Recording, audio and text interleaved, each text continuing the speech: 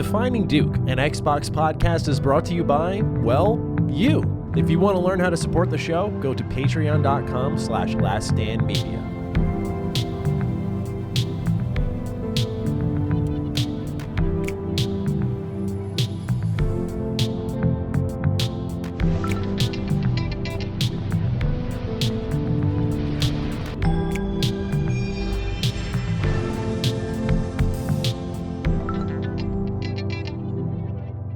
Salutations, everybody. It is Maddie here today. This is the episode you've been waiting for. Welcome to episode 139 of Defining Duke, an Xbox podcast.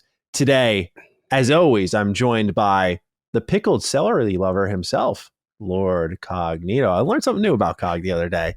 My man likes pickled celery. I learned something new the other day. I never had it before.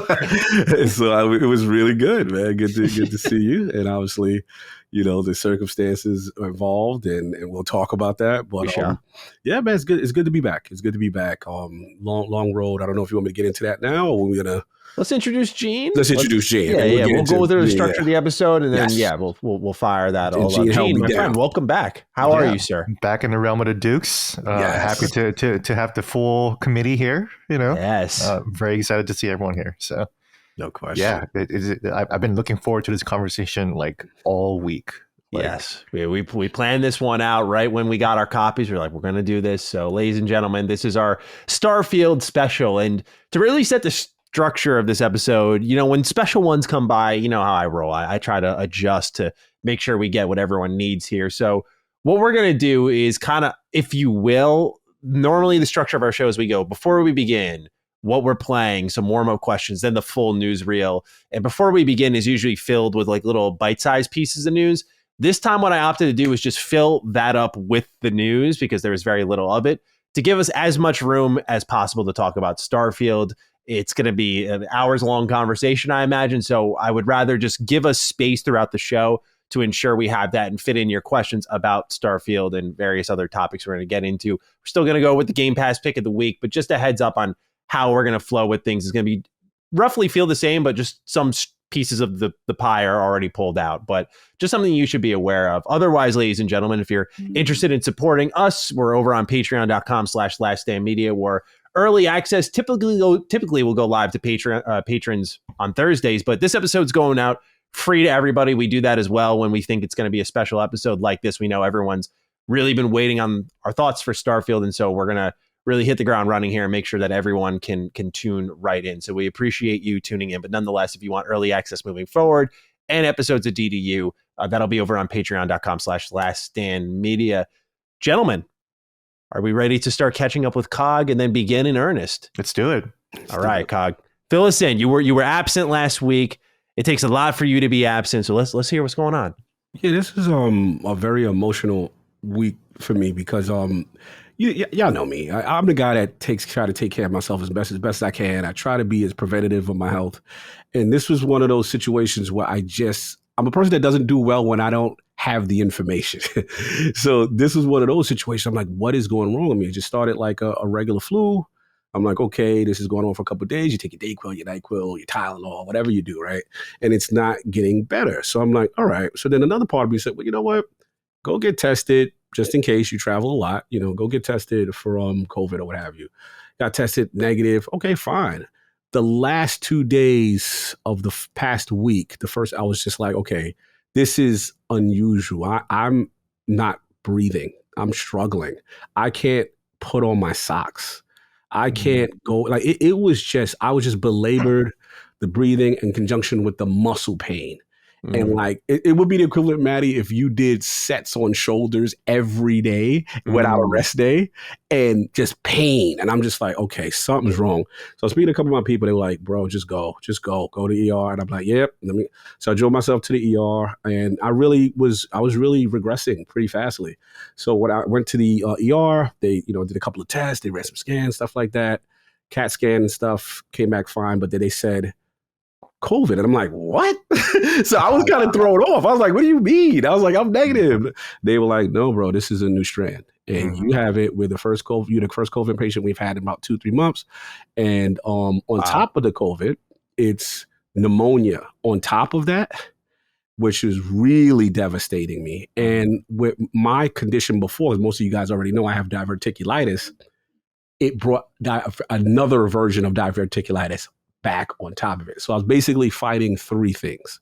And it was rough, man. Just breaths, everything completely inflamed, debilitated. They oxygenated me up. They kept me. They were like, you're not going home anytime soon until you get confidence to breathe on your own and that kind of stuff. So yeah, it was pretty scary stuff. The first 2 days was rough, and Gene, you may attest to this, being in a hospital. The thing you realize is you're not getting any rest. Like every 2 to 3 hours, they poking you. Dude, it sucks, man. It sucks, bro. Like every 2 hours, like it's for your life. Don't get me wrong. Yeah. But they're like, okay, so we got to do the blood. We're gonna give you this. We're gonna give you antibiotic. We're gonna give this blood thinner. We're gonna wake up. We gotta check the pressure. We got. You could be dead asleep. We got to do that. Then you got to walk around with this machine. Then Maddie, they had me in the Area 51 sealed off joint. Like I had a whole hospital block to myself. The COVID team was excited. Patient zero? Yeah, bro, I was patient zero. They was like, we haven't had a COVID patient in 3 months. They were like excited. I was no, it was crazy. They came through. They had the Breaking Bad the suits where you cooking up the cocaine. And they had they had the hazmat suits on. And they had the shield. You can't see me unless you had the shield. Shout out to my brother King. He came through. He in order to see me, he had to put on his Breaking Bad. He could not see me without it. Yeah, so it was crazy. So they had me for a couple of days. I turned the corner probably 2 days, and I started. That's scary. Wow. Yeah, breathe on my own. And look, this is the thing I just want to tell the realm of the Dukes and the Lords. The scariest part was when after everything was up, he's like, okay, you're breathing on, you're good, bro. You're coming back. Everything looks good. We have a little residual things I want you to follow up on after the fact. We have to follow up. But the thing he said that really humbled me, he said, I'm just going to be honest with you. This is the head doctor. He was like, if you were not a fit, active guy, you would have died. And the tears rolled, bro. Wow, that's crazy, bro. Yeah, so it just put it in perspective. I'm very appreciative. I'm very thankful. Everyone that asked for me to see how I was doing. I mean, right now it's just a matter of getting my energy back. Like I could do like one thing a day and then, you're tired all the time kind of thing. So I'm just building myself back up slow, doing the necessary things to get myself back on track. And I just want to appreciate everybody because people really said some heartfelt stuff and they were like, God, we can't be here. We can't have a world without you, man. And I want to thank you as I really got emotional during that time. And I'm very appreciative of being here. And I'm fighting back. It's not over. We going through what we got to go through. They jumped you. Yeah, they jumped me, bro. They were jumping you, yeah. They called it like a magic bullet. Someone made a magic bullet. So basically all these conditions on top of a pre-existing condition and then boom. But if it wasn't that my cardio and I'm a fit guy and I'm, that saved me because anybody else, it's like, yeah. And I've had COVID before. So I've never had anything like this. So that's it. But thanks everybody. Maddie, it was good to see you. It was good to hug you yesterday. Yeah. Dude, I was going to say, I noticed you were at first like a little, lower, right? Remember when we were together one other time and you were like, yeah, I noticed something a little off. Like I noticed at first, but you got the momentum going. You got back into yourself a little bit more. And, man, I didn't know it was that serious. I was checking in on you like all the time, every other hour. I feel. Yeah, check it in. Yeah, I didn't know it got that serious. I'm very happy you're here. I'm very happy you made it there. And this is why, number one, don't skip leg day, everyone. This is why. Don't skip leg day. Number two, this is what happens when you think of Todd in the tube. He's going to test your love of him. He's going to be like, I'm going to give you the review code, but you're going to be locked away as patient zero in that wing, all right? Not Howard. I was making it happen, man. I found you in the vault, whatever, They put me in the vault. I brought my laptop. I try to sneak in a little bit every now and then. You know what I'm saying? I made my Wi-Fi spot. But yeah, I definitely had an appreciation for that for sure. Yeah, they keep waking you up, man. Like when I was in the hospital, like it'd be like 3 o'clock, 4 o'clock. Like, hey, it's time to take your medicine. All this, exactly what you said. Take your blood pressure, take your blood. Just completely drain you. It was crazy. Yeah. Yeah. But I wasn't in any kind of locked up wing or anything like that. I had a roommate, and dude, this guy was like so racist, and he was black. he was black and he was racist against the other black nurses because they're not Americans. So so it's like that Afrocentric like diaspora of like I was just like, dude, this guy is so toxic, dude. Like like this is like the most racist guy I've seen like ever. It was driving me insane, dude. So you're lucky that you had like no bedmate. She was talking like mad shit about these women. I felt terrible. That puts into perspective what I had when I had my appendicitis when I was in high school. Like I just had like I imagine like your kind of typical annoying roommate where their family was always there, just loud as fuck on the others. They're acting like that curtain that's straight between you two is like a steel wall, and you just can't hear anything. Like. That puts into perspective. I didn't have it that bad. Yeah, this guy got shot. So wow. When I found out, I was like, "Oh, I'm surprised. I'm surprised you got shot. Wanted to shoot your ass." That's hilarious. I love it. All right, we got a couple of write-ins, and then we'll just get right into the little bits of news we have this week, and then it's all Starfield from there, ladies and gentlemen. We had a write-in here. I got to respond. Angel Urbina writes in, "What's up, Dukes? Hope you're feeling better, Cog." By the way, that's a thing that's throughout all these write-ins, Cog. Everyone was really thinking of you, and just a reminder again of how loved you are. So I'm sure y'all have heard how Sacred Symbols burned Maddie with his glasses. I got to ask, though, are they actually gunner glasses? I noticed Cog had some tinted glasses, too. Are they gunners or just regular glasses with a tint? Just curious. I ask as someone who also wears glasses and works with screens, eyes be burning sometimes after looking for too long. Thank you for writing it. Yeah, so it's a funny story. Like, I just get tagged by Colin on this tweet because, like, I don't post as much on Twitter anymore. So, like, when I get a lot of notifications at once, I'm like, oh, like, what the fuck happened here? And so I'm like scrolling through. I'm like, Colin, and I see them roasting my glasses, and I belly laughed because I'm like, there's no fucking way Colin knew what happened to me. Like, there's just like he was just definitely thinking I was wearing these to like protect my eyes, and that was it. He texted me later that day. He's like, hey, dude, like, I just want to make sure, like, yeah, it was all good fun, right? I was like, dude, I was fine. Yeah, for those who don't know, I feel like I'm about to explain this at least a couple of times until the community's familiar with it. Just briefly, I'll keep it very simple here. And then the comment boys will help me out because I'm still getting the occasional, like, what the fuck is on his face? These are Avalux glasses. They're migraine preventative glasses. Screens are a big trigger for me. I've had balance issues for the last 10 months. Cog saw yesterday, I was like, yeah, bro, like there's certain things that throw me off, and like it gets really strict with me. So I got to be on my A game when I'm out of the house. I'm getting better. It's not 100%, but I'm definitely in a better spot than I was, comparatively speaking, those last 10 months. So that's why I wear these glasses when I podcast, because the quick eye movements can kind of throw off your balance too. It's just a messy situation, but I can't speak to Cog's glasses. I'm pretty sure those are gunners. Yeah, these are gunners. These are gunners. Yeah. This is I've been in IT for damn near 20 years and screens my life. Yeah. Like that's just all that is. So for eye strain. But yeah, yours What's is worth, Manny? I think they look cool. Like I kind of like them. I had to bust them out at like a little thing we were at yesterday. I was just like, man, I'm not trying to act like, like some people are. Some like YouTubers, for the events I've been to, they like stay. It's almost like a wrestler thing, like in character. Yep. While at the events, and I'm like, yo, you can like break key fob here. Like you can like, be a what's human. up, Maddie? How's it going, man? Yeah. So like when I'm throwing on these red glasses, I'm like, I hope people aren't looking at me right now thinking like, yo, Maddie, like, you don't have to go YouTuber mode out here. It's really for my own protection.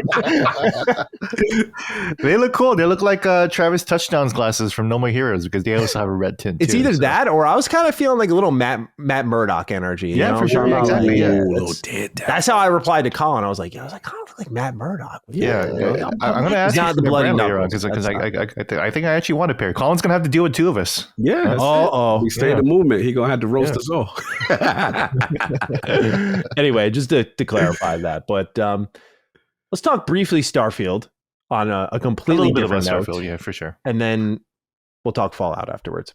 Lucius Augustus writes in, hello, Dirty Dan Cog, Pinhead, Maddie, and Gene. Stop. You have violated the law. This past week, we saw a perfect example of fuck around and find out as someone stole copies of Starfield from a shipment, leaked 45 minutes of vertically filmed footage of the game with a crying baby in the background, named his character his real name, showed his face on camera, and presented evidence of him selling other copies and may have flashed his address even.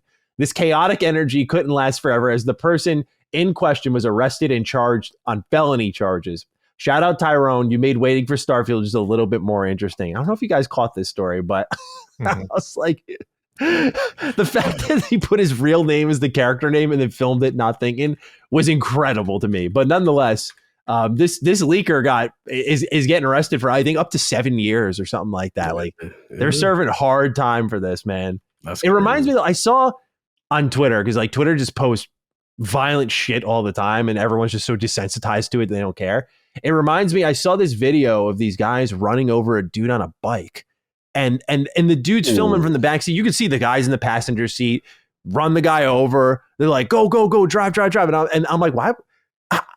Why would you do that? But also, why would you post that? Why would you post that? Yeah, like you just vehicular manslaughter potentially. Just like, yo, upload that.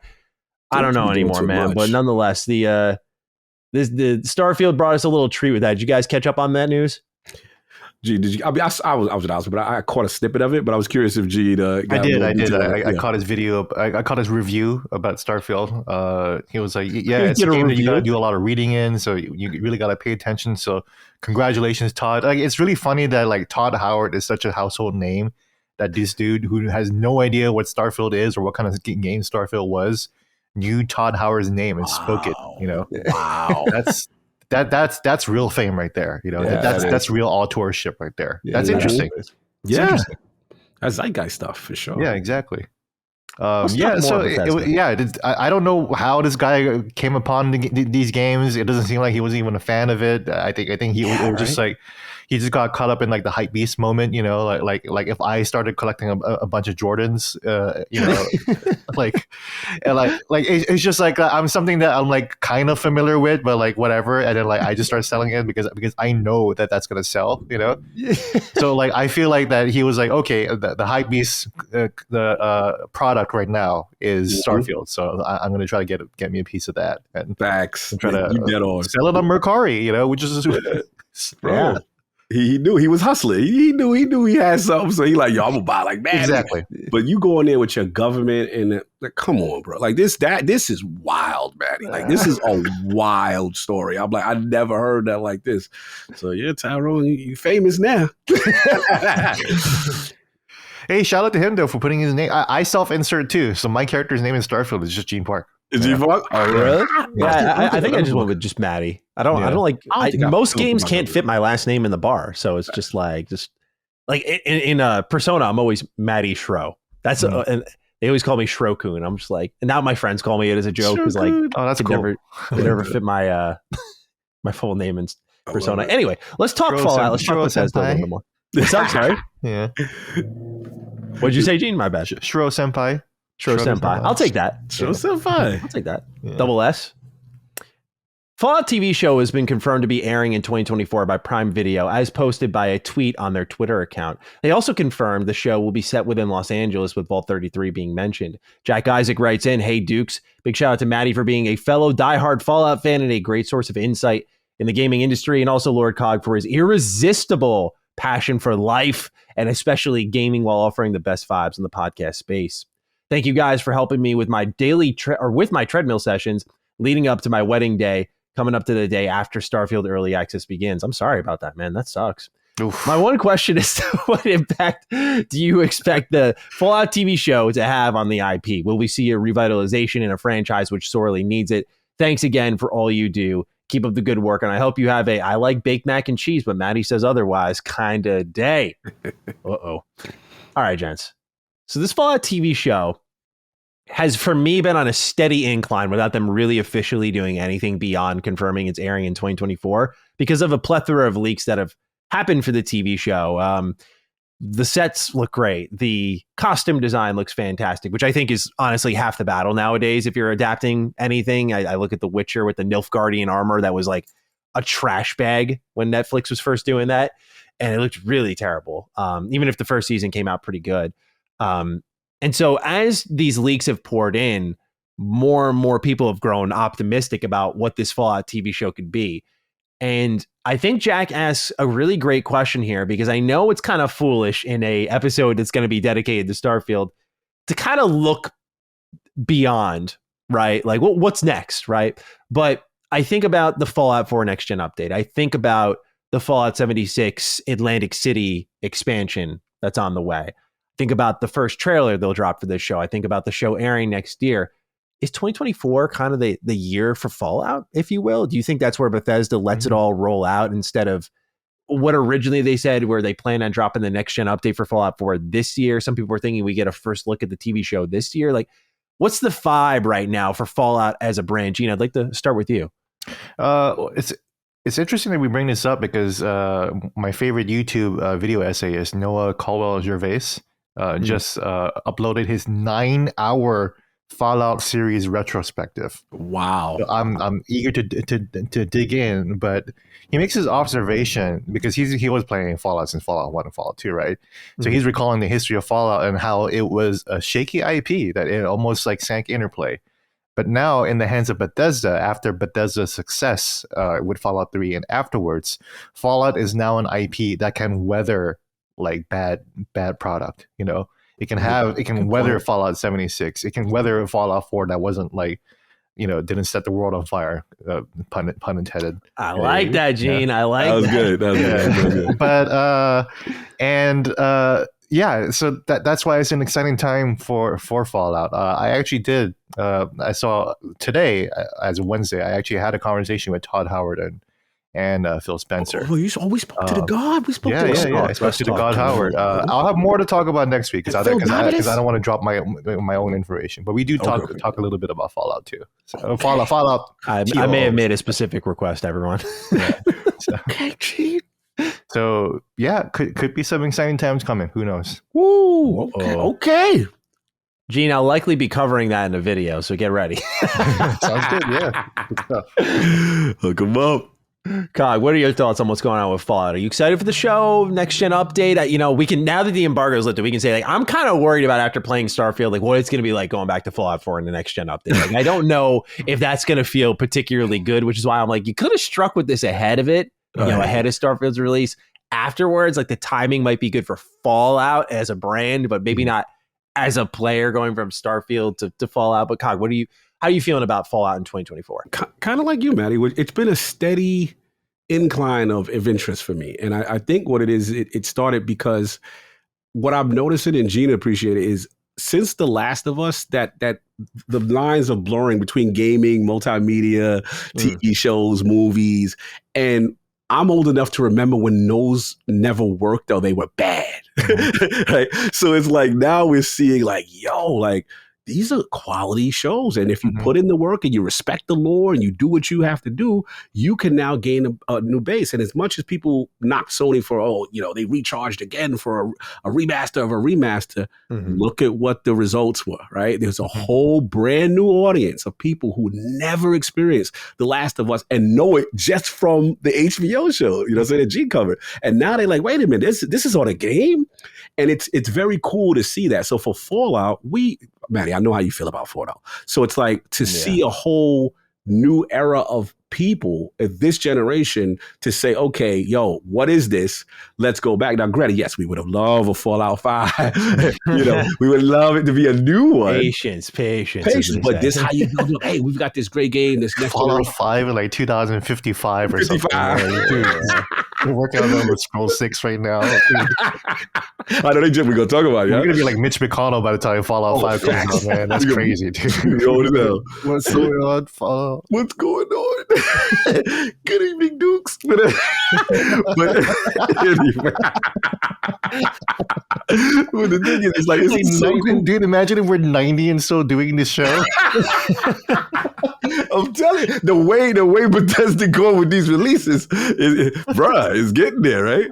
So yeah, man, it's just funny, and I would love to see this. I think this is great, and I love that world. And to your point, question, Maddie, the reason why, even though I know we in the Starfield bag, we're gonna talk.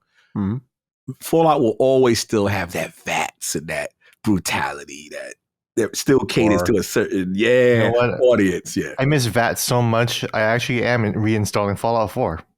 I missed the VAT system in Starfield. I know that's not part of Starfield, and obviously we'll talk more about it. It's weird because it kind of is with the spaceship combat. With the spaceship, they didn't do anything on ground. On ground, it's just a shooter. That's it. Yeah, absolutely right. This is kind of weird. There's no there's so many different guns, but there's no go-to targeting system if you're bad at shooters. Like that's why they put VATS. Yeah, or in you can use one of the way they neurotext or whatever to turn into VATS or whatever, you know? Yeah.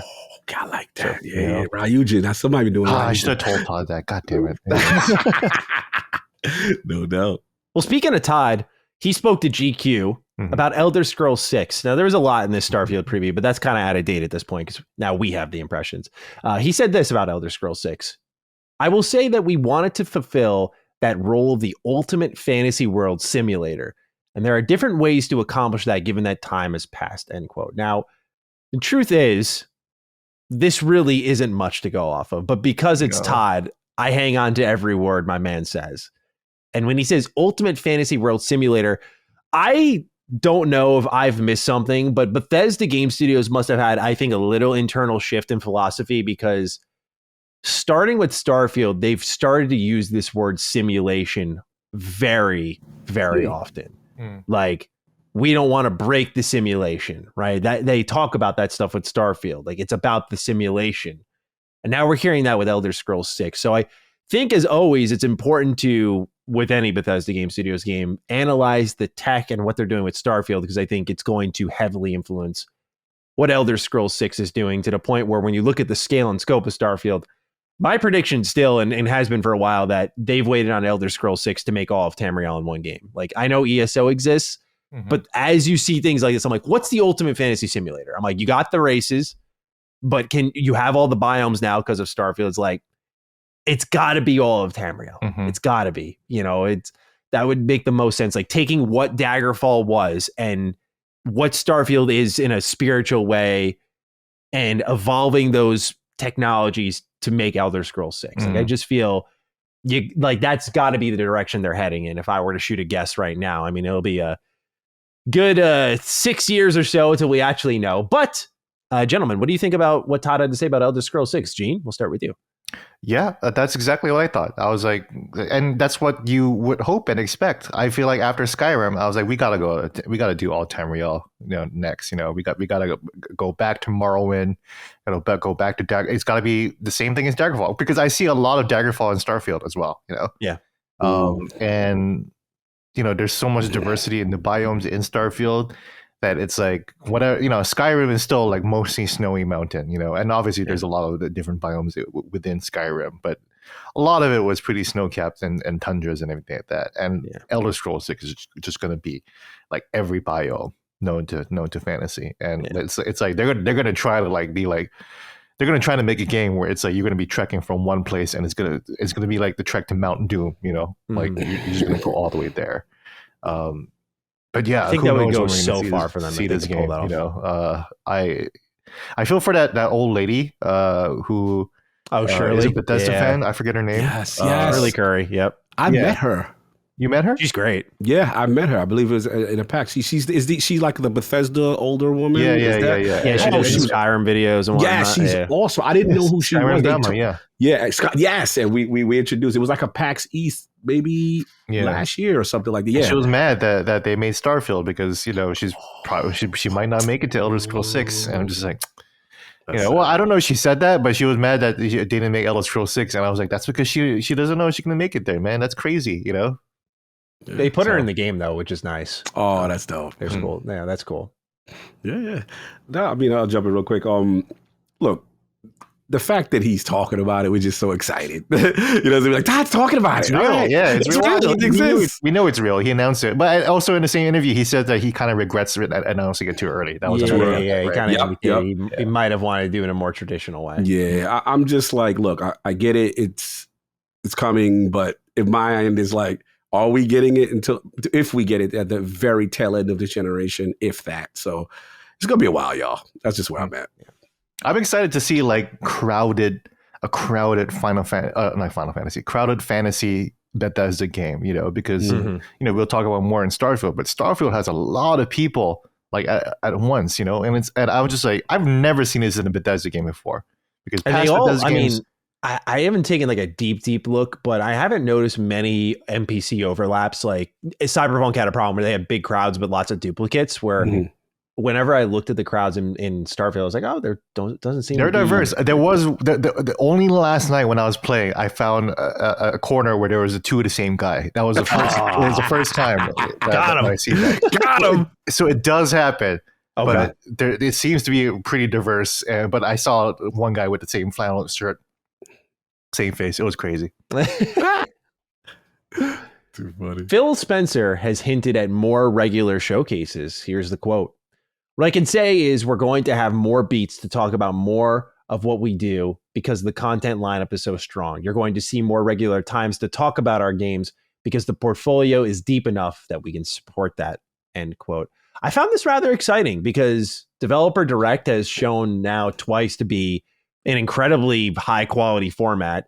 We did worry, Cog, you and I spoke on one episode about, when you increase that volume, do you get the drop off? Because they do all like the B-roll and those epic shots of devs walking down the hallways. They fly out to the studio, make a real full production of it. And with how much is lining up to come out next year from Xbox, from the likes of Oxide Games all the way to Ninja Theory, you just wonder how many directs they're going to pump out and how many they're going to do as all-in-one package, or like a Starfield Direct. Do you do that for Avowed? Do you do a dedicated Avowed Direct, and so on and so forth? I'm very curious to see if this format stays as flexible as it's been, because I think that's the best of it, because it just makes it where every show you just don't know what to expect. Like the first Direct, they obviously shadow dropped Hi-Fi Rush when we already knew it was going to be like, oh, Forza and Redfall, right? And maybe Starfield. So I'm very excited for more regular showcases from them. I feel like, this, now they have the content to support it. I imagine this is it is head, like if we get Activision Blizzard, like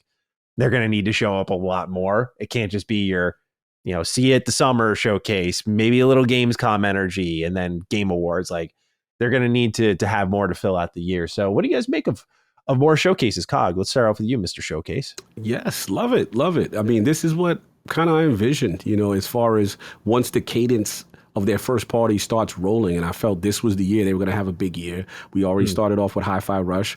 We had Redfall. And then, but after that, we see what the cadence is. Obviously, we've all played Starfield, Forza's coming. So for 2023, you look at the lineup in its totality, you figure to have 4, hopefully AAA or just exclusive first party titles per year. So that's the Game Pass vision, once it's in stride. And I think that makes sense. Now, in parallel to, showcases, they're going to have to, have more directs. I thought they did a fantastic job, obviously, with the Starfield one. We all enjoyed that. We got a great sense of it. We also liked even, I forgot about what Minecraft Legends and what you call that had at the top of the year. We act like Minecraft Legends. I got to stop there. Minecraft Legends came out. Like it exists. It's a game.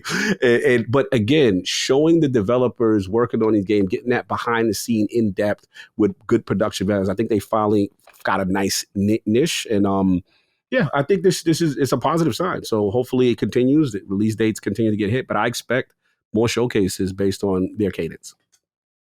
Excellent. Gene, any thoughts on more showcases from Xbox? Yeah, you mentioned something that kind of sparked a bulb in my head about Call of Duty. Call of Duty is going to be an Xbox showcase. Now, think about the casual market for Call of Duty, right? There are people out there who only play Call of Duty just like they only play Madden and literally nothing else, right? Preach. Now, package a Call of Duty reveal where all these casuals are now tuning in to Call of Duty on top of the other games that you got on Xbox. That's a great way to broaden the market, broaden these fucking people to let them play anything else other than Call of Duty. So I think that's a tremendous opportunity to be able to lift all other boats. The Call of Duty might be able to lift other boats finally. Because every time there's a Call of Duty reveal, it's always in isolation. You only get Call of Duty, you find out about the trailer. Oh, Sergeant Price is back. Oh, Captain Price is back. That's it. And then they just move on with their day. But with Call of Duty, they got to sit through everything else before they get to Call of Duty. They're going to be hearing and seeing about all these other games. It's going to be interesting to see how the market changes afterwards. And the little gateway drug that is Game Pass. And I was going to say, you lean into that. That speaks their language, because a lot of these dudes don't want to spend the money on it. I put in quotes. Exactly. These dudes they don't have a lot of money. They're not exactly rich. Call of Duty is their game. That's how they game. We know them dudes. They just buy Madden or 2K or GTA or Call of Duty. That's that one game for the year, and that's it. If you say, hey, you could get it right now if you subscribe to the service for like $15, and then you get all of this. You know what I'm saying? Like that's how you get the gateway hustle on. But exactly, Todd and I know these guys like this. I grew up with those dudes. We always talk about people like that, right? But then it's like I have friends who are actually like that. You know, they're always ignoring their girlfriends for Call of Duty. You know, but it's like. So it'll be interesting to see if there's other games that would actually like grab their attention, you know? Facts. I agree, bro. Yeah. Phil spoke on delisted Xbox 360 games. I wanted to expand on this a little bit more. Quote, there's a list of 220 games that are not back compat, and I have that list and I've got it stapled on my forehead, and like, how can we make sure you can still play them? How many of those are on PC? That's one thing, because it doesn't necessarily mean you need to be able to play it on existing hardware that you bought 15 years ago, but preservation is front and center when all these decisions are made. I will say for us that preservation that's linked to only one piece of hardware is a challenge, because there could be hardware love as well. People who love and want this device forever, but mechanical things will break over time. But that's why we gave people with this decision a year. Let's say, hey, if you want to go buy things in the Xbox 360 store, we're going to give you a year head start. You can go get those things. And just know that the list of 120 or 220 games is something that we see, and we would love to find solutions for those games to continue to play, end quote. Nicholas Brillhart writes in, greetings, MCG. Last week, Maddie voiced concern over no one writing in about the announcement of the closure of the 360 store. I had meant to write in, but lost track of time. No worries about that, Nicholas. I'm actually not super concerned with the closure. I initially was, but every game I could think to purchase prior to the shutdown is either a part of the backwards compatibility program, something I have already purchased, or has been natively ported to the Xbox One and up, or something, or some other platform. I won't pretend that it doesn't suck that 220 games are going away. That difference between this and the PS3, Vita, 3DS, and Wii U is that the majority of the titles aren't going away. We aren't losing an entire generation of games and patches, at least not yet. This is a loss, but Microsoft has done everything in their power to minimize the damage that'll be caused by this closure. Attached is a list going away provided by Video Games Chronicles. Gentlemen, if you'd like to peruse that, you may go ahead and copy and paste the link. If this is all we are losing, then I think we'll be okay. Take care and see you in the Starfield. Very well written, Nicholas. Thank you for chiming in on that. And I agree with Nicholas in the sense that the list, like if you go through it, there's only a few in there, particularly ones like Valiant Hearts from Ubisoft that stand out as like, game. You know, like that's a great game, right? Yeah, like that's a great game. A lot of them have been carried forward. A lot of these games aren't back compat in general that I imagine Xbox has tried. But to me, there's that uncomfortability of just, it's the same energy I carry with the PS3 and the Vita, the 3DS and the Wii U. There is that uncomfortability of like, all right, there is stuff that's being left behind that, you know, I think of it a lot. It's going to sound like maybe an extreme example, but you'll kind of get where I think about it. Where Call of Duty, they used to have, like, for example, Nazis in their World War II based story modes. And over time, they've kind of like scrubbed that away because Nazis fucking suck, of course, right? But they've scrubbed them away to avoid that. But I'm always a believer in like, we can't avoid the ugly parts of history lest we repeat them, right? And so I look at, even though it's a dramatic comparison, I look at something like this where I'm like, we can't just get rid of everything because it's just not as important as certain other games. Like, even if it's a kind of whatever game, we should try to actively preserve these things because as we become more and more digital, this is largely thanks to Xbox, who's on the full digital push. You know, we're going to lose more and more pieces of our history. And I just feel there needs to be a more active effort to reserve those things. I'm not saying you have to actively support them.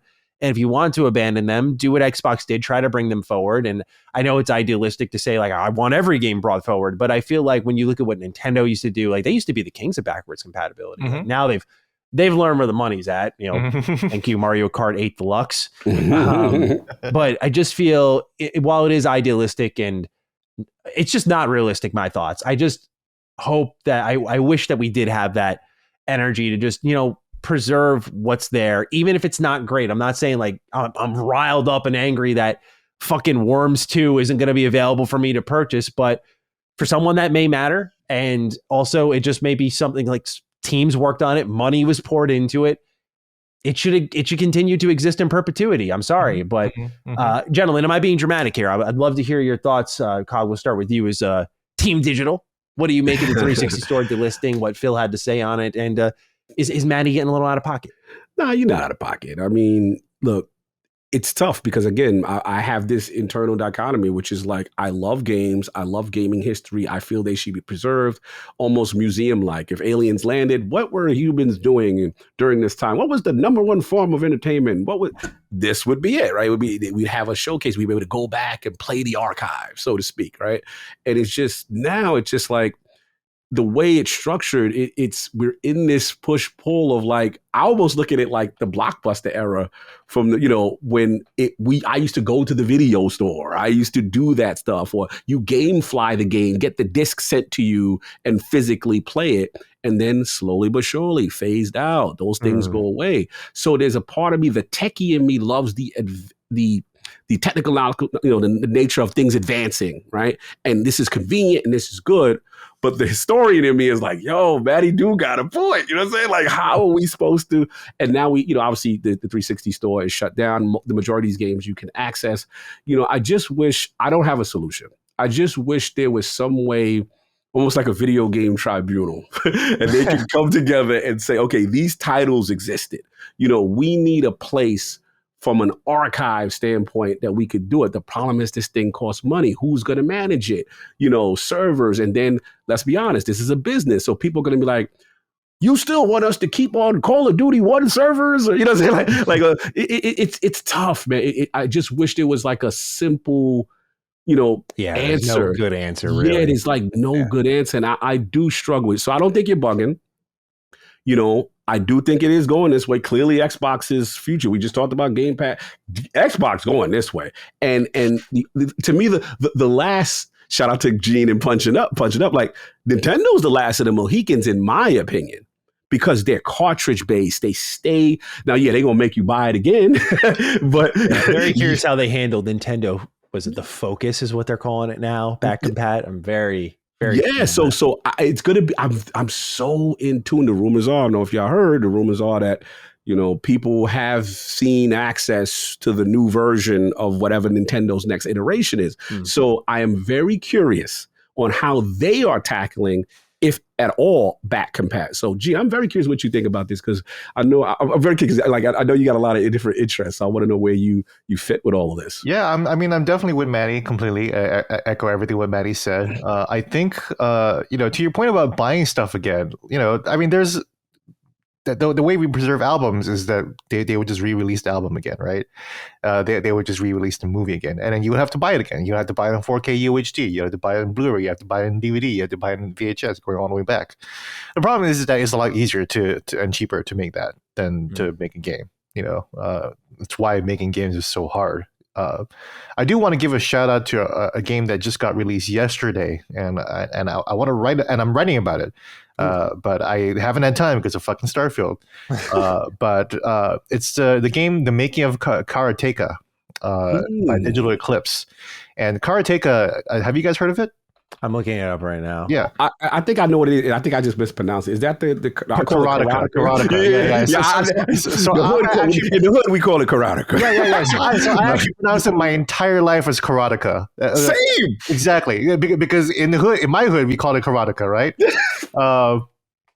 But apparently, but it is. And when I think about the Japanese pronunciation, it would be karateka, right? So yes, karateka, as an English romanization. But it is actually the very first video game I ever played. It is the first. It is not only the first video game I ever played, is possibly my earliest memory in life, and my first contact with any kind of media whatsoever. Oh, that's dope. So. Here it is, Digital Eclipse. Not only so it's made by Jordan Mechner, and he's the creator of Prince of Persia. Karateka is his first game. Karateka is his first game. Oh, this is Prince of Persia. Wow, I didn't know that. Yeah, Karateka is his first game, and then he made Prince of Persia. So there's the same animation style, very cinematic. That makes so much sense. I haven't played this one, but Prince of Persia, it makes so much sense. Exactly, because it looks the same, right? It's the same animation. He was recording his dad like running across forest, and that's the prince, and that it's also the karate guy. That's his mom's like karate gi and everything. So this guy was such a great historian of his own work. Like, he was 18 when he made this game, And he was taking journals every day about like what how development was going, what he was thinking, and then so they preserve all of that into this like museum like presentation in the making of Karateka. And so you understand why this game is so important in game history. There's a letter from John Romero who writes to Mechner and says, "Hey man, I'm just a game designer just learning how to do things. How did you do the side scrolling in Apple II?" Like he was like, "How did you do that? That is magic." Right? It's like, if you don't want to tell me, that's fine. I'll figure it out on my own. And John Romero was like, just look out for my next game. It's gonna do something. He made Doom. So that's like the fascinating history. And the interesting thing is that if you read John Romero's book, the central problem of them trying to create Wolfenstein 3D and Doom was that they didn't know how to figure out how to make the scrolling. So they were trying to figure out that the problem that Jordan Mechner figured out in Karateka all the way back in 1984. Wow. So like it's a fascinating history, but it's $20. It's only for a game that's like about like 20 minutes, 30 minutes long, but you get so much history there.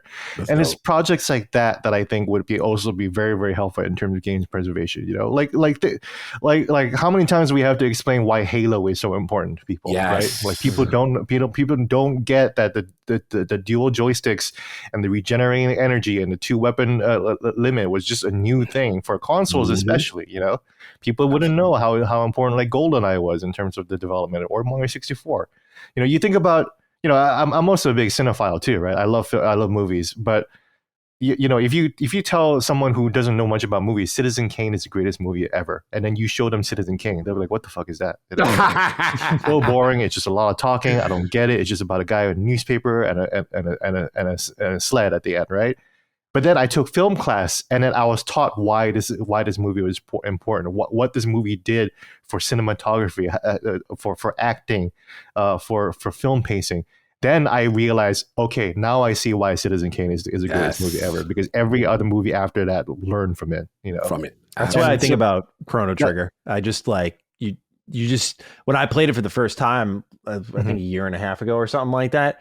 My first thought was like, oh, I've seen this before. Okay, like what's the big deal? And then you realize in that moment, you're like, oh, but this is like a 1995 game. Like this, you realize how many games still to this day borrow from Chrono Trigger. Yeah, and in Karateka, someone says, Karateka was the first game where I ever saw somebody fall in love.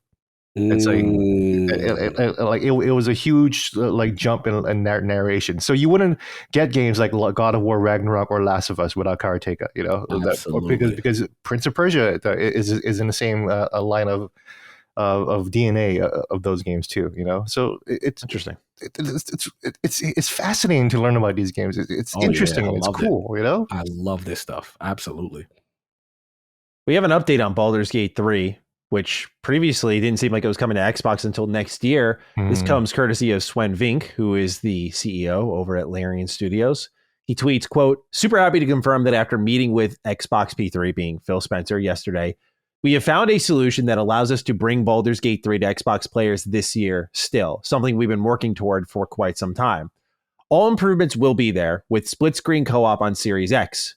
Series S will not feature split-screen co-op, but will also include cross-save progression between Steam and Xbox Series," end quote. So this went exactly how Cog and I spoke about it. And we said, when we were talking about parity and stuff, we said, you just cut the co-op for Series S. Like, it's not ideal. I get it. But I was like, well, like 5, 10, 20 people are going to be hurt by this decision. Like, think of the thousands you're missing out on by not having such an important game on your platform. I still think, obviously, most of the sales should go to PlayStation. They're going to be there day and date, but it's good. Xbox should have it sometime this year. And I think for Xbox fans with Starfield, the timing is pretty great that you have something kind of lined up that's really fucking good after this other really big game. But a welcome update nonetheless. Gents, any thoughts on what's going on with Baldur's Gate 3 and that the Series S will be dropping a split screen co-op feature? I just want to jump in real quick. I mean, from a principle standpoint, I do want to be clear that I don't want to seem elitist towards the Series S, and I do feel that it would be nice if they do say if it's ever coming or at a later date. I just want clarity on that part. Now, to the overall part, Gene, like I do understand, like if they have the metrics that say how many people are actually utilizing this feature, and it's that minimum. This is a potential game of the year candidate. It's not a good look that this is not on your platform. So I get that part. What I do want clarity again, because I've done developer research with this to people who are not affiliated with Microsoft, and I just wanted to get to the bottom of it and say, is this an issue where the Series S legitimately can't do it based on spec? And every single answer was no, cog. It just requires more development time. And there has to be a push-pull on what you will sacrifice from the rest of the game, whether it be a resolution thing or what have you, because you're rendering the game 2 times. That was what was told to me. It can be done. And then if you look at it, you know what I'm saying, historically, split screen is not a feature we see a lot in the newer generation. It's more of like an old school. Nintendo kind of keeps that going, to be honest. So I think the issue that I just want to make point of is that when I speak to developers behind the scenes, the issue is not that the Series S can't do this. The issue was the actual feature parity that Microsoft was making almost like a requirement to say X has to have S features, and to see them kind of break, kind of change that position because of Baldur's Gate. And maybe split screen now gets into that pocket where it's like, okay, if it's a split screen game, we're not going to hold up the release of this game on the series platform. So I just wanted to be clear on that. But I'm glad that they spoke, and I'm glad that Larian and Phil and smarter heads got in the room, because it makes sense. And now, hopefully, I'm curious also, when's the date for the Series X one? When is it coming? Because we know September, Starfield's coming a certain day. I don't think it's Larian's best interest to put a paid game. I don't care how great November. They're smart. November. Exactly, because this is that. There's no fanboy stuff, but I don't care how great Baldur's Gate is. You're talking Game Pass and all these different things. And if we just saw the numbers on Starfield surpassing Baldur's Gate on Steam sales as far as sales and pre-order, like, it's not business sense for the Xbox platform for them to launch at the same time, in my opinion. So I'm just curious on the date and if Series S will ever get split screen. Any thoughts, Gene? Yeah, just selfishly, we talk about how this is a bad timing for the Xbox ecosystem, because of course, like, everyone who might be interested in Baldur's Gate would be interested in Starfield, right? That said, I'm done with Starfield. I'm ready to play Baldur's Gate 3 right now, right? But you're bougie. You had it early. I had it early. So selfishly, at a purely selfish standpoint, I'm annoyed because I would love for Baldur's Gate 3 to drop next week, September 6th, at the same time as Starfield, and I could just play that, because I for a CRPG, I tweet about this sometimes, but my brain is warped in that I like to play games where my head thinks the platform makes the most sense, So like games like Doom and Bethesda games, like even before the sale, I would always play on Xbox, right? A lot of PC centric games I would play on the Microsoft platform. Because to me, the Xbox kind of has the same DNA as a PC, right? That's what the original Xbox was built off, DirectX, right? The DirectX technology. So for a CRPG, like, it doesn't make sense for me to play it on Baldur's Gate on the PlayStation. Final Fantasy, yes. Armored Core, yes. All those games, yes. Resident Evil, absolutely, right? But for Baldur's Gate, I feel like it just makes so much more sense, and just at home at Xbox. And I don't want to buy the PS5 version right now, man. But I'm kind of tempted to, because I feel like I need to, just to be able to play not a bad place game. to spend your money, man. It's really it's out, bro. Yeah. So I might still do that, and then just like, maybe I'll just get Baldur's Gate 3 physical on Xbox. That might be the thing, So yeah. I bet the knee. I got it. I couldn't wait. I didn't know what was going to happen, so I said, "Let me get the PC." Once I got confirmation that there's cross progression, cross save, and I'm like, "Okay, wherever it ends up, I can play it." But I just need to experience what everyone's going crazy about. Yeah. So I got it on a PC. I played it for 5 hours, and the cross save is fantastic, right? But my PC can't run it, and the game is buggy as hell. Like, it's so funny that, like, Destin and, like, all this conversation about, like, this game, you mean the mainstream gaming companies shouldn't release buggy games, right? And I was like, dude, fucking Baldur's Gate is buggy as fuck. And we'll talk about it, but, like, I think Starfield is less buggy than Baldur's Gate. Wow. Okay, we're going to talk. Okay. We definitely will talk. Yeah, because I had a different experience on that front. Interesting. For 30 minutes from now. Let's keep hurrying through this. We only got a couple more bits left, and then we'll talk Starfield. Sea of Stars has already sold 100,000 copies in its launch day, which is increasingly significant because It's Game Pass day one and PS Plus day one. So people will pay for good games. Breaking news. Brendan Horton writes in, hello, Duke boys. Sea of Stars released to an open critic average of 95, receiving universal praise. Notably, this is an indie title, and notably at the time of writing this, is the third highest rated game of the year. Yet in a year with a new Zelda, Baldur's Gate 3, the rebirth from the ashes of the fighting game community, and dare I hope, Starfield, does this game stand any chance at getting its roses? Will Game Awards ceremonies honor it? And will it even be nominated for Game of the Year at the Keeleys or otherwise? Have a good one, and I'll see you in the stars. Well played, Brennan. So, yeah, this game is doing tremendous for Sabotage, which you can't think of a better studio. After The Messenger, it's like they deserve a huge win like this. My guys. Great Sabotage. games, man. Great games. And so I've played this a decent amount. I'll share some more thoughts later, but I just really wanted to celebrate the success of this. There is a renaissance ongoing now of pixel art games. There is a renaissance ongoing now of computer RPGs. There's a statement being made from the consumer that, and I know this is going to sound really crazy, guys. If your game is really fucking good, we will buy it. Wow. And I think it doesn't matter your genre for the most part. I think so long as you're visually pleasing, which Sea of Stars definitely is, you're mechanically familiar, which I think even Baldur's Gate 3, no matter how hardcore it is, it reminds a lot of people of BioWare. And I think BioWare was a good entryway for people. I think that's what got them really through the door to those numbers. I think these types of games are going to continue to thrive, which is really exciting. Like seeing Octopath past 3 million sales. We haven't gotten much updates on the second one yet, but we haven't heard it's done bad. Live Alive did really well. I'm just happy to see games that typically publishers are like, are probably going to start opening up their hearts, because not only are they getting the best ratings of the year, but they're also selling really well, which they may not hit gangbusters level numbers. I think Baldur's Gate 3 is an anomaly in that front, but with their budget compared to what they're selling, they're making tons of fucking money off these games. Anyway, that's enough out of me. Gene, what do you make of Sea of Stars already selling 100,000 copies? That's great. I think we talked about it last week. But yeah, I mean, I still haven't touched this. I still haven't even touched Bomber and Cyberpunk. It's all been Starfield. Gotta get on that one. Yeah, I'm super excited to get into Sea of Stars.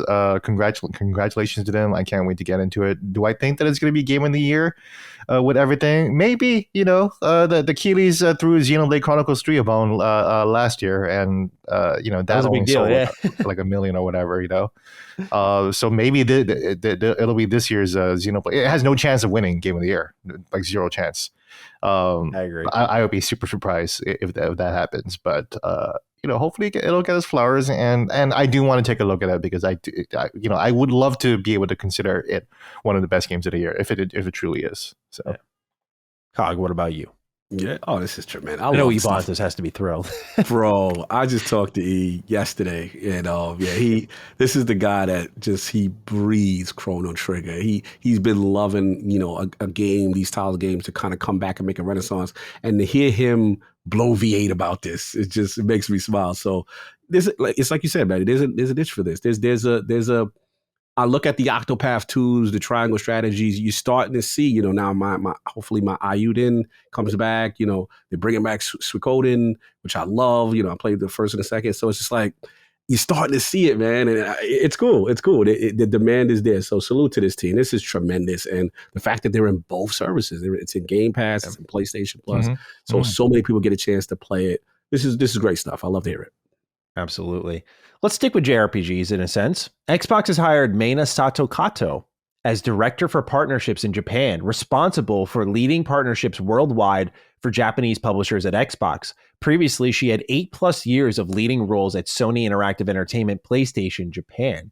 Dylan writes in, hello, fellas. It looks like Xbox made a pretty significant move in Japan. Meina Sato Kato, who was a leading role in SIE PlayStation Japan for 8+ years, is now director of partnerships in Xbox, or in Japan for Xbox. I sometimes laugh when people post Indeed updates, but this one could potentially be big down the road. Your guys' thoughts, and as always, have an A1 day. A little bit of Cog love there, I think. It's A1 steak sauce. I just thought this was great to see, that Xbox continues to invest in this region. They've done this. I've noticed they've been hiring for these kind of partnership leader roles in various regions in the world. But obviously, let's keep it real. PlayStation has dominated that kind of JRPG front for a long while. And I love the humble behavior here to go and kind of get that free agent that will bring you the same success PlayStation has found with that Japanese audience, right? This type of stuff is how you can start locking down more of those, like maybe not making Kojima just a one-off thing, locking down more deals with like FromSoft, Bandai, and the list goes on. I think this will help them a lot in trying to associate Xbox more with Japan. We already know they're going to the Tokyo Game Show, no doubt about it. And so, after all they've done with Persona and everything, I just am very excited to see them continue to make strides in this region. I've said it before, I don't think it's time yet for people who are thinking in their head like, oh, exclusives. I don't know if we're there yet. Like I said, it's day and date. Like make sure Persona 6 is there day and date. Anything that you're not being withheld from contractually should be there day and date. Once that is a steady routine for us on Xbox, then we start, as we grow the region more and more, then you start going for exclusives maybe. But gentlemen, what do you make of this hire? To defer to Gene on this, I'm very curious because if he had any background information on the hire in general, because No, I not really. really I'm didn't, just not familiar. No, I'm not familiar with her game, as the name says, right? But it sounds like a good hire. Always reassuring to hear Xbox is being serious about Japan. You mentioned FromSoft, Maddie. People forget that FromSoft was heavily supportive of the original Xbox at the very beginning. Togi, right? There was a lot of FromSoft exclusives to Xbox. And I feel like both platforms really dropped the ball with FromSoft. Like bro, Demon Souls was a console exclusive for PS3, and you didn't want to sell it in America. Are you stupid? And then also Xbox. You have FromSoft making games exclusively for Xbox, and you didn't nurture that. Are you stupid? That's crazy, So in retrospect, look at what Armored Core is doing right now. Armored Core is a super niche game. Everyone's celebrated it. It's a viral hit again. That's what I've been saying. Like FromSoft, sorry to make this a rant about FromSoft, but FromSoft games have always been really, really good, And it's like you read the reviews from the early 2000s, and it's like, man, games criticism in the 2009s, 2010s was fucking awful, dude. Like they were just giving these FromSoft games like oh, this is garbage, 3 out of 10, 4 out of 10. I was just like, what the fuck are you? It's kind of it's kind of why I stopped listening to game reviews at the time, because I was just like, these people have no fucking idea what they're talking about, A lot it drove me insane, It's like Shinji Mikami made God Hand the most unique brawler ever made, and IGN gave it a 3 out of 10, the famous 3 out of 10 in IGN, And it's like, what the, and people look to those reviews, and it's like, you killed entire interesting genres and interesting ideas because you didn't fucking sit down to really just think about what kind of game this was for like more than an hour, Anyways, gotta hit those deadlines, Gene. Yeah. Listen, man, look, people, it was a different time back then, and people definitely, were accustomed to what they were accustomed to. But I feel you, Gene. Like it is sad to see certain genres like that we've seen exist for a long time, not get to shine back then, but now you see what it's become, and to me, that's what I'm very excited. As far as this hire, look, I want to give Phil and the team credit. I don't think they get enough credit this generation for really what I could consider grassroots investments in Japan. You're seeing it, and it's not lip service. It's not, oh, we're just going to throw money at an exclusive game, for a short period of time, have that, and that's it, and walk away. No, it's like, let's build a relationship with Sega. Let's build a relationship with Atlas. Let's build these relationships with these Japanese and JRPG games that are missing the platform. Let's go to Tokyo Game Show. Let's have physical presence. Let's, I think even the indie thing, Maddie, remember we were talking about they're trying to work with ID at Xbox and independent developers over there and stuff like that. But this, to me, because she's established, I mean, I don't know her, but I'm looking at her resume. It's like 8 years at Sony, and working with these type of Japanese publishers and relationship. You need someone who can work the room, that knows the whole situation over how things work. You need that intellect. So to me, this is committed, commitment to this job, to this movement with TGS in Japan. So yeah, I think it's great. Obviously, we have to see the fruits of it. You know what I'm saying? If it really results in anything, but I love that it's continued. And this era, that's one of the things I'm most proud of, because don't get me wrong, I've had Peter Moore on and we love him, you know what I'm saying, during the 360 era. And he at least attempted to make strides to get the Blue Dragons and all that stuff. He did that. He did. Always to give that man credit. But what I felt is post his era, it was just like a give up. Oh, we can't win in there. Yep. That's it. We're out. You know what I'm saying? Oh, well. And it nothing hurts more than seeing a beloved game miss your platform and you don't know why. You know what I'm saying, kind of thing. So yeah, you really felt that they kind of gave up on that like halfway through the 360 area. I was like, what's going on here? Why am I playing my PS3 some more? That's crazy. It's so true you put it that way. I literally became a PS3 guy like towards the end. I was like, why am I a PS3 guy all of a sudden? I don't even own a PS3. What the fuck? Yeah, it started off all 360, but then towards the end, Sony made those relationships.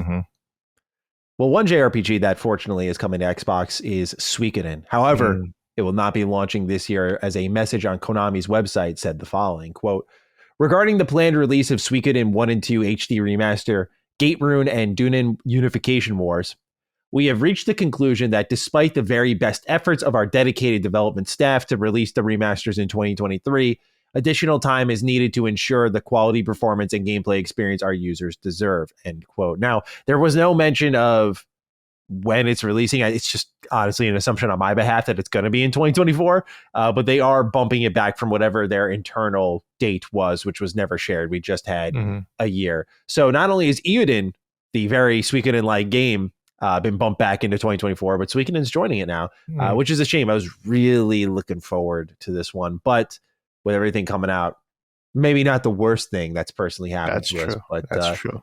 That's actually gentlemen, Cog, you talked about Suikoden just a little bit ago. You mentioned 1 and 2. Really like to play them both. How are we feeling? They got played. played. Hard, bro. PlayStation 1, like I love. Have you both played it? I've never played Suikoden. Played it. Oh, yeah. I got it on when there was the random PlayStation Classic drop for Suikoden 2. And it was like available for $5, and like the whole industry was just freaking out, like, oh, it's back! Like these really expensive games, you can download them now.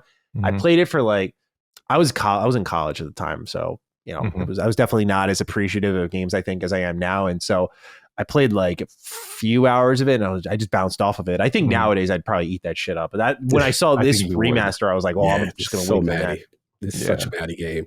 Yeah, these games are excellent. And again, I really, that's when I was in my younger Maddie bag where I would play nothing but JRPGs. Whenever the new one come out, it's out. So you make me scared that one day I'm going to change and just drop them. And I'm like, what happened to you, dude? Like, why'd you stop? You're young. You got time. You got all this stuff. You're professional, Mr. Maddie Plays reviewer. You can do it, bro. For me, when you get older, you have to make business commitment decisions. And I know there's certain things it's a few things that I love them so much, I don't care what I'm going to do. It's like what Gene would understand. When Final Fantasy comes around, oh no, we stopping everything. I don't care what's going on. I have too much history and tax with that, right? But there's when every new JRPG comes, I'm like, damn, I want to play that, but I just can't juggle with all these different things. But that's it. But long and short of it, they need more time, clearly. These are classic games. I want them to come. I want people to experience these games. And then please send not rest in peace, but send some love to my LordsOfGaming.net writer, Chris Jones. He loves this game more than life itself. The way y'all love Chrono Trigger, and this man grew up with Suikoden. So every time I get a press release, an update, this man is like, oh, it's delayed again. Like he's going through it. So Chris Jones, send some love, LordsOfGaming.net. Brother, we a better game. We're going to use the Miyamoto quote. It's always better to delay. We get the better game. Hopefully they get it together because he wants so many people to experience this game. Gene, any thoughts on Suikoden? I am a huge Suikoden nut. Just like Cog, I played it on PlayStation 1. I was blown away. I was like, this is better than Final Fantasy. Yeah. This is better than Chrono Trigger. Bro, I'm not sure if I could live up to that because it's been so long. But the story is so so amazing. It was really like I felt like this is a modern story with like intricacies and characters. The 100 A stars. You know, I'm thinking about my boy Gremio from Suikoden 1. You know, the 10 A star. The fact that both. That this was an RPG that continued on, you know, like this was Mass Effect before Mass Effect did. Before Mass Effect, thing, yes. you know? Everything that you did in Suikoden 1 would carry over to Suikoden 2. That was crazy back then, you know. So that's why, like, when Mass Effect came out and they're like, "Oh my god, it remembers my decisions for Mass Effect 1." I was like, "Dude, Suikoden did that, dude." Shit, you were supposed to say that would have messed up my presentation at the last day of the video. Only Suikoden fix, because I was like, nobody ain't call me out. All right, cool. Oh, you stuck it in. Okay. Yeah. Oh yeah. So you know, to Cog's point, yeah, Cog's correct. Like, this is not a great year for to release like any game, I guess, especially that big. You know, there's literally 180 characters, and they're all interesting. So it's like, okay, let's cool it down. To learn how they balance that. That's the thing I don't know about the series. I'm like, how do I manage all of this? That's what I'm very excited about. You do it in a fun way, because you get a castle and you get they're your community, you know, like you got to watch out for them. It's so awesome, dude. It's so fucking sick. So cool. You guys got me excited. And in Suikoden 2, it's just like, I think Suikoden 2 is better than Chrono Trigger in terms of the story. Dude, the ending for Suikoden 2, like just took my breath away. I couldn't believe it. You know, it means so much to me. Yeah, I can't talk because I didn't beat Chrono Trigger, so I don't want to disrespect anybody. But I feel the same way. Mm-hmm. But I would love. But you played both. Mm-hmm. And for you to say that, that's a lot of weight. Yeah, so. one is good, but I think 2 is really like the Final Fantasy 6 of like that series or whatever. You have 2. You have Suikoden 2. You say FF6, I get you. Yeah. I think over Chrono Trigger. And believe me, I think Chrono Trigger is like a perfect game. You know. So. Okay, because Common Boys go. That factory dungeon though, that with robot, that's the one part in Chrono Trigger. I'm just like, that's true. That's true. And also Isla's part is kind of rough too, right? The cave part. So. Mm-hmm. No game is truly perfect, is it? That's true. We have one more story to go, and then we'll talk about a game that may be near perfect. We'll throw back for everyone. Nightdive Studios has said that they're interested in remastering The Darkness. Sotelo74 writes in, "Hey Dukes, with the CEO of Nightdive Studios teasing a remaster of the Darkness series, I know Matty has said he played them before, but have Cog or Gene ever played these underrated games? With the excellent remaster of Quake 2, I have high hopes they can do a great job." You know, the Darkness series is so stupidly fucking underrated. And it ended on the second one, the cliffhanger. Gene, you got to know what I'm talking about. I actually didn't play part 2. Oh my God. Yeah.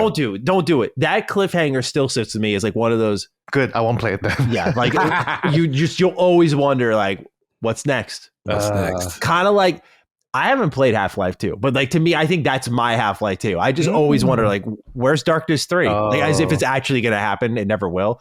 But like, I would love for people to see just how good this series is. Like the way it used the light at its time and how you could manipulate powers. It was like a first-person shooter with these crazy fucking abilities you could use. It was unlike anything I felt I had played at that time on the 360. It's awesome to hear that they want to do this too, because I think visually is the only place where it's kind of lagging. But Cog, have you played The Darkness? I've never played it. You'd like these games. I would like it. Because you play as like a mobster, right? And so it's like that very like I love Mafia too, because it's very much like this Italian family feel, right? It's like there's a lot of love in that story, but there's a lot of like the streets are going to do streets things in these games. and so it gets very gang warish, right? Okay. And I think of the same thing with The Darkness, where there's like a romantic plot in the middle of this mobster lifestyle, and then this dude's got this very scary ability too. So it's way better than it has any right to be, I feel.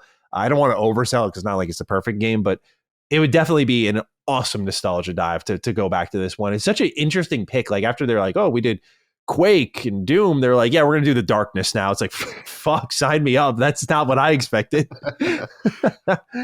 Anyway, gents, any more thoughts on The Darkness, or shall we finally get into it? I'll just say real quick that Darkness is great. If you enter immersive sims, this is one of them. It was developed by Starfield Studios. They made the Chronicles of Riddick, which is an amazing Xbox original game. Remember that? Yeah. So that's how I got turned on to The Darkness. I was like, wait, this is the same studio the same guys that made Riddick. Sign me up. Sign me up. That series bounced around a lot because I think Digital Extremes did the sequel. So it's yeah. But yeah, the Darkness is cool. It's basically like Mafia, it's first person shooter mixed with Deus Ex, mixed with like you're just Venom for some reason, you know? Yeah, it's like, it really is Venom. That's I never thought of it that way. Yeah, and it's like you got these tentacle powers, and you just like throw it like it's. Imagine if Venom versus like the Godfather people, you know, like it's as crazy and as cool as that sounds, basically. Without hiding like Venom versus gore. the Mafia folks, and then Venom is also a Mafia guy too. It's awesome. It's crazy. I like it. You dig it. It's really cool. Yeah. I was actually watching gameplay clips of. Have you guys ever played Godfather 2? Yeah, dude, that game fucking rules. Yeah, I've never played it. My friend is huge on it. He's like, here, watch this. He sends me a video. It's called All Executions in Godfather 2. It's like 5 minutes long. This game is fucked up, bro. Like, just putting shotguns in their mouth and stuff. It's insanely violent. And there's like a city management sim in it. I'm like, why? Where was I? How did I miss this game? So yeah, there was a whole city management sim, and you have to intimidate the other, like the jewelry store and the grocery store, and you're just like fucking doing Punisher style fatalities on them. It's crazy. It was like Mafia 3, but like and it was everything Mafia 3 tried to be, kind of. In the Darkness, you eat people's faces. Yes, and their hearts. Yeah. Oh, and their heart. I'm sorry, you eat their hearts. That's right. That's how you get your life back. Yeah. Okay. It's brilliant. The Darkness is crazy. I can't wait. I might even try to find a ROM of it right now just to play it for a bit. You know, go for it. That's what's up. Yeah. All right, gentlemen, it's time. It's time to pull back the curtain. Starfield. Let's talk about it now. I want to make one note before the conversation begins. Put it here in the script that we're recording this here on Wednesday. This conversation is taking place ahead of reviews going live, and I say that not to protect ourselves, but I know some people like the review discussion of like what others are saying. Right now, we don't know what everyone's takes are going to be. We don't know if we're going to be the outliers. We don't know if we're going to be right in the middle, liking it, disliking it, whatever that may be. But if you're looking for like a conversation on the overall zeitgeist of Starfield and what people are saying about it, and probably the scorching hot takes that are going to surround this release, that'll probably be next week. But we're not going to talk about that this week because we don't have access to that information. So we're just going to talk about our time with the game. No spoilers. We're going to peel back the curtain and just go all in with a ton of your write-ins, starting off with Dan Excel saying, hey, boys, Starfield, we're back. It's here. We finally made it. Maddie, Cog, and Gene, we're dying to know, did Starfield deliver? Did it meet or exceed our expectations? Are we now in the post-Starfield Xbox era? Give us thirsty listeners some Todd juice to drink, please. Have a great weekend, and Cog, we're glad to know you're healthy again. So, who wants to open this up? Who wants to open this up? I'm afraid to start, so I don't know. It's up to you guys. Let me start because I'm assuming your guys' show, so go for it, man. I think you guys are both ahead of me while I was doing things, so I will talk. But look, this is one of the most interesting games I've ever played. I've never been so excited to play something, yet terrified to play something because I don't know what's going to happen. We know the hype, we know the story. Maddie's done all the research when the first Starfield, trademark was announced, and we knew they were working on something.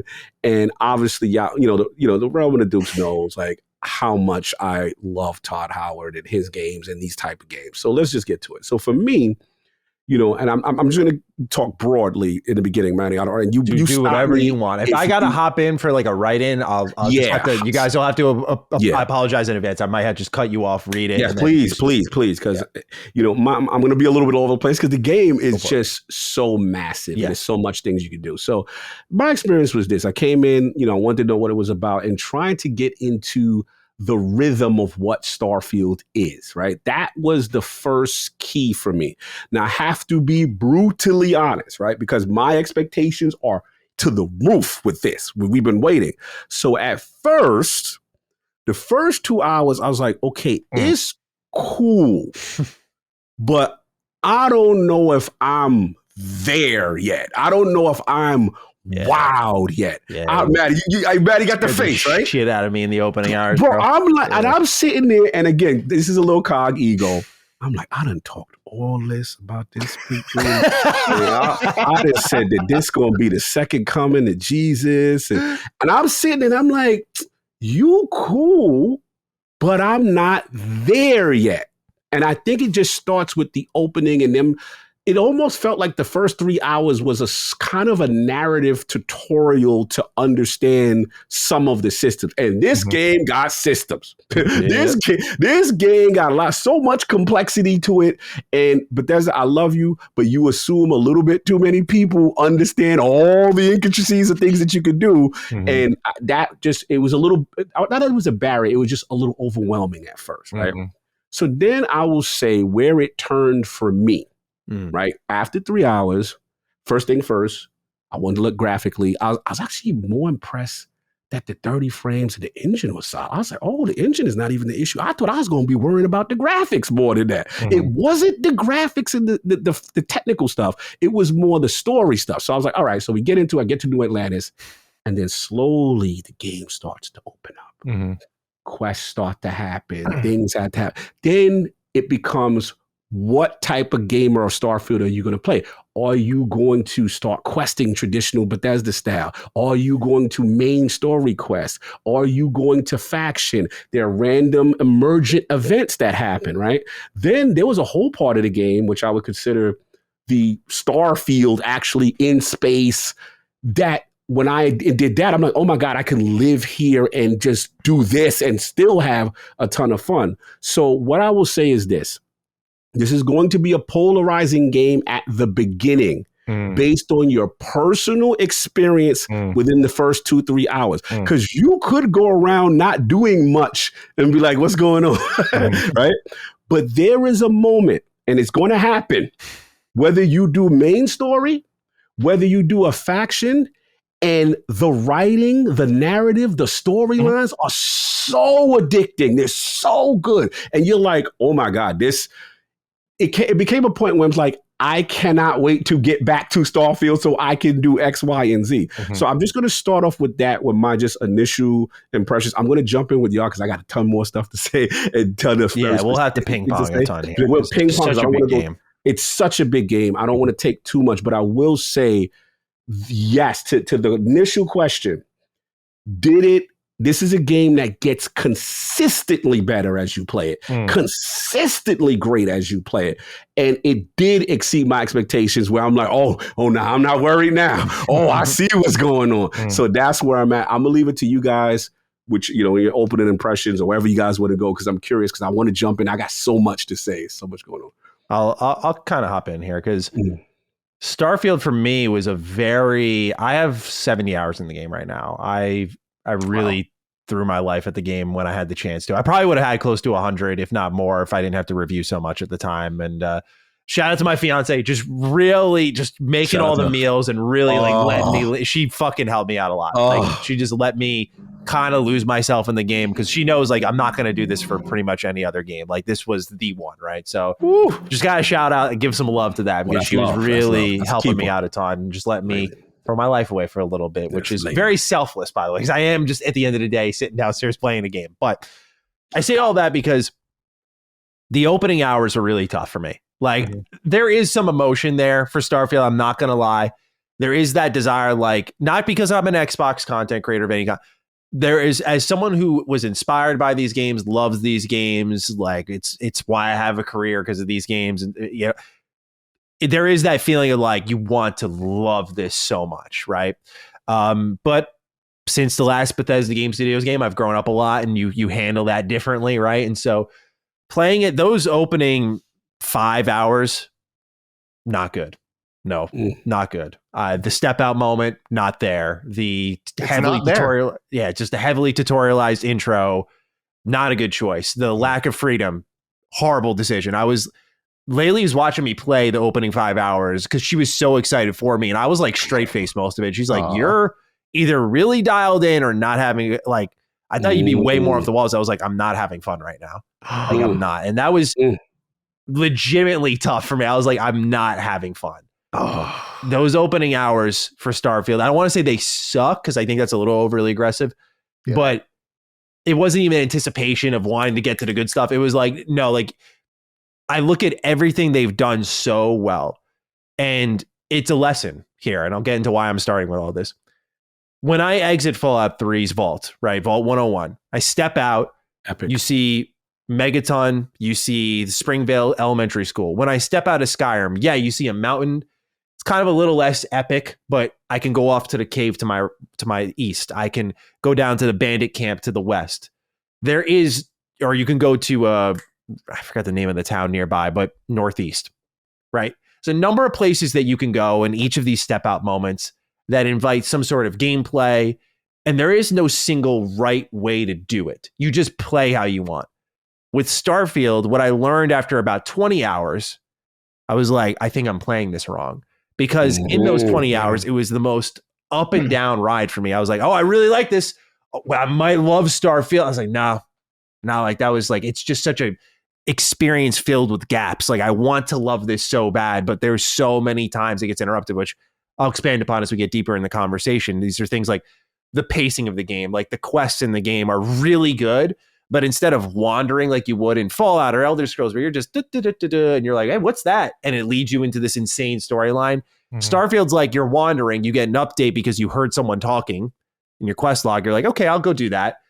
And you get into this insane quest chain that then brings you to the boundaries of space itself.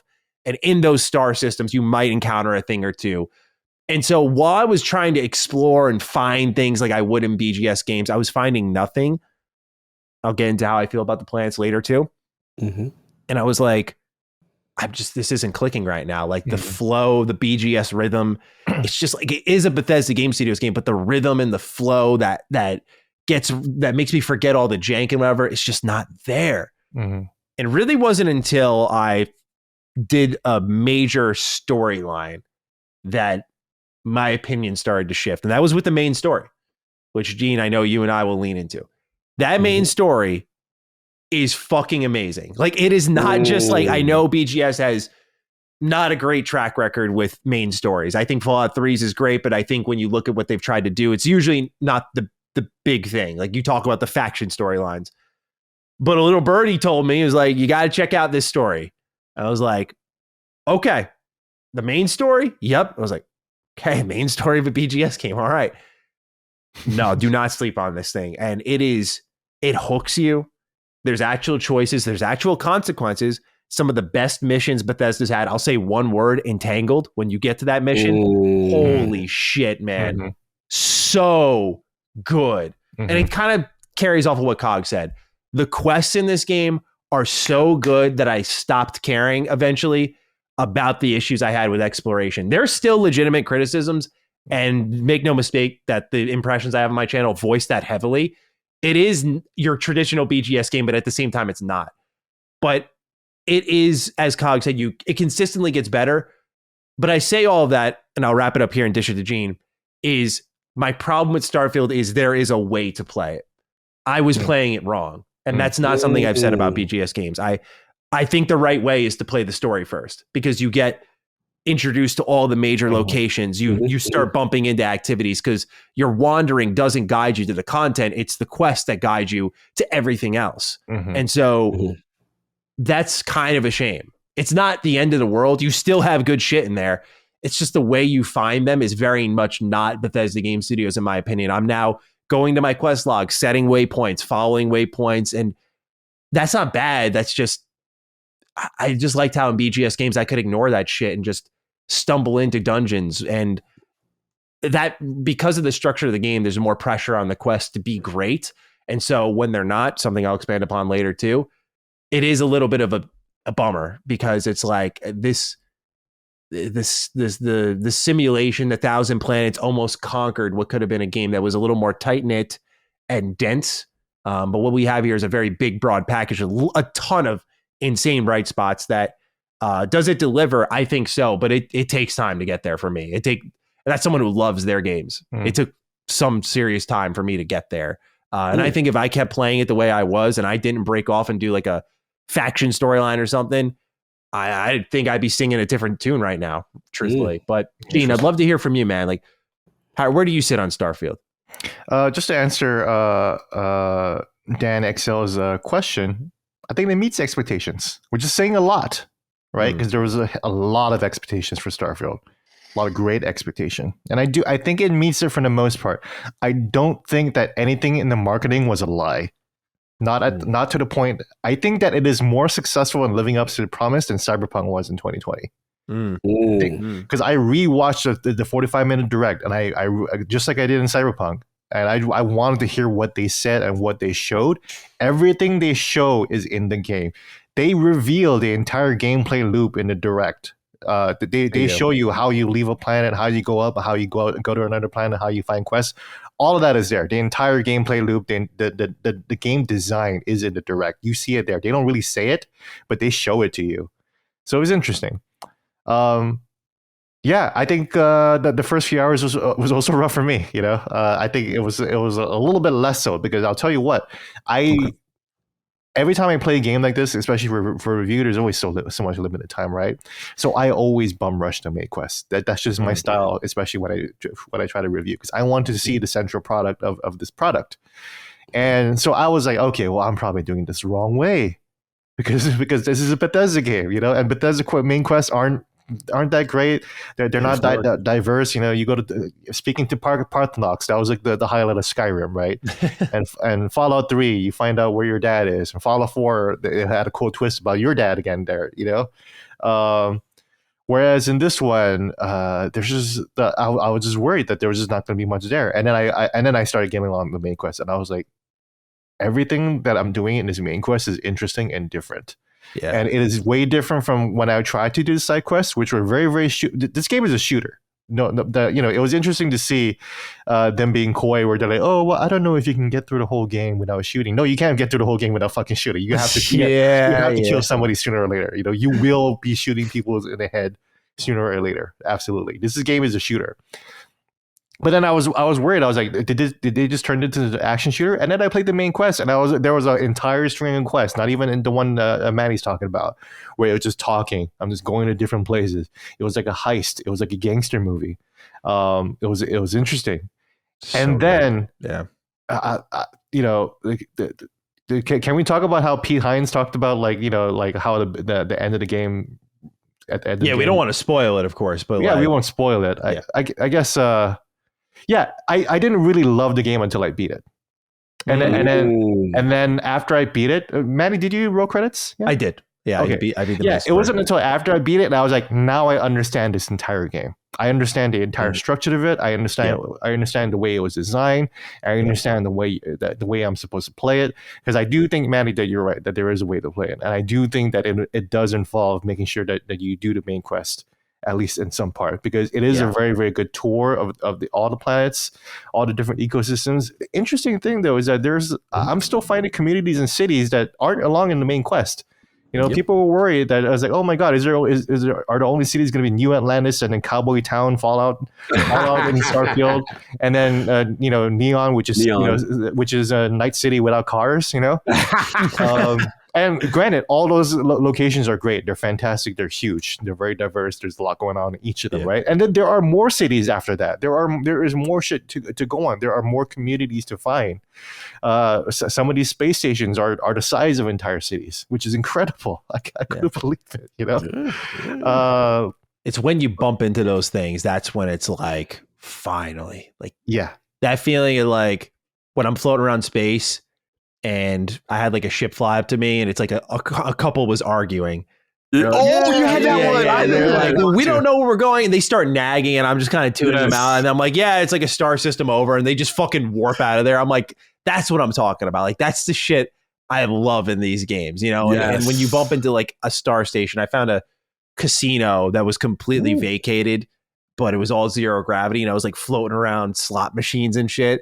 It's like, it's cool as hell. And I never found that. I don't know what that is. That's what's going to define this game is I think once you get beyond the boundaries of the main quest, which I agree, I think you got to do it first, is everyone's going to start to have like a different story to tell. And I think that's what we're going to show in this review. Like, we all are going to have different stories to tell beyond just the choices you make in the quest. Like the water cooler moments for this game do exist. It's just how you get to them that my BGS purist ass has been really tussling with. But you're right that there is no step out moment, and the step out moment has always been a really good guide, visual guide to where to go. You see the Washington Monument in the distance in Fallout 3. You probably got to go there sooner or later. It's classic video game design. You put the beacon out there, and then you make sure there's no beacon in Starfield. There's no grand vista to walk towards. You just land in New Atlantis.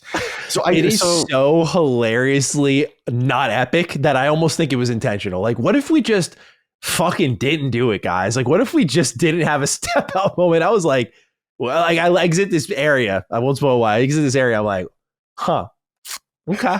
I was like, maybe not yet, right? That's what I was thinking. I was like, not yet. I was like, once I get in a starship, and I was like, nope. Todd said there was 2 in this game. He said there's 2 step out moments. I'm like, bro, what the? That's the one line he told. I was like, what step out one? Because I didn't see it. I have a theory on what the step out moment is, but I think it exists in the game, and I kind of don't want to spoil it. Okay. But maybe we can talk about it in the spoiler class. I do believe I did have a step out moment. It came way later in the game to me. I think I know what you're talking about. Interesting. Yeah. And but yeah, you're right. The intro of the game, like there is supposedly a step out moment, but they don't treat it as such, because there's nothing really interesting to see. Nothing is really interesting happening. The game just kind of continues, right? Mm-hmm. And then you go up in a ship and you're like, oh, am I going to marvel at the planet's size or whatever like that? And like, no, I'm just here at the planet. And we could talk more about how travel works. Works. We'll get into that. Yeah. I mean, look. Well, go ahead. Please. This is a free-flowing conversation. You don't know where the fuck you can go and where to start. So let's just go. It's so right. It's so massive. It's so crazy. It's so much. I think for me, where my experience with Maddie was different, where I wasn't as, I want to say, disgusted with the step out moment part is, yes, I just felt narratively I just wasn't drawn yet, but I wasn't like mad at it. I think for me, this was my thing. I'm a person who I don't respect Bethesda's like just one energy when they attempt it. To me, when they do third person, that is just some additive thing that you just want to try to play around with. I'm going to play you an FPS. Your mama named you FPS. I'm going to call you FPS. That's how I've always played Bethesda games, right? So where it really started to click with me early on a base level was, when I'm going through a base, first of all, I'm picking up every object. I'm going through I am that guy. My companions are to the point like, excuse me, Cognito, Vasco's like, you could use me if you use your encumber. You're picking up everything, reading everything. You know what I'm saying? I love the interactions with the companions. I love the subtle things where I'm such a scavenger and a lore guy, and I was reading about horrible things that were happening in a space station with science and stuff like that, I would hear the audio logs, and sometimes a quest line would jump off because of something I did extra diligence in. The other thing that I liked, I have to give credit to the combat, because again, when I'm talking about that third person, I was going to play this game exclusively first person. Once I started to get about the power pack, the one that jumps you up like a trampoline up on top of a damn building, that one. Oh, y'all never. I didn't talk about the boost pack. No. There's another one. There's the boost pack where you go and you kind of hover. Yeah. There's one that literally I could damn near scale mountains and buildings because it jumps you to the top like a trampoline. Is that a mod that you put on, or I went to Mars and I did the storyline. There's a dude, Australian guy called Demios. He worked for a mining company. Oh, I did that. Shit, I sold that. Oh no, dude, I fucking sold it. Don't worry about it. Don't worry about it. There's a hope you're gonna come across. Anytime you get a pack, just make sure it says power pack. Okay. Bro, when I got this power pack, I'm scaling the entire planet. I'm floating. I'm Michael Jordan in it. I'm like, yo, this is it got so fun. I'm platforming in Starfield. I'm doing this. I'm touching the stars, baby. So once I did that joint, I said, I cannot play this in first person anymore. Yeah. When you're running planet side, you got to go first. And then then the skill trees where you can kind of invest into hovering it. I started to get the flow of the combat. I started to get the flow of the weapons, the laser weapons, the shotguns. Now they're melee. I don't like their melees too much. I haven't messed with melee. Man, Bethesda doesn't give a shit about melee. I didn't think they melee was all that. But the thing that I liked is, yes, was the AI perfect from a combat. Yeah, there's sometimes they run out there in the middle. There's sometimes where I see them huddle up and stay up top and stuff. But sometimes if you flank them, they ain't got no answer. So I know Maddie's one. I think me and Maddie are talking. AI, That's one of his issues with the AI. I can't stand it. I know you could. I have like blatant clips in my impressions of them just like standing there. Just it's one thing like if I outsmart them, it's a Bethesda Game Studios game.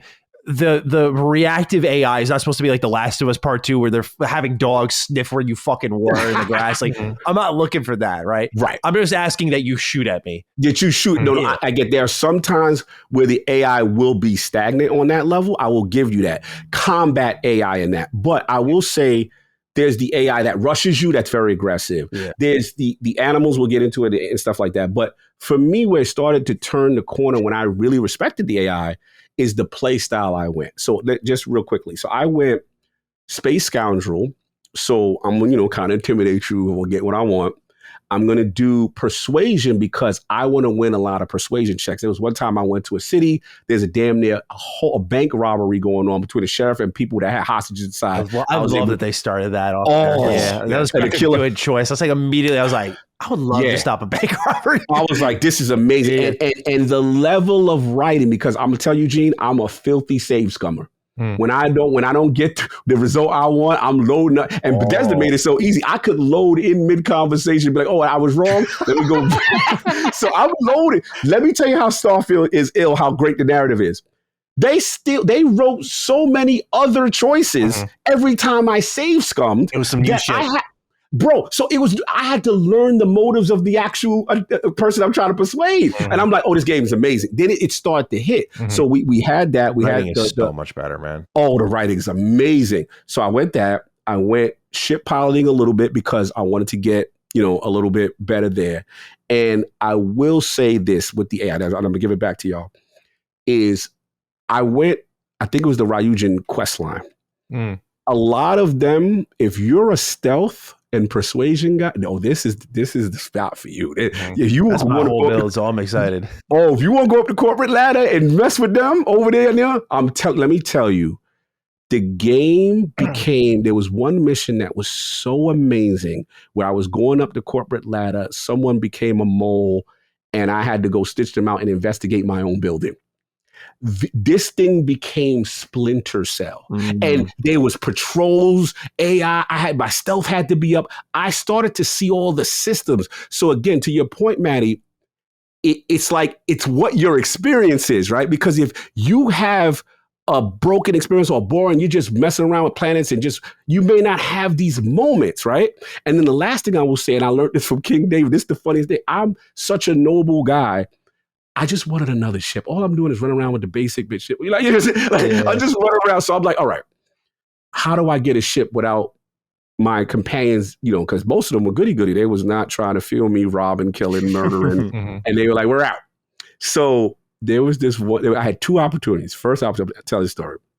Random planet, I'm searching for resources because I'm trying to build something. King said, Cog, when you on a planet, look up in the air and look and see people land. I thought that was window dressing. I didn't think that was. Nah, bro. It's real. It's awesome. Yeah. So I go and I said, rob their ass. Bro, someone landed. I said, he got a Class B ship. Oh, I need this. So I go over there. I said, Sam, oh man, 21 light years? Really? Wow, okay. I was like, this ship is way better. So I said, Sam Cole, you stay here because I couldn't send him home. And then I went into the back of the joint. I go there. He ain't got no crew. It's just a captain by himself. So I say, hey, what's going on? What's going on over here? He's like, yeah, just a little mechanical trouble. I should be able to figure out, no problem. I was like, you sure you don't need no help? So he was like, nah, I got it. And I was like, all right. So I shut the airlock. Pull out the shot. I'm like, I got me one right here, baby. So, killed the boy. Sam Cole disliked that. Sam Cole left your party. I'm like, no. Yeah, bro. The companions got you on a short leash. Ladies and gentlemen, if you want to act out, I'll just say go to the Crimson Fleet storyline, because if you do dare to act out, your companion not only leaves you, but they voice their displeasure and disgust. They're like, I can't believe you did that. They leave. It's And the last story, and I'll pass it. You will save Scum if you will have a lot of stories. Like, it's so You're right. You got to save Scum. I was like, okay, I can't do because Sanko's the homie. That's my man. We ride and die. Like, yo, my bad. My bad. I can't lose you. I won't rob him. Sorry. Now the next thing, because I'm still running around one ship. I don't have any ships. So then they taught me about the scanner. Attic was like, Cog, you got to use the scanner in space. You got to hail people. It took me a minute to get to a docking station, but I finally learned how to talk and communicate to other spaceships in different jump zones. So I go against a ship, G, and the name of the ship is Grandma. So I said, let me see. So I said, hail. Hey, sweetie, how you doing? I got some nice meals. I got some stuff. You want to come over and eat? Okay. So she get board and dock. So I board and dock the ship. I get in there. It's an old woman by herself. She has all the med packs, the best meals for your regeneration, all this stuff, right? So I was like, so what you doing out here by yourself? My husband died. So I just, I should stroll the spaceways and I just feed people. My kids don't like it, but whatever. Now, mind you, Class A, crazy ship, all the stuff I need. I'm sitting there and I'm like, then I'm going through the ship and I'm like, oh shit. You're casing the joint. you're casing grandma's house. Bro, this game really tests my morale. I'm like, well, why are you by yourself? She's like, well, I probably should. I said, Grandma, you can't be out here doing this. This is not good. You can't She was like, well, last person, Maddie, she said, I let someone in. He took all his space clothes off. He's a nudist. And I said, Grandma, what are you doing? So I said, look, I'm not going to rob you. Please go home. Do not come to this sector again.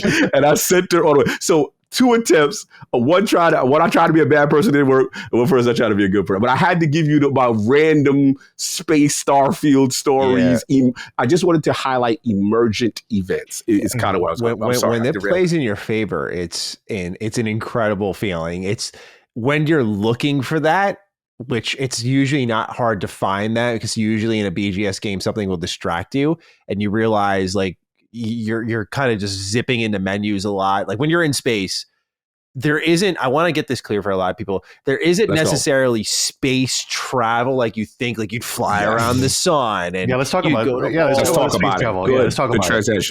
It's not how you imagined in your head, because I think we all had the same picture of like, I'm gonna cruise around, like, oh, there's a spaceship there's a satellite there's an asteroid field. No, like a lot of times you're gonna zip in and it's gonna feel like you're almost the backdrop's moving towards you, like a bad old movie, instead of you actually flying towards something. That cat scared the hell out of me for a second. I was like, what is that? That was good timing. That was good timing. But it's not the travel that I think we all drummed up in our head. And this is where the famous Todd Howard quote, I think you get it a little more. Like, we can do anything, we just can't do everything. And it's like, this is like they couldn't do everything kind of moment. Like they couldn't add in that extra space travel, which sucks because I feel like that's the best part of the game, man. Like the combat is the best there.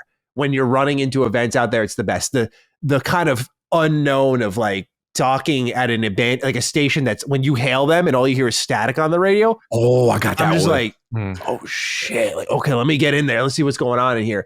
And there's some that I found that like are unmarked. You just board it. It's a star station. Everyone's dead.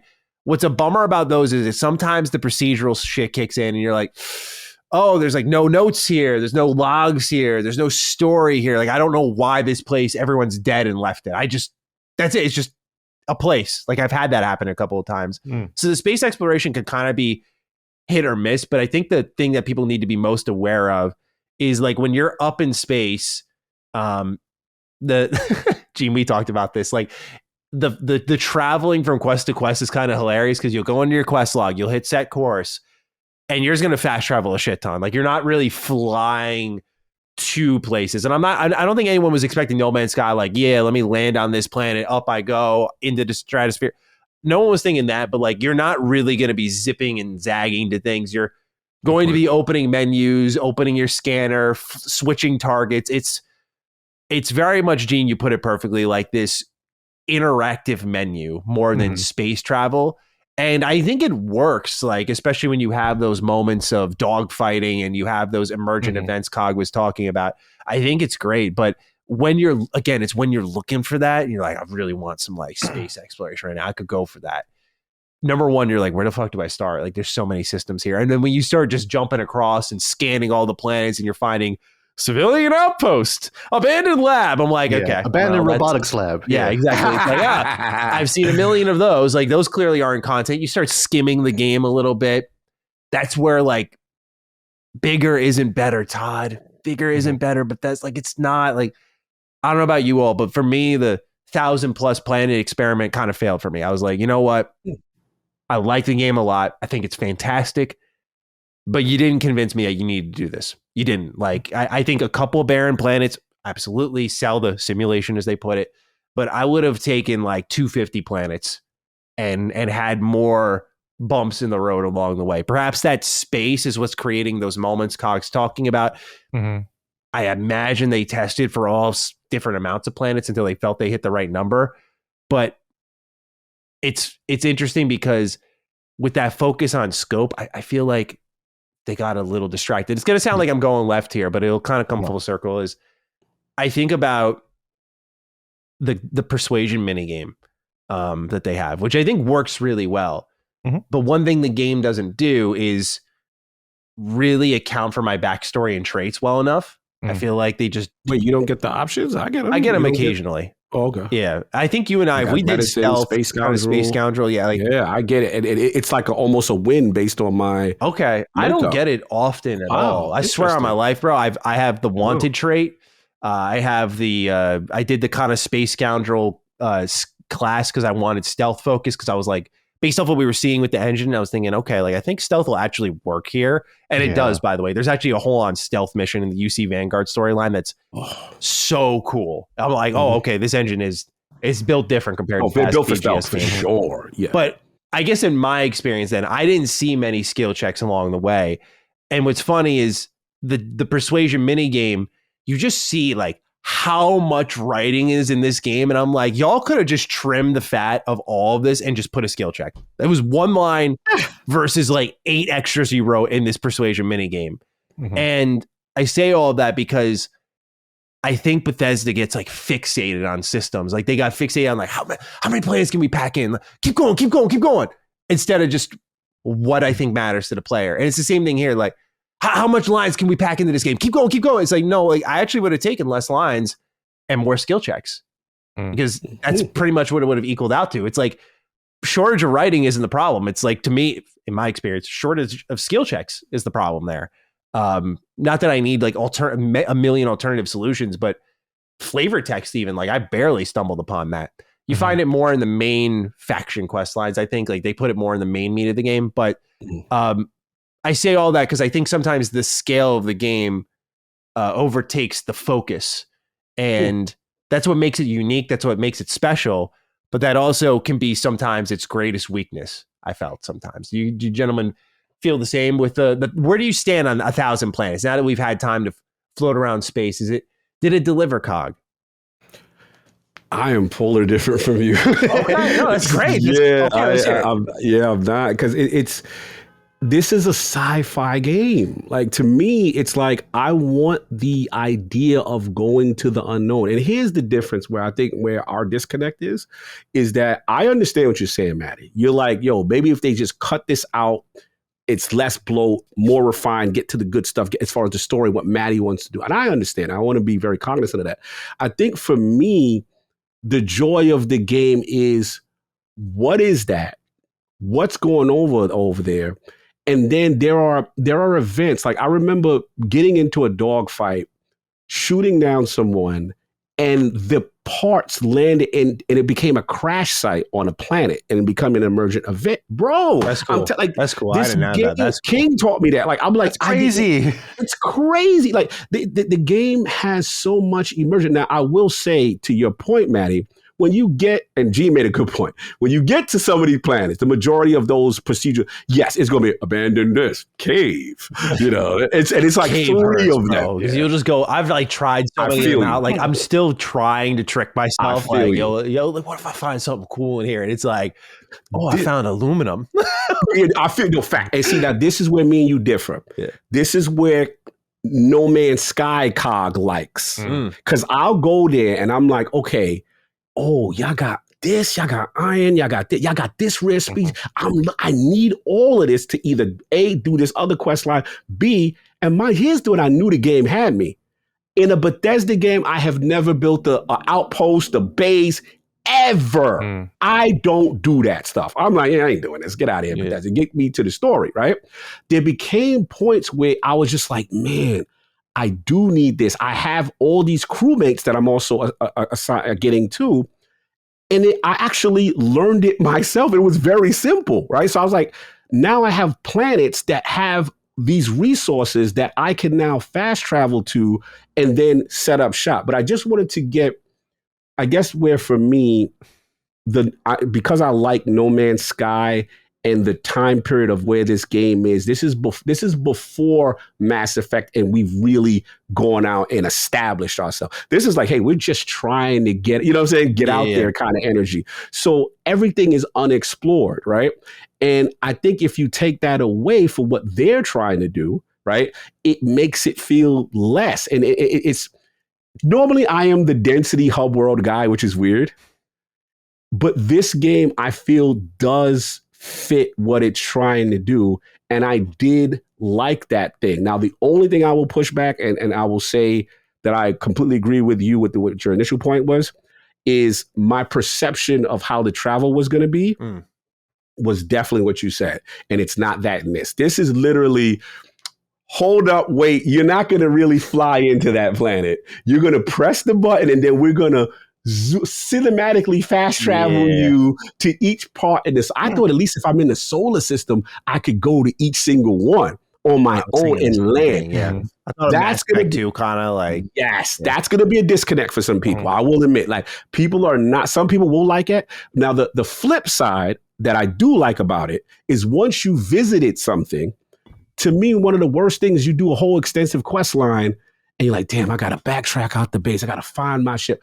Oh no, if you've been, you press in the quest, you go straight to that. I went from the end of a mission and then automatically flew out, skipped the cinematic, and ended up on a planet for the next thing. So if you've been to the solar system before, you've been to the structure before, it has it kind of baked in that you could just insta travel. And I do like that. But I agree, it's going to be a disconnect for a lot of people. And this is a very polarizing thing that I do understand where you're coming from, Maddie, that a lot of people may say, hey, I don't like that part. And this is boring to me. Get me to the regular stuff. But Gene, I'm curious where you're at with all this. I think people need to understand that there are like two layers of exploration, and we can talk about the land exploration and because there's so much going on with there, especially with the boundary break controversy and everything, right, going on. But then there's the land exploration, which is a lot like Skyrim and Fallout, blah blah blah. And then there's the bubble above each planet, and then you just like, that's where your spaceship lives, and it's like Manny said, that's where the playable menu is. And sometimes you'll have a distraction. The dogfights are super cool. I love the dogfights. Every single time I'm one of them, I completely forget about like the fact that I'm just in some pocket bubble at, like, above the atmosphere. I'm like, oh, I'm flying through, and I'm like, you know. And then that's when the illusion like is able to envelop you. It works, you know. Like when a spaceship is going behind an asteroid, and I blow apart the asteroid and I fly through the shattered rocks of it, and I continue to fight that thing. That's awesome. But as I said earlier, you see the entire loop of travel in the direct. They show you above the planet, and you just see the rocks, and it's very static. And then you just click on land, and then you see the landing animation, and then that's it. That's the game. That's how travel works. Yeah, those aren't just like cinematics for the direct. Like, it's very much what you see. Yep. Yeah, that's just what you see. That's the entire game, like, design. That's how it's structured. But like Clark said, you can skip all that. I was at the very, very edge of the universe and like the core of a planet. And I found something, and I was like, I should bring this back home. So I clicked the lodge, and 6 seconds later, thanks to the fast loading, the SSD, and the power of the Xbox Series, I was back in my lodge, like no problem. So like in Final Fantasy 16, like you joke that like Clive is just like going from the edge of like Waloed, and then suddenly he's like, oh, we need to retreat, and then like you're like, what retreat? It takes like 6 months to get here. What do you mean retreat? Just fucking keep going. But then you retreat and you're just back home in there, and it's like, oh, okay, well, whatever. It's a video game, right? Like that happens in Starfield all the time. The entire game, like the entire game's pacing relies on the fact that you have to fast travel. Yes. You can just walk back out the cave, and I could just walk out into the planet, walk back into the ship, fly up into the ship, and then travel to the system that I want to go to, and then land. And you can do all that if you want to, but really you're just extending the amount of loading screens that you have. Yes. But so I believe, to be a little predictive of the discourse, the toxic discourse that we're going to see tomorrow and for the rest of the week, people are going to call this fast travel to video game. I think so. Yeah. I think it's fair. I mean, there's a ton of loading screens. Like when you get to Neon, like Neon's one of the most visually pleasing parts of the game. There's a lot going on, dense crowds. You see all these different ways of life and signs and propaganda. It's like visual stimulus. And then every place you really want to go there, whether it be the website, the trade tower, the club, a store even sometimes, is all behind a load screen. And like Gene said, they're quick. Like you don't really think about it, but it's the volume of them. In some areas got it worse than others. No doubt about it. Neon is especially bad because there are so many buildings. And here's the interesting, but the detail into these buildings is incredible. That's what I was mentioning earlier, that this is like the real first Bethesda game with like actual like civilization in it, because like Tamriel or whatever it's a fantasy land. There's dragons are killing everybody. Fallout, the nuclear bombs killed everybody. Here everyone's alive and well, and they're thriving. Humanity's alive and well. So you go into a corporate building, like usually in any other games, like the corporate building, like a GTA, there'll be the lobby, and then maybe you get like the mission floor and that like the CEO office, right? No, the corporate buildings in this game, there is the marketing department. They fucking built out the human resource department for each of these buildings. Yeah. I was like, what the fuck am I doing in a human resource department in a video game?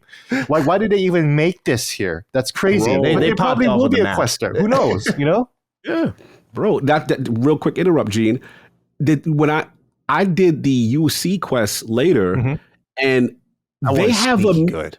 Bro, I haven't even done that one. Yeah, I did that. No, they literally have, before you take your exam, you could go through a museum in the game to understand the lore of the game, and it's fully animated. And I'm like, bro, do the first quest. I should have done that, bro. Do the first quest of UC. The lore in Starfield is so dark.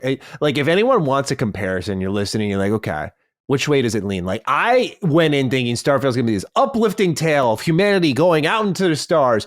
No, like it's more Fallout than Elder Scrolls. Like it is it's fucked up what's happening. There's a lot of messed up shit. There's a lot of good people in Starfield. It's not like Fallout where everyone's like, fuck it, man, whatever. Like we're all dead anyway. No, but it's dark. Like the history leading up to where you are at in the Starfield timeline is really like mired in wars and secret operations and just hidden truths buried everywhere. And these faction quest lines kind of serve as like peeling the layer back again and again. So like you kind of go into UC Vanguards, and I kind of went into it thinking of like the Warriors Guild, like, okay, the Vanguard, the main dudes, okay. That's what I thought. That's why I didn't do it. Yeah, exactly. Okay. This game fucks so bad with your perception of what a Bethesda Game Studios game is. Like the main story, you're like, okay, wait, this is really good. And the same thing with the Vanguard. You're like, okay, yeah, you're a wannabe Warriors Guild. Wait, what's a Terramorph? Well, bro, Batty, please tell me you did the Terramorph. I didn't do the Terramorph one. See, that's crazy. Gene, this is a straight up horror game at that point. Wait, is it the UC Vanguard mission then? Yeah, dude, that's the one I was talking about. Like, it's raining. You're getting stalked. Like, this is minor spoiler, but I think people got to hear it to know like what Creation Engine 2 is doing compared to this stuff. It was raining. It was nighttime. A creature stalking me, and you could hear it. And I had to stealthily crawl around and flip some switches. And bro, I have never in a Bethesda game had like, oh, this is intense. And there are parts in the main story that Gene, I know you can attest to, that are legitimately creepy. Yeah, Like it's pretty creepy. Yeah, I mean, this game, it's, for all the critiques I have of its exploration and whatnot, its tone is so flexible. Like, you could be in New Atlantis and be like, and then in the just deep throes of like a really fucked up storyline moments later. Like, it's just so much narrative whiplash. Cog, I know I interrupted you. I apologize, but yeah, I just had to support that. Like, the UC Vanguard storyline is. I'm sure I'll say this about other ones, like, but that one was like a big surprise. I was like thinking that this is going to be whatever, like, You're cooking. I think that was the big surprise here for me. And you said it earlier. Let's be honest. Most of us are Bethesda guys here. They're not known for they known for live in the world, do the side quests, enjoy the entire banquet. They're not known for, I'm here for a main story and a steak. And you know what I'm saying? Like they're not known for that. Like, I remember Oblivion, was good, Fallout, no question.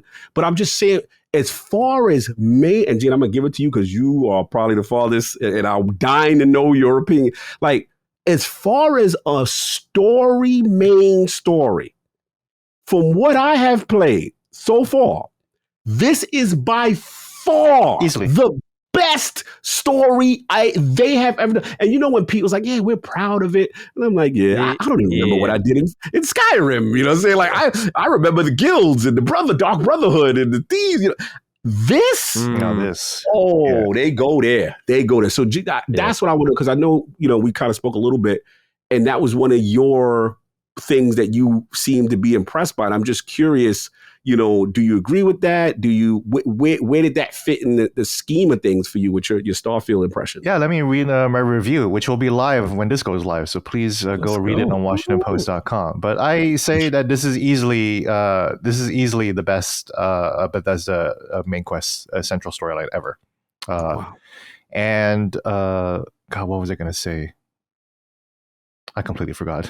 Well, I can pick it up if you'd like. Yeah. Go for it. Maybe I'll try to remember. Yeah, it's to me, I think it's the mission design and the level of choice that's in all of these. Because I noticed it's not just the main story. Like, doing the UC Vanguard, it also made me see, like, okay, it's not just like the main story got the focus here. Like, I'd say in Starfield's main quest, like, I actually learned by talking to a couple of people who also played the main story. There's a point that a choice is made that will vary from player to player. Yep. And which is really cool. Like, what happened to you was completely different from what happened to me. When you told me what happened, I was like, I don't know what you're talking about. And you're like, the main story, I was like, that's not what happened to me. Exactly. So, wow. And then there's a second part where you do that, and like a third part. Like, it's not a spider web. Like, I think of Wasteland 3. Like, to me, that's the ultimate spider web game where just everything you do just goes outward. There's a level of focus in these games, and I think that's important in these stories, because I think it's important because they're trying to achieve something with the narrative. It's not just like reactivity of the game. Like, I think Wasteland 3 is like, this game has themes in the narrative. Like, I'd say the main story made me think of existentialism, really tapping into the human curiosity. And in a weird way, it felt very biblical in a good way. This is what I was going to say. Go ahead. So I told you all I spoke to Todd Howard today. I am actually the first person that he spoke to outside of the company about the main quest. Oh, let's go. He was really happy to hear that I beat it, and he wanted to know what my thoughts were the ending. So I explained to him what I thought the themes of the game and the ending was, and he was like, you nailed it. That's exactly what we're going for. Really? So it's too bad that isn't in the spoiler cast, because I can talk about that. But we'll talk about them more later, or I might even include in my article next week too. Wow. But that's why Todd Howard was yelling at Pete Hines when Pete Hines was like, "Oh, I've been playing the game for 60 hours. I'm a total spacebar." And Todd Howard was like, "Have you done the main quest?" He was like, "No, I haven't even touched it." And Todd is like, "What are you doing, dude? Play the main quest." So like, these guys aren't actually kidding when they emphasize the importance of the main quest. And that's why Maddie says that that's the right way to play it. And that's why, like, I told him, like, dude, you got to do the main quest, man, because I do feel like that it all comes together. It comes together even stronger once it's done. That's the crazy part. That's what I heard. What we can speak about, because I got confirmation that we can speak about this part, the main quest and the existence of New Game Plus, and New Game Plus having an even more transformative role based on the main quest, storyline being beat. So there's one cool. Let's go. How do I word it? There's one with New Game Plus really fucking cool thing that happens that I can't even hint at. I'm sorry, ladies and gentlemen, I can't hint at, but like you'll probably think of it when you beat it, and when you go and do it, you're like, wow.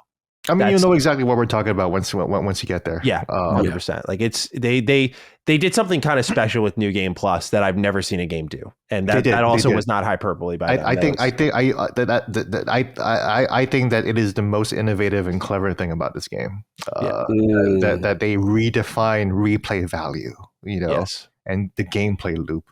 And that's why I keep saying over and over again that it's like that's when the entire game made sense to me at that point.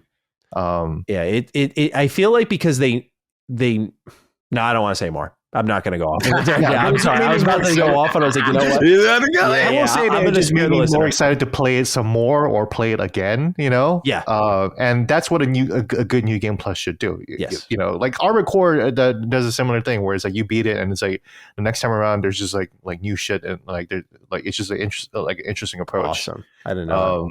So. And I think what Starfield does is even more interesting, Wow. Yeah, the New Game Plus is special, no doubt about it. It's gonna keep people hooked for. I have a question for you guys. Let's go. I want you guys to go to music. Oh, okay. I put this in my review, and I know it's a hot take because we have a hot Jeremy Soule with Elder Scrolls. We have Einon Zur with Fallout, and now Starfield. I think this might be their best score yet. Like, wow. I really do. And that's big for me to say. Like, there's a lot of, because I'm trying to separate the nostalgia that I have from like listening to these tracks. I use them in the backgrounds of my video. Like I hear them all the time versus like Starfield, where like for my critiques in the neon load screens, bro, the track that plays there, my man Einon Zur, this dude is goated after that track. It is so moody and atmosphere. Everyone get to neon quick. Like that track is where I was like, yo, this soundtrack is so good. Like I also love that they kind of figured out like Fallout 4. One thing that it bugged the hell out of me is like you kind of just be jogging along and the game wouldn't register properly if an enemy was nearby, and it would break up the great music, and all you hear is like dun dun dun dun dun dun. And I'm just like, no, I don't want to listen to combat music. Like this game has a good separation where it doesn't constantly hit the off switch on very vibey tracks, and it captures the great isolation of space quite well. It's especially in those, we talked about those creepy segments. That's where it also sticks out. It feels very full. I mean, it's a range, man, but I love the soundtrack. I'm glad you brought it up, Gene, because I probably wouldn't have mentioned it otherwise, but I loved the soundtrack in this game. I think for me, it's more of a mood setting. It's very Mass Effect. Like, it's very, it's because I'm the guy that I'm the explorer, right? So I'm going into the darkest caves. I'm scavenging. I'm doing things, and it's there's a tension. There's a subtle, okay, what am I gonna find here? I feel the music really does a good job of kind of not being overbearing, but letting me feel really in the moment of what I'm doing. I actually don't mind the enemy music when there's like, especially like there's really threats, that very carnivorous threats from an alien creature standpoint. I thought that was well. I talked about that. Y'all gonna learn about terramorphs. I'm just gonna let y'all know right now. And when you do learn about it, when that thing that beat hit, it's pure terror. It's oh god, he's here. You know what I'm saying? It's kind of like a Alien versus Predator kind of vibe that I was getting. But overall, like I said, I'm not gonna go. I am a Skyrim. I will say I am a Skyrim guy. Fallout. I mean, those are like music. But I will say Starfield approach is different. I like it. I just need a little bit more before I conclusively say, yo, it's definitely there. But I'm curious, G, because you brought this up. So where do you have it? I turned the music off. Oh my God! Wow, we got all the opinions on this. We got all over the place. We're all over the spectrum here, We went baby. from extremes. We went from extremes. Love it, middle, hate. I didn't hate the music, but I did hate one part of the music. The fucking Starfield theme always playing every time you fucking fast travel, bro.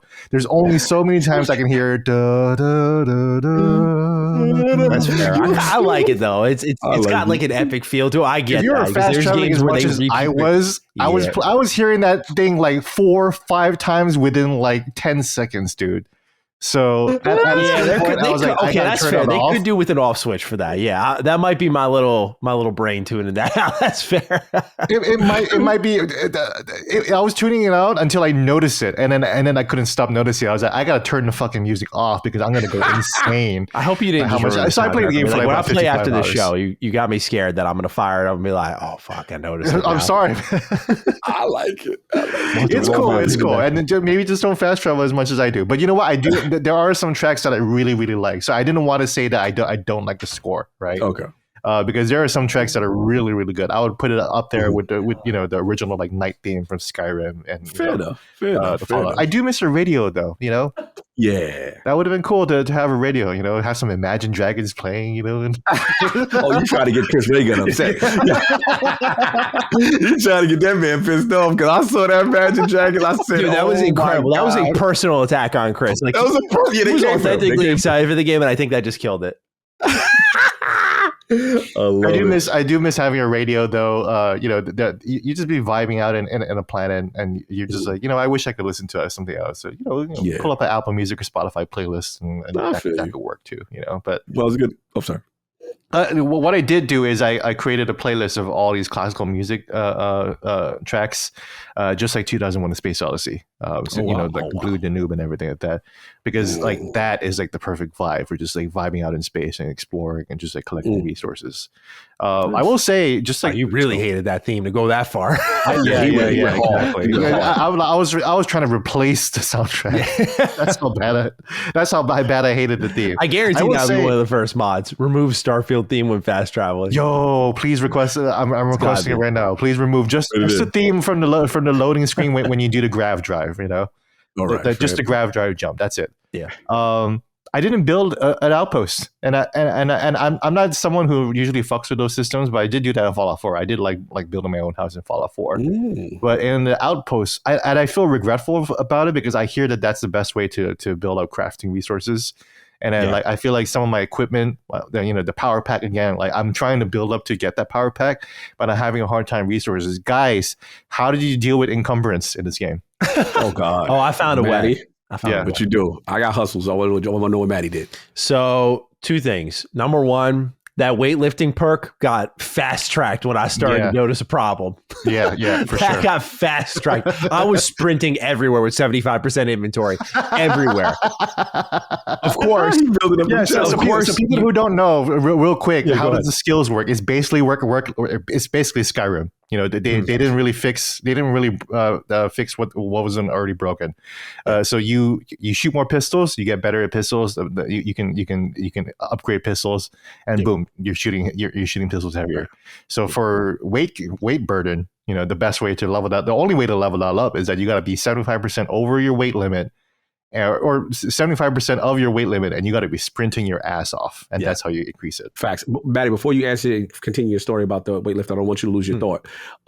How are you guys feel? This is a little controversial in the ILP when we talked about it. How are you guys feeling about the allocation of when you do a challenge in the perk that you have to also use a skill point to unlock the next level of the challenge as opposed to being given it? Do you like that? Do you think... Oh, you love it. So you like the commitment to the style. I love the commitment. And you know what I love? That they're slowing down the you're going to get God mode. You always get God mode in these games. But the problem they've always had is you get there so quick. And especially in like Fallout 3, like if you're picking Bloody Mess and all these damage and you can get Swift Learner, bro, you just rise up the ladder and like by level 10, easy ass game. Not even level 5. It's insane. The difference they did here with keeping the Skyrim leveling system, but just fine tuning it. When I saw originally, like, oh no, like I thought Fallout 4, I was like, oh no, perks and points in the perks, man. Yeah, like in Fallout 4, like you just like there were dudes who were sending me screenshots who were like, I love this game, Maddie. I'm level 387. I'm like, I don't know how the fuck you found content enough to do that besides chasing down settlements.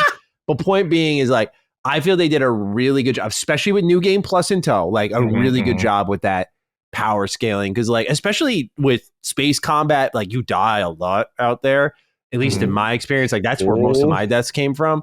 On the ground, I think it was when the AI was working, my experience, like it was moderately difficult, which I liked. I was like, oh, I can't just pop a stim and just run out and mow them all down. It's like, I got to take cover.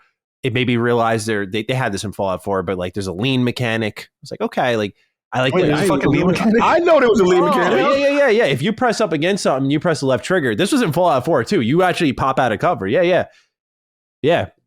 Bethesda, y'all on board and come on, bro. Like we just said 5 things that all of us didn't know about the other ones was doing. I didn't even know you could drag bodies. You can drag Bethesda, bro. Yeah. You got to do better with this on I'm board. glad Starfield is balanced for lean. That's crazy. Okay, yeah, that's fair. But there's certain things that like they didn't need to tutorialize. Like they just hit me with 8 million menus, and I knew they were losing me in the early going when I was just like, yep, hey, like I just get the hell out of here. Like I was like, I'm tired of reading your constant pop-ups, man. It's like I need ad blocker for this game at this point, man. Like it's just constant pop-ups. But yeah, that's what how I felt with finish your weightlifting. I interrupt you on your weightlifting. You was talking about how you was going to play. Encumbrance. What you do with all the shit that you had to pick up in this game? There's a couple of things that you can do. I think the best thing that people should do is, I don't care if your ship looks like a monstrosity, just invest in the cargo upgrades on your shipbuilding, because what I learned was, at least until I think with outpost management, there's a perk that connects the outpost kind of like the trade routes in Fallout 4. Yes, there are. There is. I haven't gotten to that point because I've done outposts like a little bit, because the crafting in this game, because it's optional, it's amazing, like the fucking difference. It's like I actually want to go and build something, create a place for the homies to go chill at, let them work on some stuff, let them cook, mine stuff, et cetera, et cetera. But I don't know if you like put a chest down and you connect all the trade routes that I'll have access to that. That's something that my testing is yet to reveal because I'm not leveled up enough.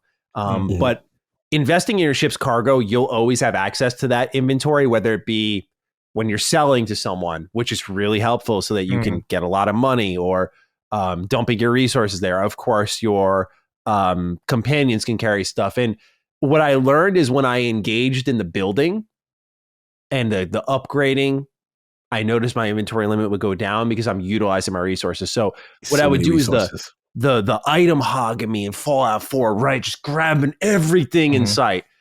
Now in Starfield, it's like I grab all the resources and I run and use them. I don't care if I get like a couple percent in. It's like, I'm going to use you. It means that I don't track my projects as closely. I don't save up for something, because it's funny. Fallout 76 had the same fucking problem. The only issue was like the stash limit they had was so small because of like, I think, servers, and they gradually increased updates for it. Now it's not a problem. But it's funny that in Starfield, like everyone was saying, like, yeah, I'm encumbered right now. Like I have too much in my inventory. Like, how do I like? So many reviewers are like, yo, how do I handle the stash? And I was like, cargo, like just I just bought the most expensive one, and that's been great for me. I can carry up to like 1,000 pounds in weight in my ship now, and that's been more than enough with like fully upgraded weightlifting. And you can get backpacks, but you lose your, at least in, I haven't found a backpack that does both, but you can get backpacks that give you extra carry space. You can upgrade armor. They have the same upgrade from Fallout 4, pocketed, so you can get those upgrades on your armor, and so you can get more carry space that way. It's definitely limited, I think, a little too much, but I think it encouraged me to start engaging in those systems more, and like especially the research station, which I thought was really cool. And because of that, I kind of came to, I don't want to say I appreciate the encumbered status I was in constantly, but it brought me to something kind of fun and addicting, and this game does a good job at like getting its hooks in you as you like get into that session where it takes a while. I had my sleep schedule under wrap, bro. I was doing great, man. And like, I think I still have a pretty good hold on it, but like this game threatened that terribly. So yeah, like they have a good way of roping you in, but that's how I try to maneuver it. So you guys both had like a lot of problems with your your inventory space? Yeah, I'm the worst. Like if I'm Oblivion. When I see high value on something. Oh, and this I'm game gets you because it's credits. So they're like, oh, this is 5,000. You're like, oh, I gotta take that. Oh, it's gonna be good. Mm-hmm. And it's just so then my hustle was Adoring fan. Right. So Adoring fan be with me all the time. He does everything I want him to do. And I'm like, all right, you're my mule for all my product. I brought him for the pause-worthy moments on the ship. That's why I got him, bro. Super pause-worthy. And he was great because a lot of the companions you meet in Starfield very early are very morally high ground until, some you'll meet other characters. You know what I'm saying? So that was that. But I would say Vasco at the ship also. And then I started to do what Maddie said, which is the cargo, because what ends up happening is I did have an event where they required, I had to be a diplomat between two major parties. And these parties, they were like, yo, one of them, I call them the Mass Effect Andromeda crew. They came here with their whole colony ship. That's like them. That's like you pull up in a bus in Washington, D.C. in front of the White House and say, yes, and now the White House is ours. We own it. We traveled here. And I'm like, bro, that's not yours. So they was like, well, we're going to go claim it. And so I had to go into the quote unquote planet that had the White House and pretty much, negotiate. But during this negotiation period, another part of the settlement was a lot of materials so that both parties could exist. And I kind of diplomated the situation. But to your point, long end of it is that it is a problem. I do think they need to handle it a little bit better without just doing weightlifting all day. But outposts also help that when you start to learn that mechanic. And to your point, Maddie, I was the same way. I never do those type of things, but the way it was optional and it was just kind of easily, it was easy to set up. And I was able to get into it and set things up pretty fast. And you realize the weapon upgrades are amazing in this game. They're very good. I had a big problem finding a suppressed weapon for a while. And when I did, because I was building stealth and I was like, I had this head start with the background I picked on stealth, and I'm like, I'm not building it at all. Where I'm like falling behind. I was like, I need a suppressor, and the fact that stealth works in this, like it worked in other games. Like you could do stealth archer really easy in Skyrim, but it was more like because it was broken. But like this game, you could do authentic. Like a guy's nearby, and then someone's down the road, and you could just pop and take him out, and then someone might hear the body drop, but it'll still say like caution. It won't say like immediately like in any BGS game, but you shoot them, they go, oh, they die really fucking loud. Everyone's like, who's there? And yep. So I found a silenced pistol early on because you can find really good weapons. And so I was lucky that I found a silenced pistol, and I was like, Oh, I have a good question I can kind of throw in. Exactly. Let's talk about that one. And real quick, don't do dirt if you stealth. Don't do dirt with companions because sometimes they blow up the spot. Like Sarah, she was running around. I'm like, what are you doing? That's why I wasn't getting those stealth kills in the beginning because she jumping into the mix. I'm like, being Ellie from Last of Us. But everyone can fucking see her. And Starfield, they did that Ellie. They like, we see her. She's blowing up your spot, bro. Facts. Continue. I'm sorry. No, you're good. Not Skywalker writes in, Matty Cog and Gene. I have to know, are there unique weapons in Starfield? Finding the named weapons in BGS games has been a long underrated feature that I have always taken so much enjoyment in. From Lincoln's Repeater to the Overseer's Guardian, these are traditionally some of my favorite weapons to use in these beloved RPGs. I'm curious how such a feature could be implemented into a game with procedurally generated areas that are unique to each player. Pardon me. Please tell us about it or break the bad news. Either way, cheers and happy launch day, Aiden. Thank you, Aiden, for writing in. Gentlemen, how is your experience finding named weapons in? I have one. I think it's a unique pistol. It's a revolver, and I forgot what it's called, but it was off a named character. Yes, to answer your question, Aiden, they function more as quest rewards. I've noticed. I have yet to go into a location and be like, at the end of a dungeon, like in Skyrim, they fucking perfected it, and I don't know.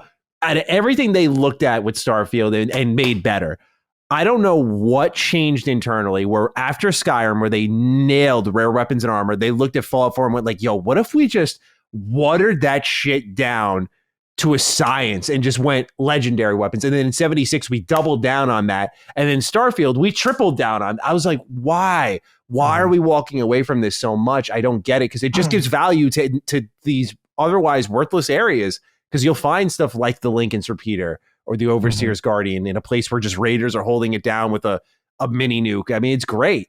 But in this game, like I found what I found perhaps the most disappointing, and this is having high expectations in today's game development environment.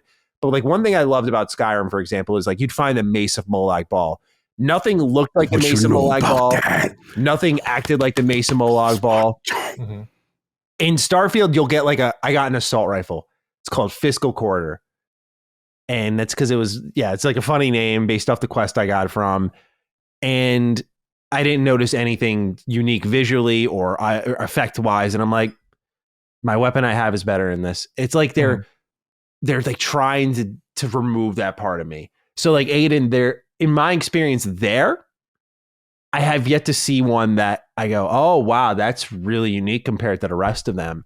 It's more like Fallout 4's uniques, where you have like the Overseer's Guardian is very much the same as a combat rifle in Fallout 4, but they have different power levels and base stats, and that's what separates them. And in Starfield, it's much of the same, but I almost think it got a little worse from what I've seen. Like I have yet to have a really exciting weapon that I've got that exciting as in like I looted it. There are exciting ones in how they play, particularly like I really love the Beowulf. Like that one's a lot of fun for me to use. I turned into like a single shot rifle, but gentlemen, how is your unique weapon and armor?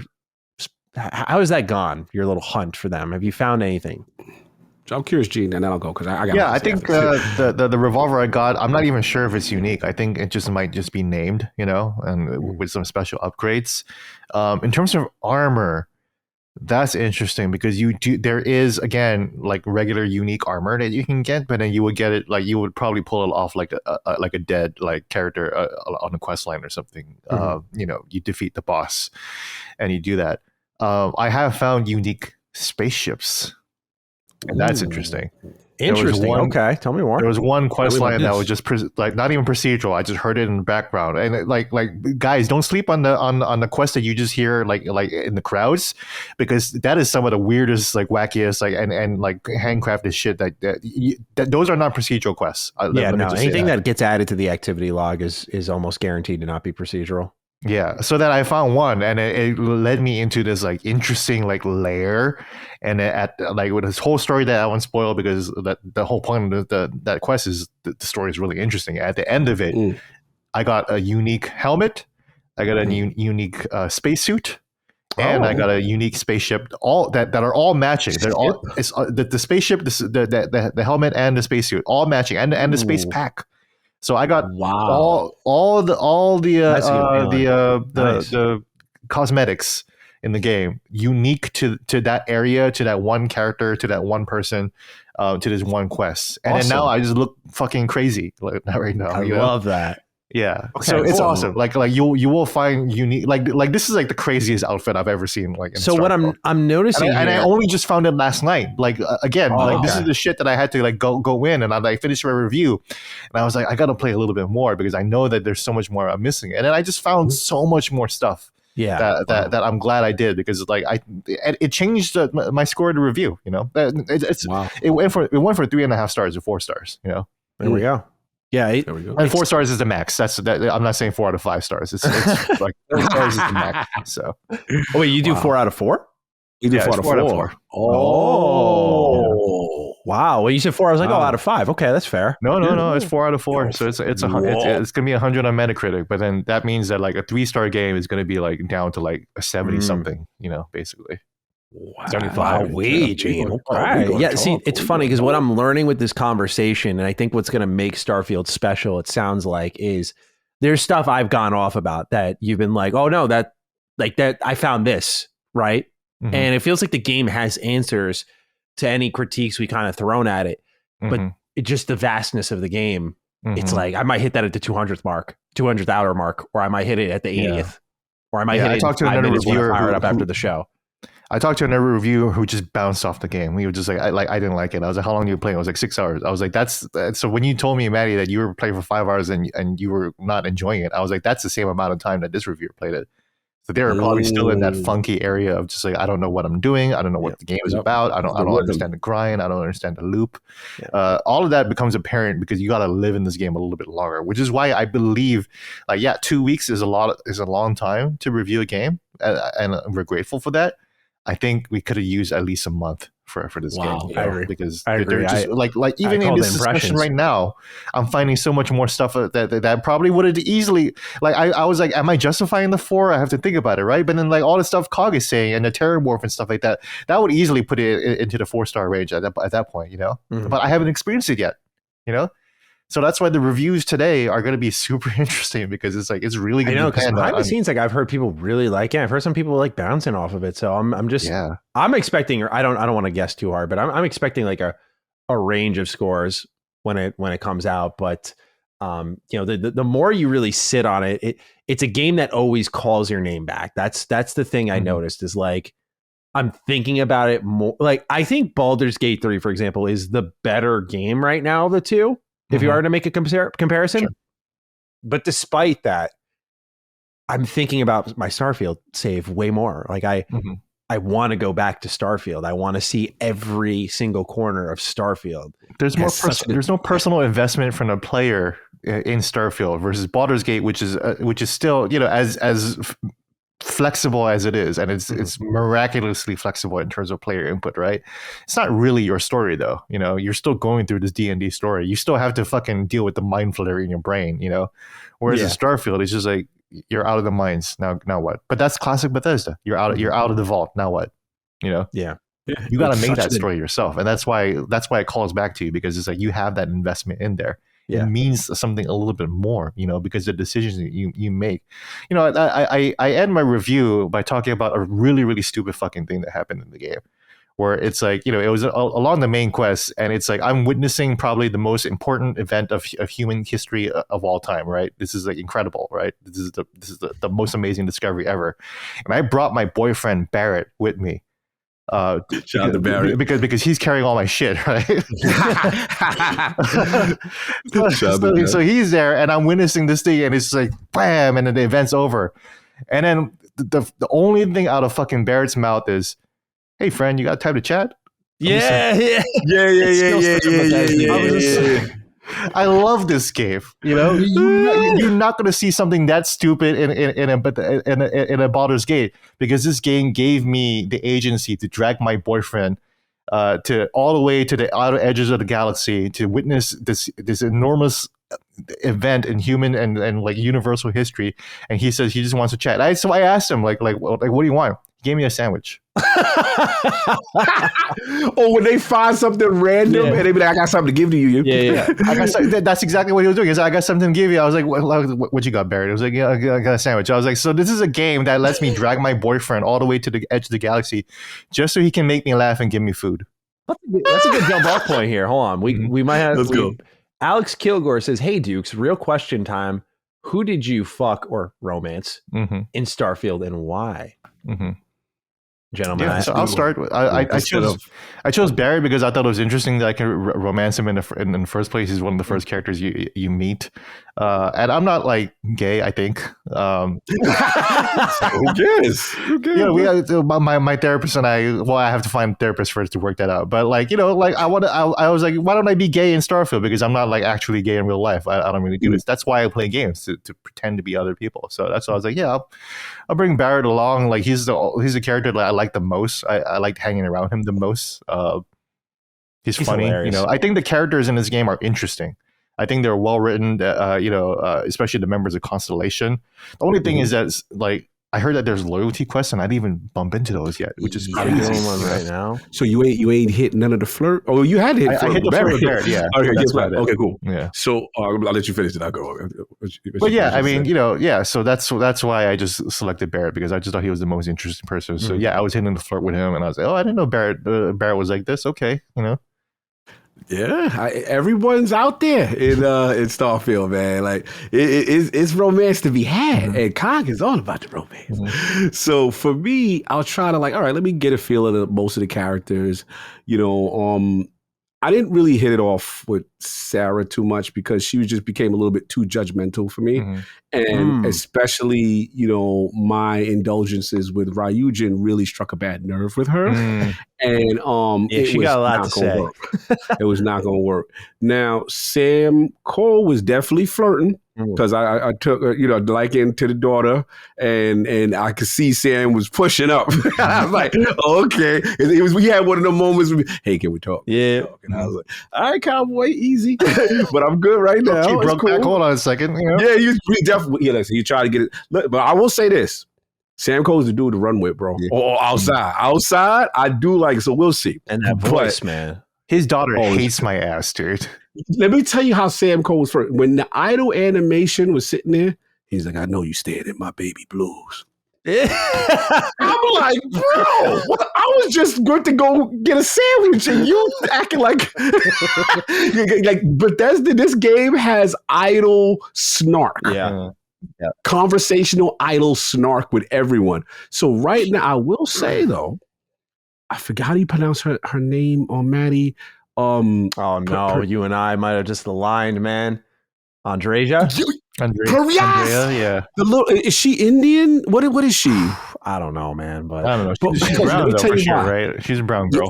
Yeah, brown girl. The thing about her, she got a little bit of gray with her morality. Yeah, she's absolutely the most interesting when you meet her, I think. Very interesting. Where she made me laugh is, remember, I'm the big boost pat guy. Remember, I'm Tramp. I'm doing all this Michael Jordan stuff everywhere I go. So if you time it wrong, because it takes up so much energy, you could kind of like do hard falls and hurt yourself if you don't ease your fall from such a high drop. So she'd be like, I saw that. She's like, it looks like that hurt, but I'm going to act like that. I didn't see that. So like she be cracking jokes on me. And then the thing that I like about her is like, she loves when I loot the bodies. Yeah. She's like, yeah. She's like, yeah, make sure you get all the very stuff. Like, she's very much driven by justice. Like I realize like if I'm giving someone a firm slap on the hand and I'm like, there's a reason for it. Like you can't just unjustly kill someone. But if like, there's a reason why I could put a bullet in your head, she's like, yeah, like you shouldn't have done that. So like, sorry, but we're gonna have to kill you. It's great. She walks a great line. Great. She definitely. And this is another thing I like about her.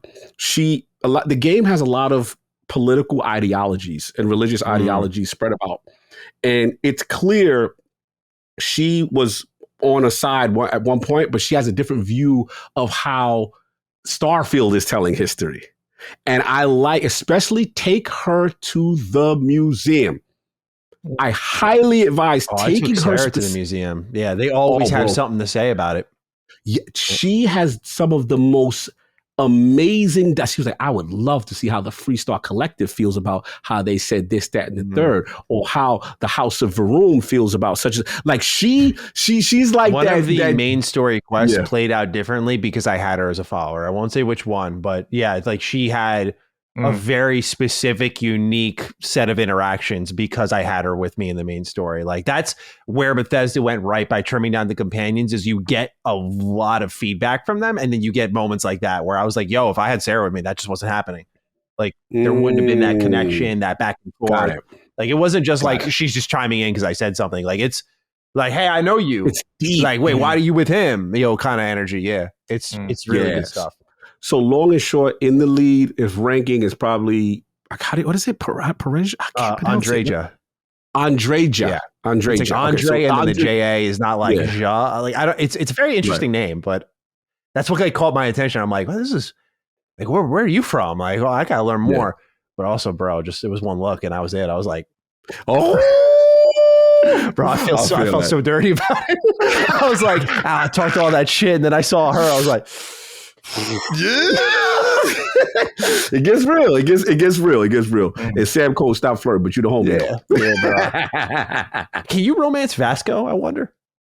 That's a good question. You got to be able to. It's just as you could ask him personal questions, but I've never. Have you guys read like outside of the beginning of the game? I left Vasco kind of in the ship, and he's the greeting party as soon as I land on the ship. He says your name. He says your name. He's the same thing that the follow-up does. Yeah. Yes. Good point. Yeah, he'll say exactly. like Captain Matty. And I'm like, oh, Yeah. I was like, yo, he said my name. That's awesome. Yeah. Yeah. Captain Gene. I'm like, Yeah. oh, I fucking love this game. I was like, hell yeah, that's a Bethesda game right there. That's the game, baby. Let's go. All right, we got a couple more questions that we can kind of tab through here. Let's talk about one that we've somehow managed to avoid this whole time, which actually may speak to our experience. I don't know. I'm going to kind of do these as a 2-for-1 package here. We'll do Matt Danger 87 and your boy Nikki V together. Matt Danger writes, "Howdy Dukes. I know you're going to be inundated with Starfield questions, but I'm wondering, did any of you try it on the Series S? With all the discourse around the S potentially holding games back and such, I wonder how a game of Starfield's magnitude holds up on the little man. Thanks as always, and Cog, I hope you're feeling better." Meanwhile, your boy Nikki V writes, "Hey, Booty Boy Barry, Titty Gobbler Maddie, and foot photographer Gene." Wow, the list continues on. Dude, Glad I made it. Dude, surprised this hasn't been asked yet. What's it been like going back to 30 FPS? Is it still jarring after all these hours? Or has it become second nature once again? Have a Cog is so hench, he makes Gears character models look realistic kind of day. Wishing you all the best, big guy. A lot of love. Love, thank you. A lot of love. Appreciate you. All right, so Series S and performance. Let's talk about it, shall we? So, gentlemen, you both, I think I saw you both splash the thumbs up for the Series S. Am I correct? Did it run well for you both? Yep. Yeah, yeah. For me, yeah. I was telling the truth again. Yeah, listen. That's my man. I could not tell the difference. I couldn't tell the difference. It's pretty much the same game.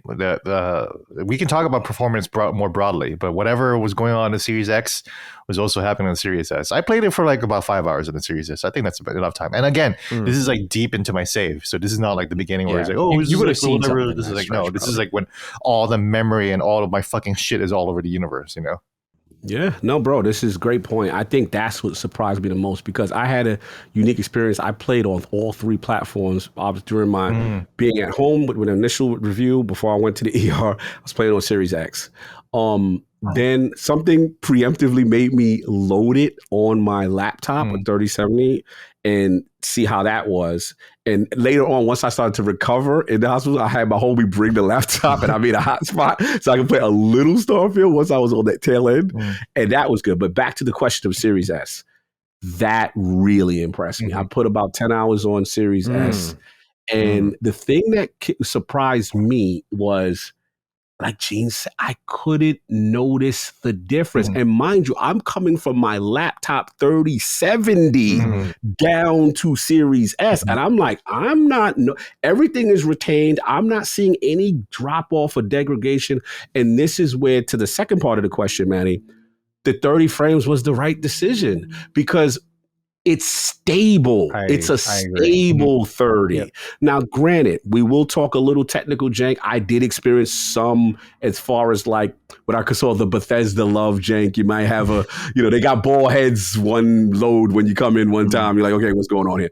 But from a pure technical standpoint, the only time I felt the engine was really taxed is if like I was in, New Atlantis, every single NPCs, I'm doing a lot. I felt that is what I felt the 30, I'm locked. But when I'm in combat, when I'm doing other spacefaring, wing commander shooting, fighting other spaceships, I'm not feeling the 30. I'm like, this feels really smooth. And I'm actually impressed with the performance on this game. Is it perfect? Is it nothing wrong with it? Of course, you could find a nitpick here and there, or a pop-up here and there, or a stutter here and there with very specific things. But as an overall presentation, how much hours I put in this game, it's extremely impressive how this game run, in my opinion. Yeah, no, I played it all on Series X. I've heard some mixed things on PC, which would be par for the course this year, but from a Series X, I got to go back to what Todd Howard said because it was straight up on the money. It was,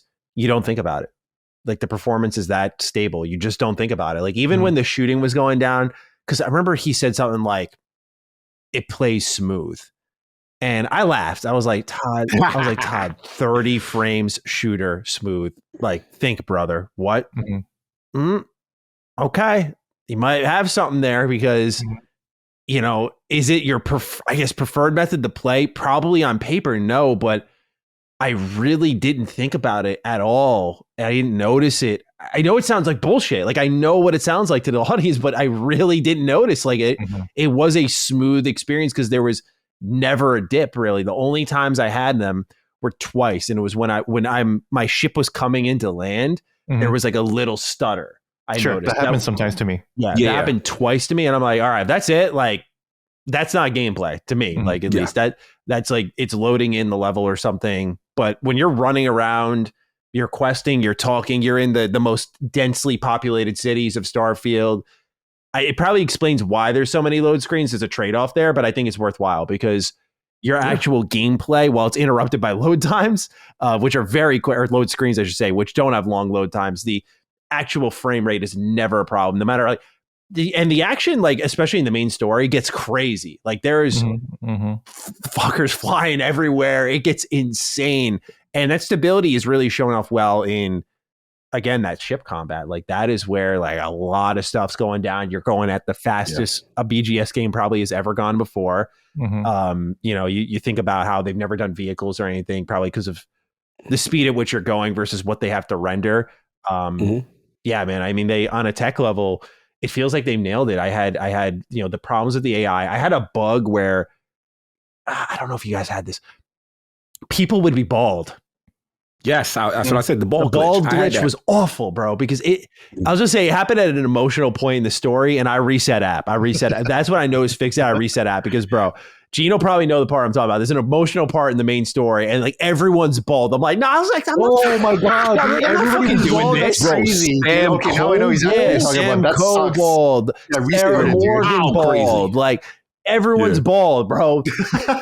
Sam's kid bald. Everyone was bald. That. Yeah, and I had it on Mars. I'm walking around Sidonia, and I'm like, why did everyone shave their head? And I was like, I thought it was lore. I'm like, it's hot on Mars. Like that's a cool detail about Bethesda. But then I turned to talk to Sarah. She's fucking shaved head. I'm like, what the fuck happened? I was like, this got a Sinead O'Connor on.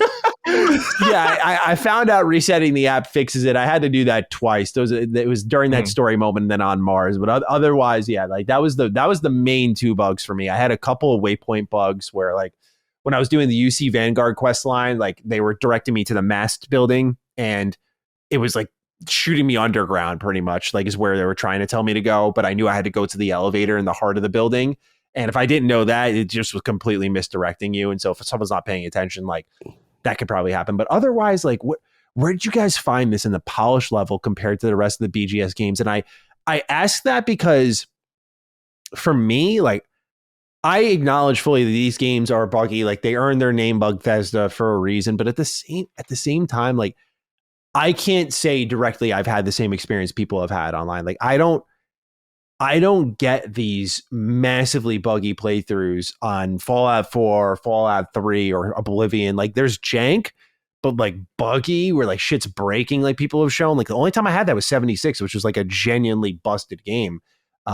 So to me, it was definitely an improvement, but like not a complete wild surprise because I've kind of always had faith in them. But I'm curious for you guys if you've had those different experiences with their older games and if Starfield really blew you away on the polish front. Yeah, I mean, for me, it's like I think this is how I look at it. I played about the first 20 hours and I was just like, wow, I didn't encounter anything bad. Like I was expecting the lovable jank that is Bethesda. You know what I'm saying? Like I was expecting. So I was just like, okay. Now I did ball glitch maybe once or twice that happened. I did have one bad one though, where it was like I went to a Killer City and like nobody had legs. Oh wow! Everybody was just top half. They were like me's, like and they're just running around. I'm like, yo! So I was like, Facebook metaverse, right? Yeah. I can't say it, but yes. So basically, I was like, all right, stop, quit, go back in. But I think. To me, the issue was actually surprising not the polish. The thing I want to say is this. I want to be clear because I know I think this will be part of the discourse when this gets released and we haven't mentioned yet, is that I see a lot of people attacking this game and saying, look, this is, the start, the showcase game and, comparing it to the hashtag just ones, right? The Final Fantasy 16s, from a graphical fidelity standpoint, and then the Last of Us and all of that. And all I will say is this. If you're coming into this game thinking that you're going to see the pinnacle of graphical fidelity, If you're coming into this game thinking that you are going to do everything that No Man's Sky, Star Citizen, whatever, on every level, then you may need to check your expectation of what this experience is going to be, because that's not going to be that. It's not. Mm-hmm. And this is not trying to make excuses for it. I'm just telling you what it is. Now, the sheer scope of what this game is doing, I challenge anybody or any game to attempt to do what this game is doing, because that's the beauty and the depth. It's so broad. It's a deep ocean of things. Now, do things synergize perfectly? Like kind of what Maddie said? No, there are some issues. There are some things that we understand from a developer standpoint. They made some concessions so that we can try to experience that. But what I don't want to see is these one-to-one comparisons of this is, Last of Us, and look at the face models versus this face model, right? Again, creation engine, I'm not making, of course, it's got its age. We're not going to say that.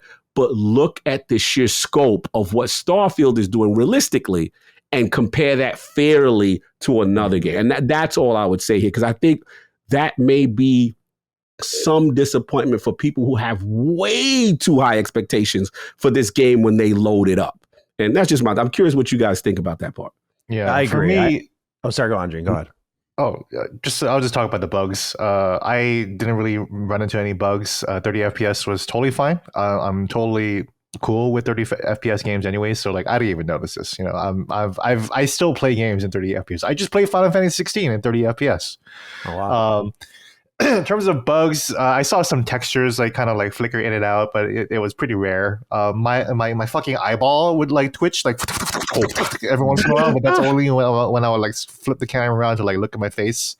And there was one quest that was bugged for me, where a woman had to introduce me, so she had to move to another place, and she just wasn't moving. And I was just like, "Am I doing the quest wrong? What are you doing?" I keep trying to talking to her, and she's not doing anything. And then she just didn't move. So I just reloaded to two saves before, and pretty much it was just fine. She started moving and everything. Okay, so just like what do you guys experience? Like everyone's bald, no legs, woman not moving to activate the quest. Just the game is auto-saving copiously, which is generous and nice, and it's useful. And so just take advantage of that whenever you see any kind of bug that just trips you up. For me, in terms of, to answer Manny's question about whether I've had like bad Bethesda experiences, I've never really had that either. Yeah.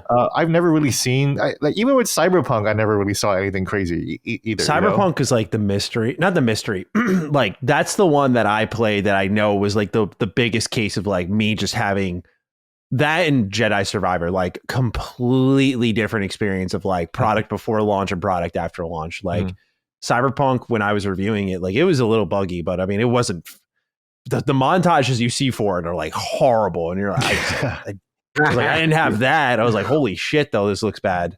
Yeah, so I didn't. To me, but again, like I still had less bugs. Like there were, like that was the only quest in Starfield out of all the quests I've done with that bugged out on me. I've had way more quests in Fallout 3, Fallout 4 that would just stop because the NPC wasn't doing what they were supposed to do. The pathing was wrong and everything. So that again, like I do think that this game does live up to the hype that it is the least buggiest, most polished game ever. And Matt Booty told me that they used to joke that they would have every single QA tester in the world testing this game, and they've been testing it for a long time. So and it really shows. It just really shows in the end product. Again, the Series S performance great, Series X performance great. You don't even think about it. PC, I don't even know, but I'm sure it'll be fine eventually. So yeah, probably the PC is probably maybe the loudest. Community upset. But Matt, I was going to say, I just was curious about your maybe the discourse that may happen in reference to graphical fidelity of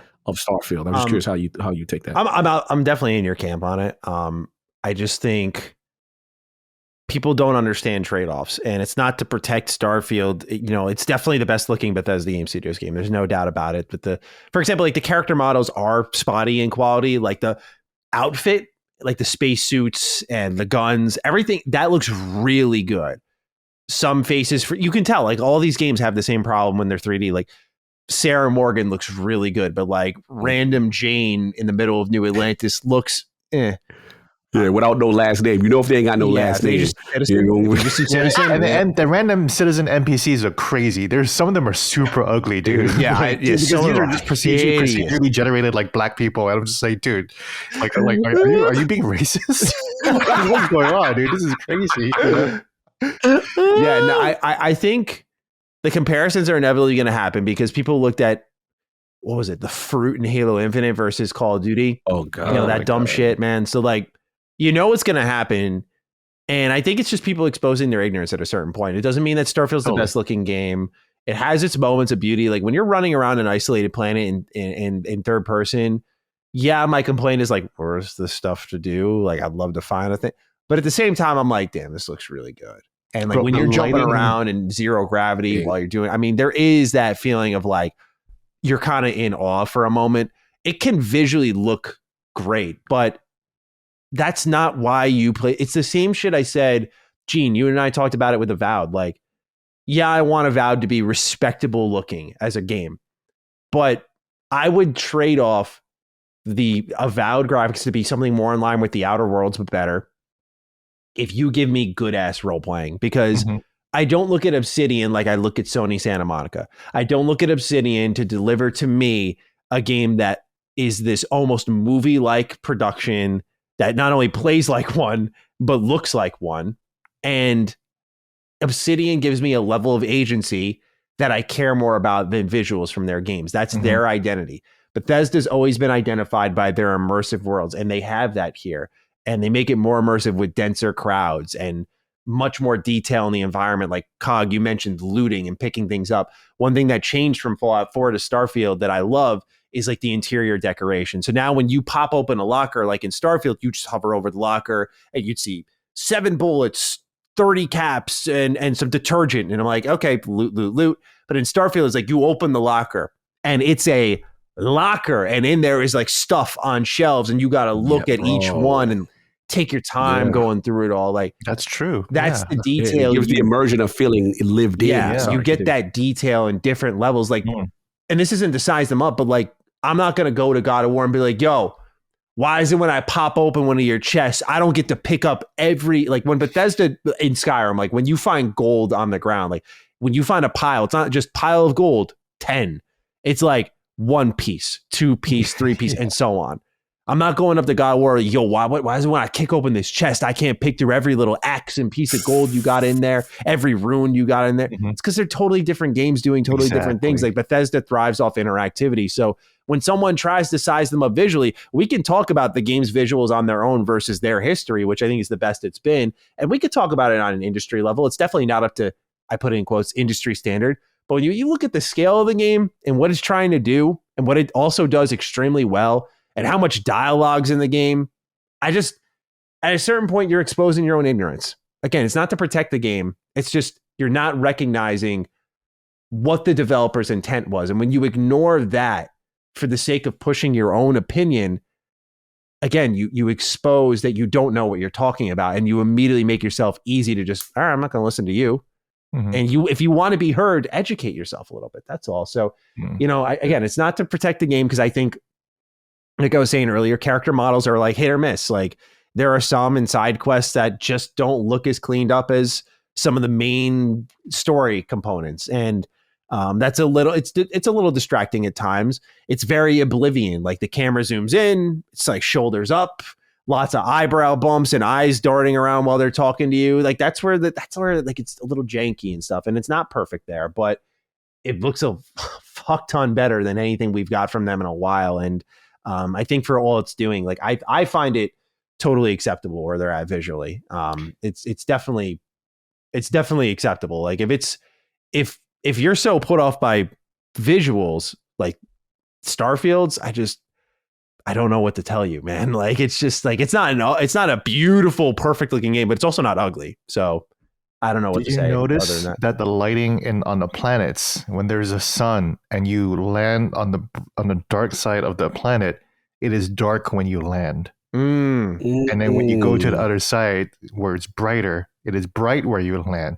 Like the real time lighting engine is actually going on within the planet map itself. So we kind of like dumbed down like, oh, you got to do a lot of fast traveling as a planet map, but there are actual systems at work with the planet map itself where it's like that shit is moving in real time. Do you see that shit in God of War Ragnarok or The Last of Us? You know, where the fucking sun is moving depending on where you land on the planet? No. You don't get that in any game, but you get it here in Starfield. That's fucking fascinating, and it's interesting. Yeah, you don't get to see that in many games. Yeah. I didn't even know that. Yeah. That's crazy. Do we want to talk about the boundaries? Yes, go for it. Let's get to it. Jump right into it. It's good transition. Yes, there's the controversy about boundaries, about how if you walk for a certain amount of time, you can't just walk forever. It's not like No Man's Sky where you're just walking forever and ever, and you can conceivably walk around the whole planet. That's true.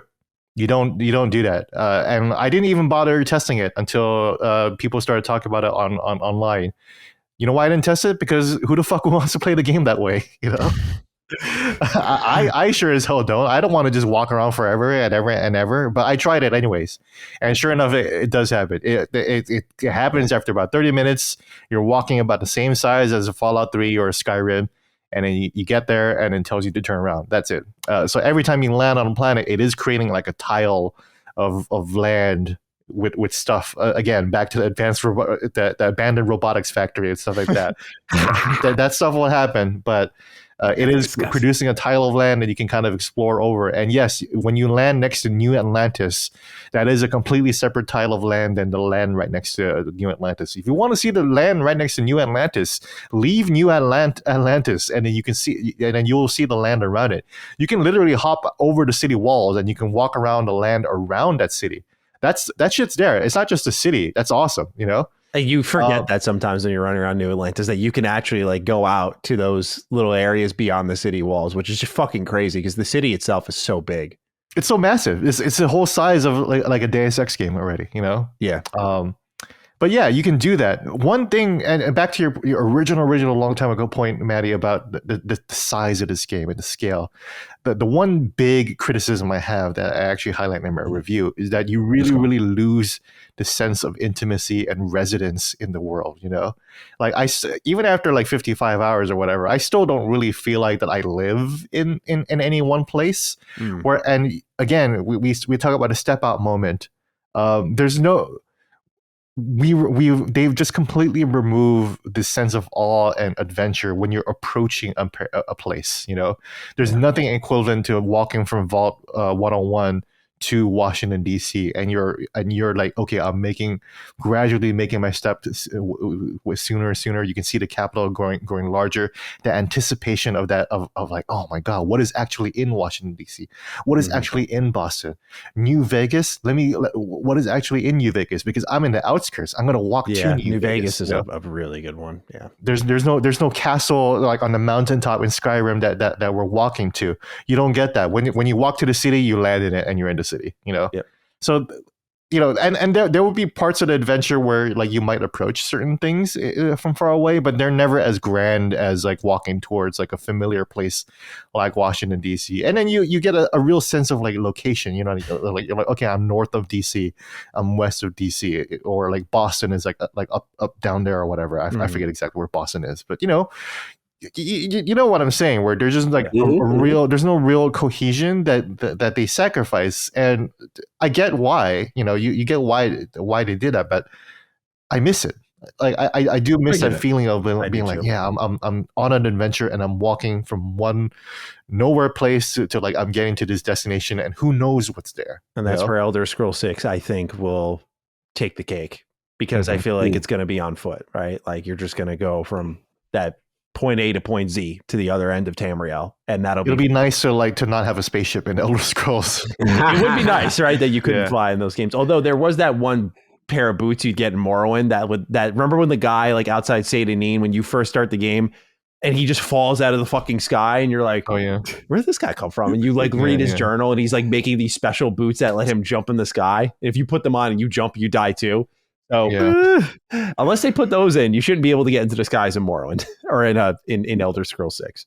Yeah, so I I do get kind of you. mourn that loss of like, like really like intimacy with the environment. It's a When trade-off. you really know Yeah. where you're going. And in here, it's like, okay, I'm just running back and forth in New Atlantis. I'm going to the building. I'm going to the lodge. I'm going to do this and that. It just at a certain point, it just kind of feels like I'm doing errands and in a place that I do like like I'm menu working hopping, at. bro. Yeah. You know.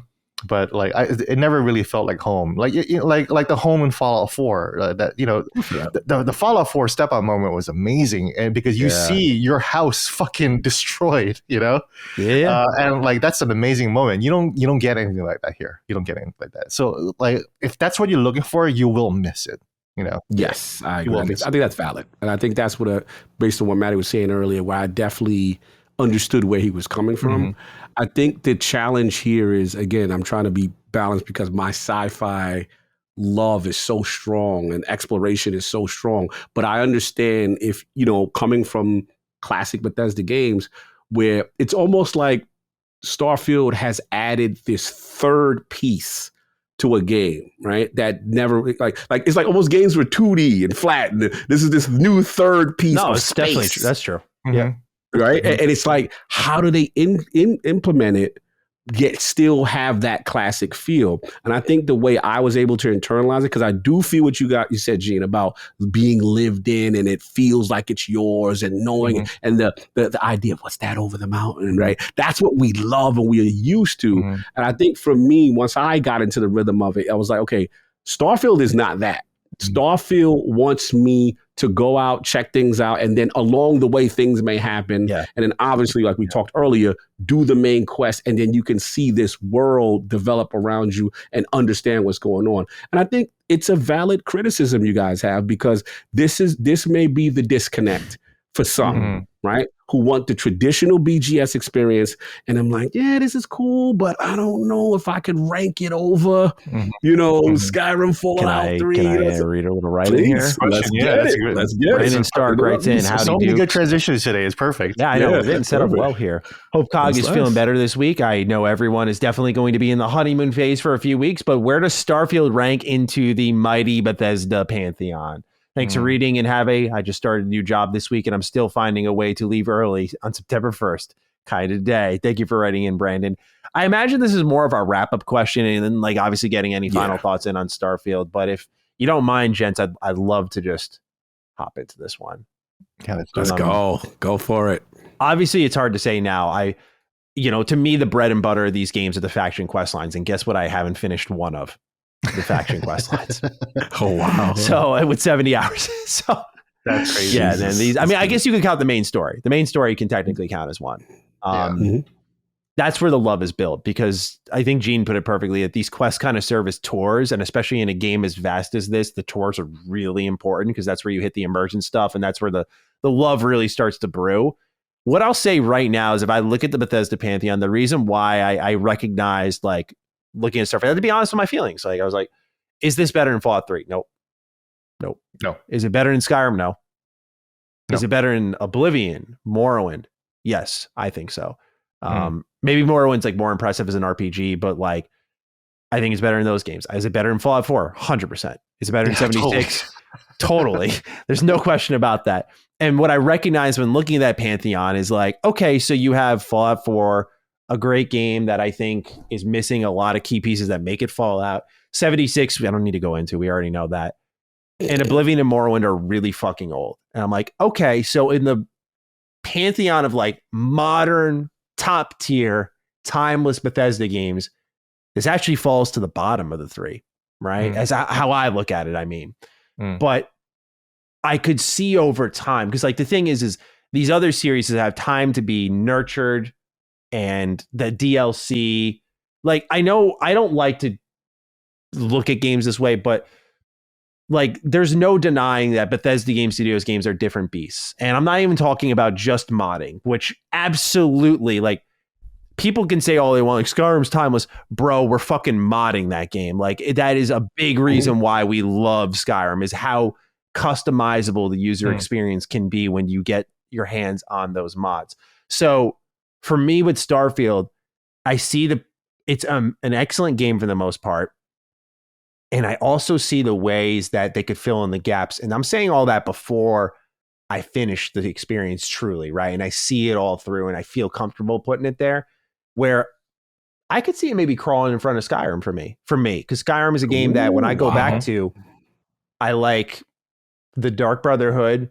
I love exploring, but I really don't like its storytelling. I just love being in that world, right? It's also like a lot of nostalgia for me because that's a game that literally started my career. Like I failed the class because of Skyrim. I was just obsessed reading previews. I made rare weapon armor guides. Here I am. Like that's what happened. If you want to fast forward my whole tale.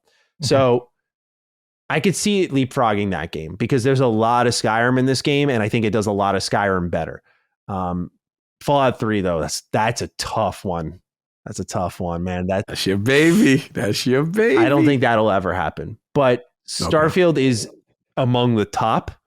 It definitely surpasses even the ones I have nostalgia for to some degree, but not the ones I have strong feelings for. But I have to be fair and honest and say that part of the reason I love those games so much is I've had a decade plus with Skyrim. I've had since 2000, probably. I think I played the first time really in 2009, Fallout 3. I've had a long time to really let these feelings set in, return playthroughs. So I struggle probably more than most people to be like, here's where it ranks. Some people will just fire off and that's fine. But for me, I'm like, that's where I find it, like in the top 3, which I think is pretty good for starters when I haven't even finished the game. Mm-hmm. That's huge. What about you guys? Man, this is tough because it's early and I'm trying not to be a prisoner of the moment and I'm trying to assess this thing fairly. Is it a perfect game? No, of course, there's some flaws. There's some things that prevent it from being, in my opinion, like the 10 out of 10 kind of game. But what it does so well, it really shines. And man, like when you look at the Pantheon for me, I have Skyrim as almost one of those kind of untouchables in a sense, right? It was so generationally defining for its time, the Dragonborn, the quest, everything about that game I truly love. The thing about Starfield, which makes it special, is I can't stop thinking about it and I want to go back to it all the time. And it has such an addictive quality that even when I beat Skyrim, I'm like, okay, this was great. I know they come out with DLC. I'm going to be there and I'll jump in for the DLC. This is different though. Because for the first time, I think the fact that the main narrative is so compelling and truly synergizes and opens up the world, like Gene said, like you understand what they're trying to do. And now I'm like, oh my God, the possibilities here. Right. So again, I don't want to be prisoner of the moment and say slanderous, it's over, Skyrim and Fallout 3 just yet. But it could be one of those when it's all said and done for me. It could. But it's too early. Obviously, I got to get where Maddie or Gene is at, right? And mind you, I am not where Gene is at. It's still too early for us. Right. Gene has completed and he's like, this stuff. And me and Maddie kind of, right, we've got so much hours on everything else to try to get a more well-rounded, thing. So this is going to be tough for me, man. To me, it's a good sign that I'm already in this mental anguish of where I'm going to put it. But yeah, I think right now it's at the 3 spot for sure right now. The 3 spot for sure. Skyrim, Fallout 3. You know what I'm saying? And then, obviously, then we got to talk about New Vegas, but we'll get into that later. But, the thing is, when it's all said and done, yes, I will say the potential for me, number one, is there. It is still there, but I have to see how it plays out. That's where I'm at. Gene, how about you? I'm exactly where you're at, Maddie. I hold Fallout 3 in the same high esteem. Like it's a top 10 game for me. Like up there with I would rank Fallout 3 easily above both Red Dead Redemptions. 100%. 100% easily, no problem, no right? I think Fallout 3 is I like it better than New Vegas, and I recognize 100%. Yeah. But I recognize that New Vegas is a lot better in many other ways. But I think as an overall package and as experience, as a first time experience, I'll never forget the first time I played Fallout 3. I really felt like that it changed my life. I built up my personality around it. It it introduced me to new kinds of music. I'm a huge fan of the Ink Spots now. I bought their vinyls. Because I love that old era of doo-wop music. That old era. Hell yeah. I was like Fallout just introduced me to new music. It's great. Right. Yeah, I built my whole personality around it. Like I bought Fallout merchandise. Nothing will ever be Fallout 3. I don't think anything Bethesda will do from here on out will ever beat That's what Fallout this 3, game unless they made me make a realize. completely different type of game. But if they keep making games like this, it's always going to be it's always going to be in the shadow of Fallout 3. Skyrim is also tough too, because Skyrim. Well, I started playing Bethesda games at Morrowind. So when I played Oblivion, I was like, oh, this is just like prettier, simpler Morrowind. Okay, I'm into this. And then when I played Skyrim, I was like, oh, this is just prettier, simpler Oblivion. So like the games are just getting simpler and simpler and more casual, but more action heavy and more physics heavy.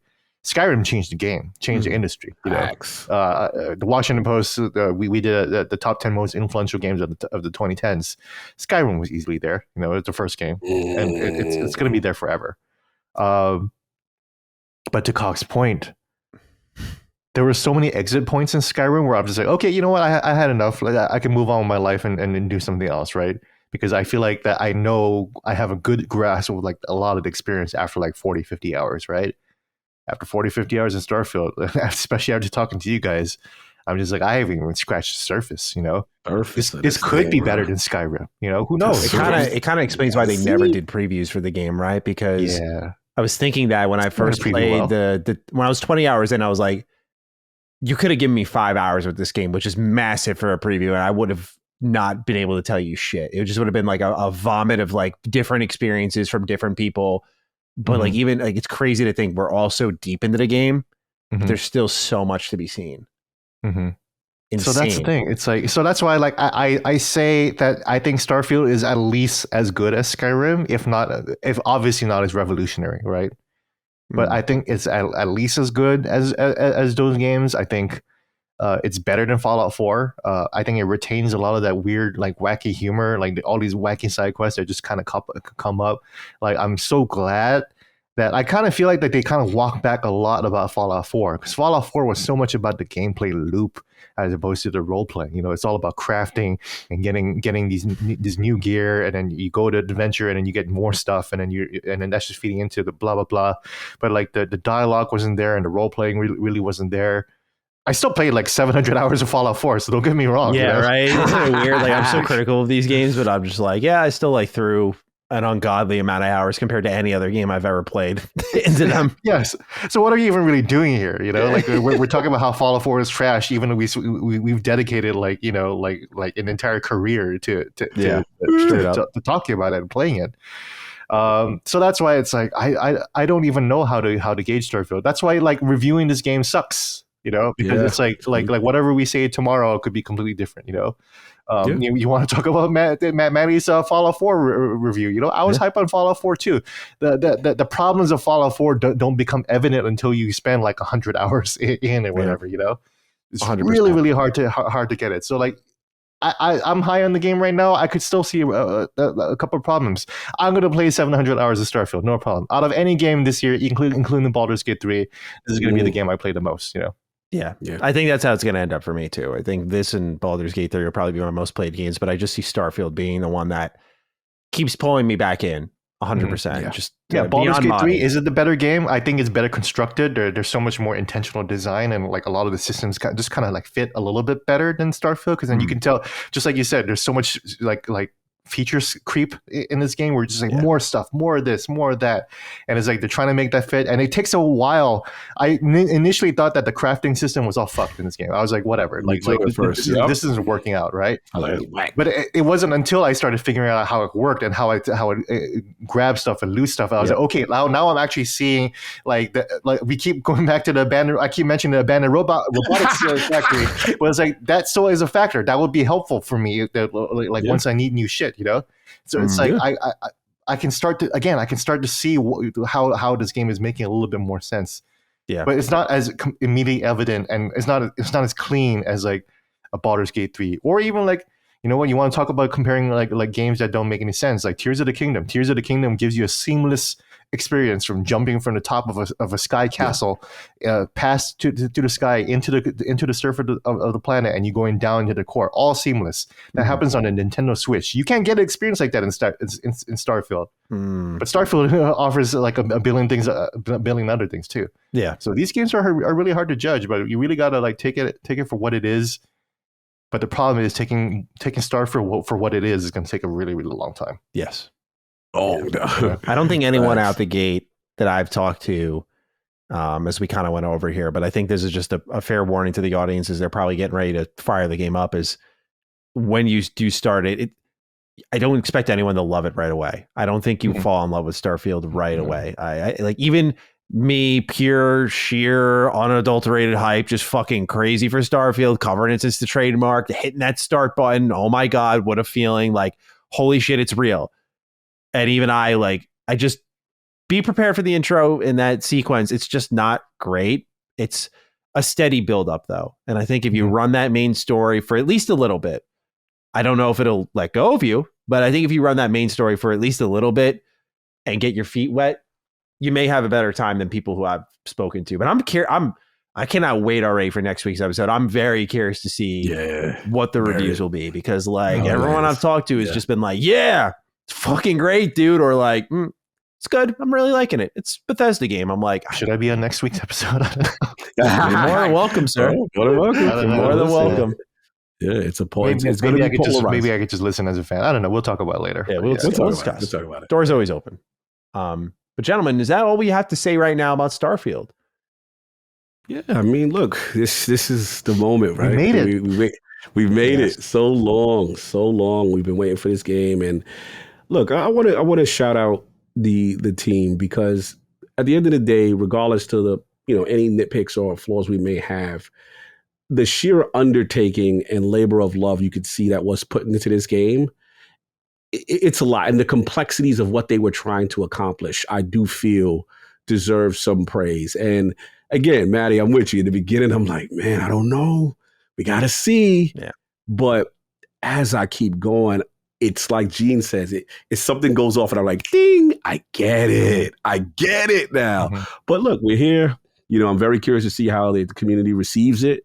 How everyone's experience are, what more new things we learn. Because in this conversation, I've learned, I can't wait to go play. Because I'm like, I learned like 4 things from you guys today that I'm like, I had no idea none of that could happen. And if Maddie talk about leading and popping out, I'm like, okay, it's a. Did you guys know you could trust your mining laser?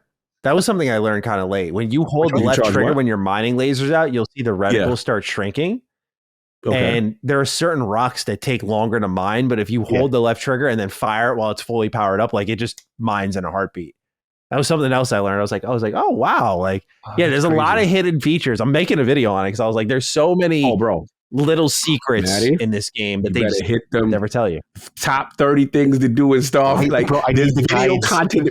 Yeah, the guide community on this game. They're gonna feast, bro. I was thinking of it while I was playing. When I used to do guide videos, I'm like, oh my God, like there's gonna be some channels that make their fucking living off this game. Yeah, I'm already speaking LongNet now. I'm like, get on it, guys, and stuff. Just as a fan, like, please help me because I need to find this other shit. I want like that spaceship and that outfit that I told you guys about. Like, I don't even know how to tell you guys how to get there. That's the interesting part about the game. There's so many star systems and planets, and like when you get a thing, like if you don't write it down in that moment. Good point. And it's hard to know if you can repeat it because of the way the game procedurally generates. You're like, I'm like, was that? Because there are moments you're like, was that real? Was that handcrafted there? Like what happened there? So I was like a literal tourist because I don't want to I forgot how to manuscript. I forgot how to write shit on pencil and pen or whatever. So I'm literally like as a tourist taking photos on my screen. I'm like, okay, this is that planet. It's like, okay, this is what the building looks like. And like when a character is telling me, remember, you need to say this when the discussion comes. I'm just like, oh fuck. So I'm just like, bro.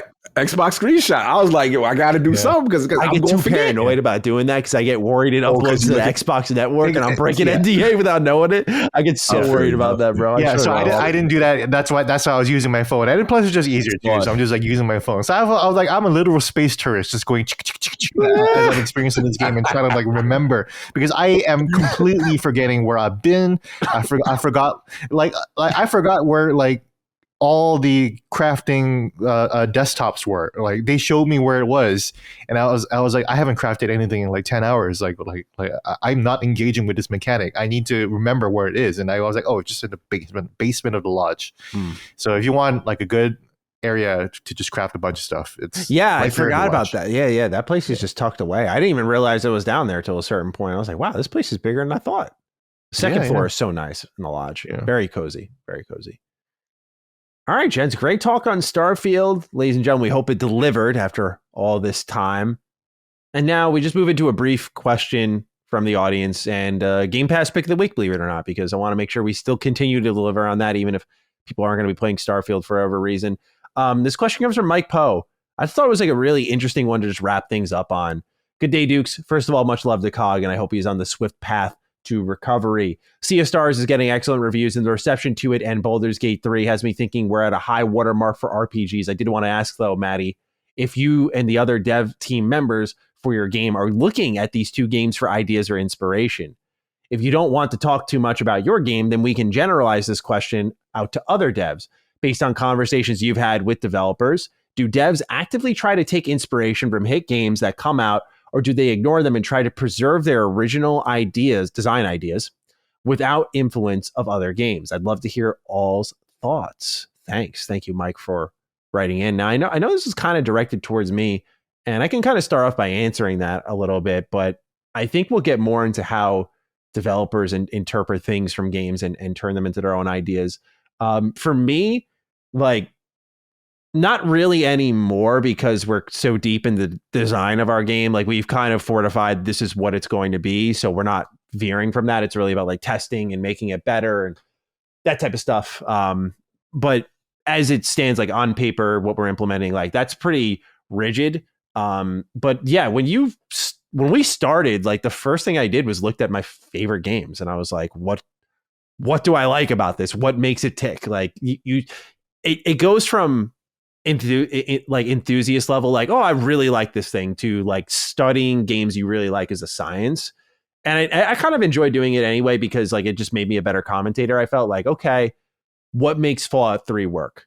It's like, oh, I love just the random exploration and the history in every location you go through. I'm like, okay, write a note about that, right? Like, okay, I like that about, and you just make this list of ideas that are across genres that aren't cohesive, and you start to think to yourself, based off the game you're making, how do I tie all these elements together and make it feel wholly original? That's how I've looked at it. And yeah, like I look at games even to this day, like really Baldur's Gate, or, you know, as like writing inspiration. I look at, I studied, like, why do I think the writing is so good in New Vegas? And I look and I'm like, it's the choices, it's the characters, it's the backstory. And it's asking yourself, like, how does a conversation progress well? Like, what do they leave out as extra details? What's need to know information? Like, you start to, again, break it down into a science more so. And like, yeah, even Starfield. And that's when I kind of start to know I have a great game on my hands, is when I start thinking about my own more on like ideas to make things better, or how I would propose an idea. Like, definitely when the game gets the creative juices flowing is when I know that this developer's got something. So I don't always use it as like a definitive barometer for success with these games, but like it helps my YouTube coverage too, because I get more into the finer details of the game.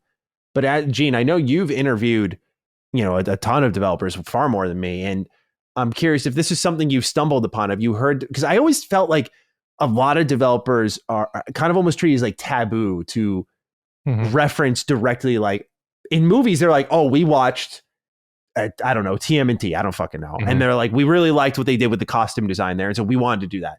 But in games, TMNT was itself, the creators were like, oh yeah, Daredevil. You know, we're totally inspired by Daredevil. Exactly. And I plan, when I release the game, like, I'm going to be very open about our inspiration, because I feel like it's weird developers hide it. Like, so many games started to look like Fortnite. So many games started to look like Breath of the Wild, Tears of the Kingdom. And I'm like, it's so obvious your inspiration visually, but you're not talking about it. And I feel like that almost taboo nature in the conversation, I've always found it very odd. So I'm curious, Gene, if in your time, and Cog, especially you, because you've interviewed a ton of devs too, Gene, have you heard developers talk about, leaning into ideas from games that they've played, and do they try to keep them original, or do they say like, that's a good idea, how could we evolve that? I mean, it's interesting because you're absolutely right. I think that's a fascinating point, and it's such a huge difference about the way our creators in our industry operate versus the others. Because again, like you mentioned, TMNT and Laird and Eastman are very openly like, oh yeah, this was just like Daredevil, but just with turtles. They're open about their influences. Whereas in the game industry, like nobody will say that Skyrim and Oblivion influenced them. But you think about sticking with the Bethesda theme of this episode, Bethesda games are so influential. The reason why Demon's Souls exists is because PlayStation needed an answer to Oblivion, and they went to FromSoft and they were like, "Yo, make us a game like that." And Miyazaki was like, "All right, well, whatever, I'll tell." I'm gonna crush them while I do it. And he had to literally lie to PlayStation and be like, "Oh yeah, it's got swords and magic. Yeah, no problem." That's so good. But it still stemmed from the idea of having to complete with Oblivion, because Oblivion was such a big deal.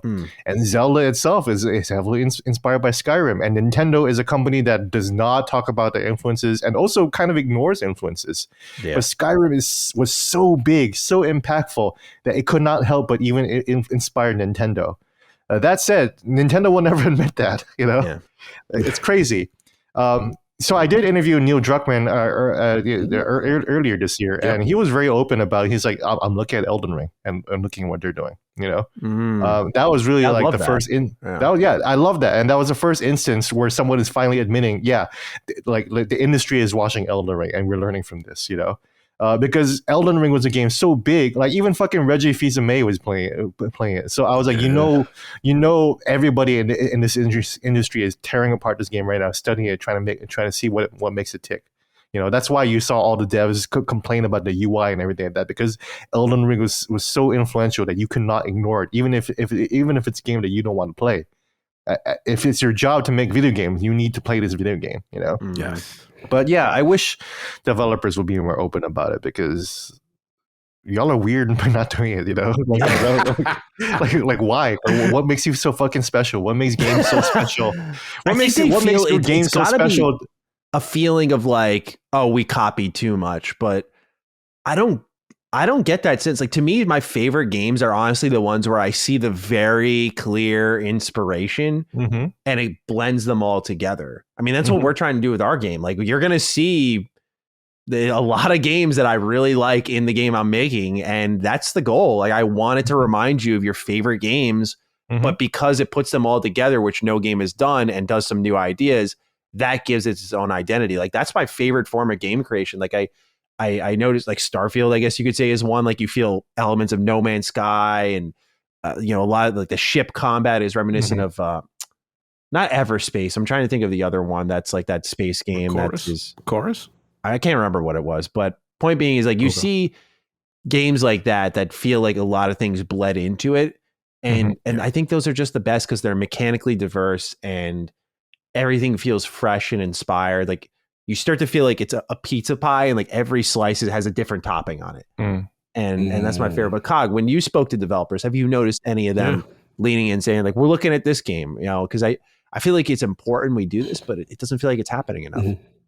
No, I think rarely, because obviously I have a lot of personal relationship with a lot of devs, and like, say if you're in an off, site kind of thing, and it's just kind of talking between the homies kind of vibe, then you'll get some banter right there and be like, yeah, when this came out, this truly changes. We had to look at everything different. But it's interesting what Gene is saying, where publicly you don't hear it. So I think that's where the business aspect gets in, and the ego's a little bit, where it's like, I don't necessarily want to bend the knee, but we clearly know that there's certain games that are inflection points in the industry where the game changed and you go, oh my God, like, what I'm saying? Like, because of this game, because of Skyrim's open world, because of, even Fortnite to some extent with Battle Royale and stuff like that. There's certain things that happen in the industry where everyone goes, they go, you know what?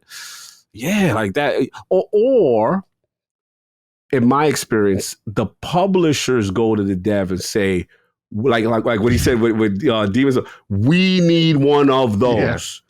Get in that. there. We need that. And I think the ego of the dev sometimes may get crushed to be like, all right, we respect it, but we can't say it, but we all trying to make an answer to that, right? So it's the competitive, the business side, that I think gets in the way. But if you speak to developers like a man and one-on-one, and you get the honest truth, the people will say, man, that was great. I still look at, I had an indie dev tell me one of his systems was kind of like, I looked at Mike Tyson Punch-Out on a base level for certain things because I liked, the way the combat was going or some aspects of it. So, yeah, it's there. But yeah, the games industry is weird. They sometimes just don't want to give flowers all the time. But, I feel like it's definitely ego because, I work at the Washington Post, right? And the New York Times is our big competitor, and they're beating us by a lot, right? And then they have a podcast, The Daily, right? And then we started our own podcast, which is Daily, but it's not called The Daily.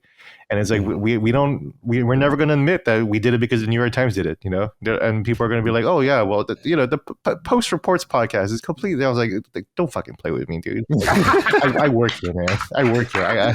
I know you guys weren't planning anything before the New York Times did it, which is pathetic. But anyways, fair enough. Well, actually, funny enough, it's all ego involved. It sucks. It definitely is, and it's funny because the Game Pass pick of the week is one of those games I'm talking about, like one of those clearly, like, I see the inspiration there, and I'll just transition right in if y'all don't mind. Let's do it. Yeah, let's do it. My Game Pass pick of the week is Sea of Stars. It's got to be Chrono Trigger meets Mario and Luigi series. Straight up, man. Like that, it does not hide its inspiration. Like when you get into those encounters, there's no loading in screen, which I don't think is a problem in these turn-based games, but I like how Chrono Trigger just is very daring in that, like, you can fight anyone, anywhere. Sea of Stars does that, but when you're in combat, there's a lot of timing-based mechanics, which are very much like Mario and Luigi Superstar Saga. Like, you had to hit the A button at the right time to maximize. Super Mario RPG being remade in November. That was the originator. That was the originator. Oh, it was the original that did that. Super Mario RPG is the original concept of the. Okay, because I never played that one. Okay, perfect. So Mario RPG meets Chrono Trigger then. Perfect. So.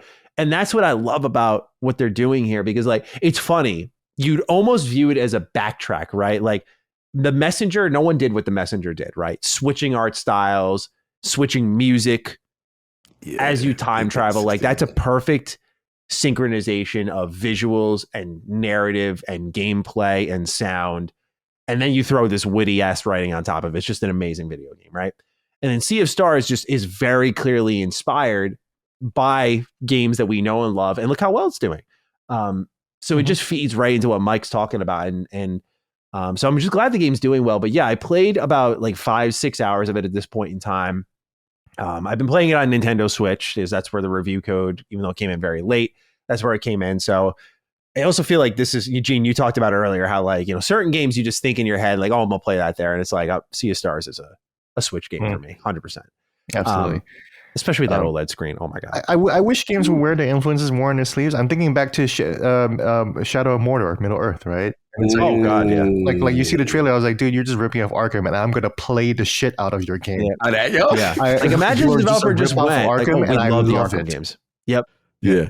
100%. I still want Arkham ripoffs to this day. I still think we haven't ripped off that game enough. We haven't though. We got Mad Max, we got the Shadow of Mordor and War games, and that was it. And Spider-Man, I guess. They that's got their own true. twist about it, Yeah, we need more of that. And Mad Max rules. I didn't like it at first, but I feel like I didn't get it, right? Now I would say, like, bro, there were like arm breakers you do in that game. That shit is wild. That's a good game, yeah. Very it's a good game. It's Batman where you kill people. It's awesome, dude. It really is. That's a good way to put it. Sleeping Dogs. Sleeping Dogs. You want to talk about Batman where you kill people? Sleeping Dogs. Bro, there's some great fucked up executions in that game, man. I love that game. So you want to talk about it? That's on Starfield levels of, oh, that's a good main story. I did not expect that, bro. Yeah. Shout out to my man Jackie, Jackie and Wei Shen. That's a brotherhood I'll never forget. Oh man! But Sea of Stars. So yes. Sea of Stars. Yes. Yeah. So the combat's very Chrono Trigger like in the encounters. But what happens is you have skills that cost MP. And when you attack enemies, That's how you gain your MP back with like your basic attacks. So it's kind of like a nice tug of war. And then like Chrono Trigger, there are combo attacks, which I don't know if any other games ripped off this mechanic, but I'm happy that we're getting ripoffs of that because it's a good idea to like have your party members team up with a little combo meter. And it works really well here, like, you know, because there are weaknesses you can target on enemies, not in your standard JRPG way, like, oh, you're weak to fire, but an enemy will like wind up an attack and it'll say like it's at 100% power. It'll have like a hammer and a moon next to it. It's like, okay, like I got to hit him with a hammer attack and a moon attack. So sometimes the combo attacks work really well at wiping that out. And if you hit those weaknesses and time them out well, it'll stop the attack entirely. So that kind of rhythm plus like boosting where you can absorb power based off the normal attack damage you did and boost again and do more damage or do more heals. Like there's a lot of layers where it's very mechanically deep, but it's not like your standard RPG where they're like, here's spells, here's skills, here's abilities, and they just make you go in menus and edit builds, which I love, but this game's very different. This game's very Super Mario, very Mario and Luigi RPG, like, okay, we gave you this set of mechanics and we're just going to stretch it as wide as we can. And so it leads to some really good boss fights, fights. The music is great. It's by the composer of Chrono Trigger, if my memory serves me right, which is like, hello, like, yeah, it's going to be really good. The story, very wholesome, good, wholesome energy with occasional serious undertones, but the writing isn't on the level I feel right now from my time playing it as The Messenger. I feel The Messenger was a way better written game. I think because there was this surprise of like, this is fucking hilarious, but there was also a wit to it all and like an end goal with it all. With Sea of Stars, I think it's more focused, but it's also like those first like 3-4 hours are just standard JRPG fare. Like you've seen it all before. You play as two kids who are solstice warriors and kind of like Star Wars, like where you have to disconnect yourself to study the ways of the Force. You have to disconnect yourself and become a solstice warrior. So gotcha. It's about introducing all these terms at the start of the game. You're like, what the fuck's a solstice warrior? What's moon cradle? What's a world eater? What's the fleshmancer? Which sounds like a sex toy, by the way, but it's like the main villain in the game. It's like, what are all these things? And they just drop all these terms and you just crawl through the game and you're like learning step by step what they all are. But yeah, it's an easy Game Pass pick of the week. I mean, this is probably the easiest one we've had in a while. Like it's a great game. It's from what I've seen online. I haven't beat it yet, but like 25, 30 hours. So it's doable. Might be a good little thing to offset the palette with Starfield if you got the time for it, given how big Starfield is. I don't know how y'all are going to do it, but I wanted to make sure that for those of you who are not into Starfield, which there are people in our audience who are not, that you're hooked up with something to go out and play and download. And Sea of Stars does get the Maddie seal of approval. I do have a review impressions video over on Retro Rebound if you want to check out a little more focused thoughts, I guess. But yeah, Sea of Stars is great. I have yet to see the like 95 open critic type great, but it is still really good. And so I want to make sure I give it some love here in this week of Starfield, it would seem. Yeah, it's reviewed better than Final Fantasy 16, you know? I'm not surprised by that. I wasn't crazy about 16, so I was like, oh yeah, of course. But 95, like top game of the year almost, very good. Good for them. The discourse for 16 really, really died quick. Like nobody's talking about that game anymore. It's crazy. Yeah. I think people realize. I was telling people, I was like, dude, you're in the honeymoon period. The moments are great. Once you step away from it, you're going to realize the story doesn't make a lot of sense, guys. You know, dude, yeah, 16, you're gonna realize that the story wasn't that great. You know, it's interesting. 16 to me was just such a. I don't want to be dramatic when I say, but it really felt like such a miss for me. Like I like 13 more. Like I'm not even fucking to sugarcoat that. Like 13-2, 13-3, or Lightning Returns just way more enjoyable to me. Hell yeah, we're gonna mention Final Fantasy 13 every episode. We are, yeah. We're on a 2-for-2 roll now. I think I might agree with you, man. I just played 13 and I was just like, man, I had a lot of fun. That was really yeah. Like there's cool something to that game. It's definitely like once you get it, it clicks. Yeah. But 16, you just have to get it. Yeah, I mean, we don't need to turn it into a 16 shit show, but yeah, it's just this story never connected with me, and the combat especially. So like, I hope they don't go in that direction moving forward, but I've said that a million times now. Yeah. Anyway, gentlemen, that's it for this episode of Defining Duke and Xbox podcast. And what a fantastic episode it was, Gene, as always. Thank you for joining us. And perhaps we'll discuss. We'll see you next week, maybe. But of course, it's schedules. We'll see how they all dictate that. But thank you, nonetheless, man, for joining us again. This has been a really good conversation where like it really brought to life just how many ways you can play Starfield. Mm-hmm. Yeah, I think it was really like just beyond the two of you, like just having more people like share their experiences. I think people will get a better overall picture of what this game is like. Absolutely. Now that they've heard from the three of us, so happy to be here. I'm just so glad to have this platform to be able to talk about this game, because it was really hard not to talk about it for a long time. I know, right? It felt like, honestly, I saw a lot of reviewers breaking NDA for this one, man. Dude, this was the leakest fucking game ever. I was bro. like, man, everyone was out of pocket, right? Oh man, I saw dudes tweeting about it, like, yeah, beat the main stories. I was like, bro, what the fuck is this? And other reviewers were like fact checking people. I'm just like, bro, I don't think you can fact check either, bro. Yeah, like, mad people were working on the NDA, and like I was the one doing news updates on Starfield. Just like there were people, there was like reports, like Pete Hines was like, oh, it's our least buggy game yet, and I was saying in my video, I'm like, I don't know, I guess we'll see you on launch day. And in my head, I'm like, yeah, I saw that. I love it. I was watching your videos just to keep up with the discourse, and I was catching that. I was just like, yeah, Manny's playing. Yep. Yeah, I think I did a good job of threading the needle of like, I'm not going to tell you, but I'm going to open up the conversation for you all to have. Here's the information. There were times though, like, I think there was one with the main story and New Game Plus where I just straight up said in the video, I was like, yo, I'm playing it. Like, I can't, I just want to put this in front of you. Like, I can't say more though. I think it was that and the bug reports. Like, it's just. I was shocked that Pete Hines just said like, "Oh yeah, the main, when you beat it, that's when the real game starts." I was like, "Why are you saying that?" Yeah, that was kind of crazy. In hindsight, kind of. Yeah. I would have kept that. I just would have said we have New Game Plus and it's really cool. Yeah, but yeah, it's just nice to finally talk about it. For me, it was really hard when everyone was talking about the boundary pushing, and I was just like. There was a couple of times I had to sign off because I wanted to get like cut that, but can't do it. Got to show restraint. Yeah. Yep, got to show restraint, y'all. And Cog, as always, it's fantastic to have you here. I'm glad you're back. I'm glad you're doing better, man. It's not the show without you, so we appreciate you hopping on board and talking some Starfield with us, man. Yeah, man. Appreciate both of y'all. Appreciate being here. I want to shout out Gene, man, holding me down big time and came through like a trooper, and amazing discussion. And like you said, it's great to have so more people to talk about this game because it's so much to it. So yeah, this is funny. And shout out again, LSM fam, Realm of the Dukes. So much love. I really appreciate it. And like I said, I'm working slowly. Just bear with me and get my stamina back together. It's going to take a process, but it feels good to be podcasting and talking games again, especially this game, because I survived the MRI. Yeah, you paid your dues. I know how I feel about MRIs and claustrophobia. And God Howard was there. God Howard got me through. He was there for you, bro. He was there. He delivered for me. Yeah. I also want to thank the Duke listeners. Y'all were really nice about my first appearance on the Dukes. The people were really enthusiastic. They fucking loved you, bro. We're thinking about the third chair. I'm just saying, I don't know. Listen, if they like the Gene, man. We'll see. We'll have a chat. We're not even teasing anything. I literally don't fucking know. So we haven't talked about, so this is not a tease.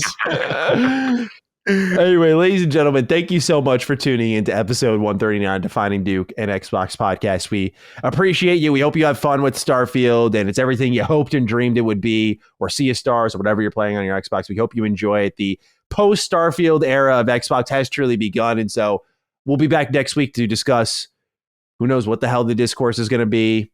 We'll see how that goes, and we'll kind of take it from there. We're definitely flying by the seat of our pants now. And after this is Forza Motorsport. So we're on to the next big Xbox game. So with that, everyone, thank you so much for tuning in. We appreciate you, and we will see you next time for episode 140 of Defining Duke, an Xbox podcast. Peace out. Defining Duke, an Xbox podcast, is a product and trademark of Last Stand Media and Collins Last Stand LLC, and is recorded from the United States of America. The show is conceived by Matthew Mr. Matty Plays Schroeder and me, Colin Moriarty, and is written and produced by Matthew Schroeder. Matty's co-host is Barry Lord Cognito Eversley. Defining Duke's executive producer is Dustin Furman, and the show is edited by associate producer Ben Smith.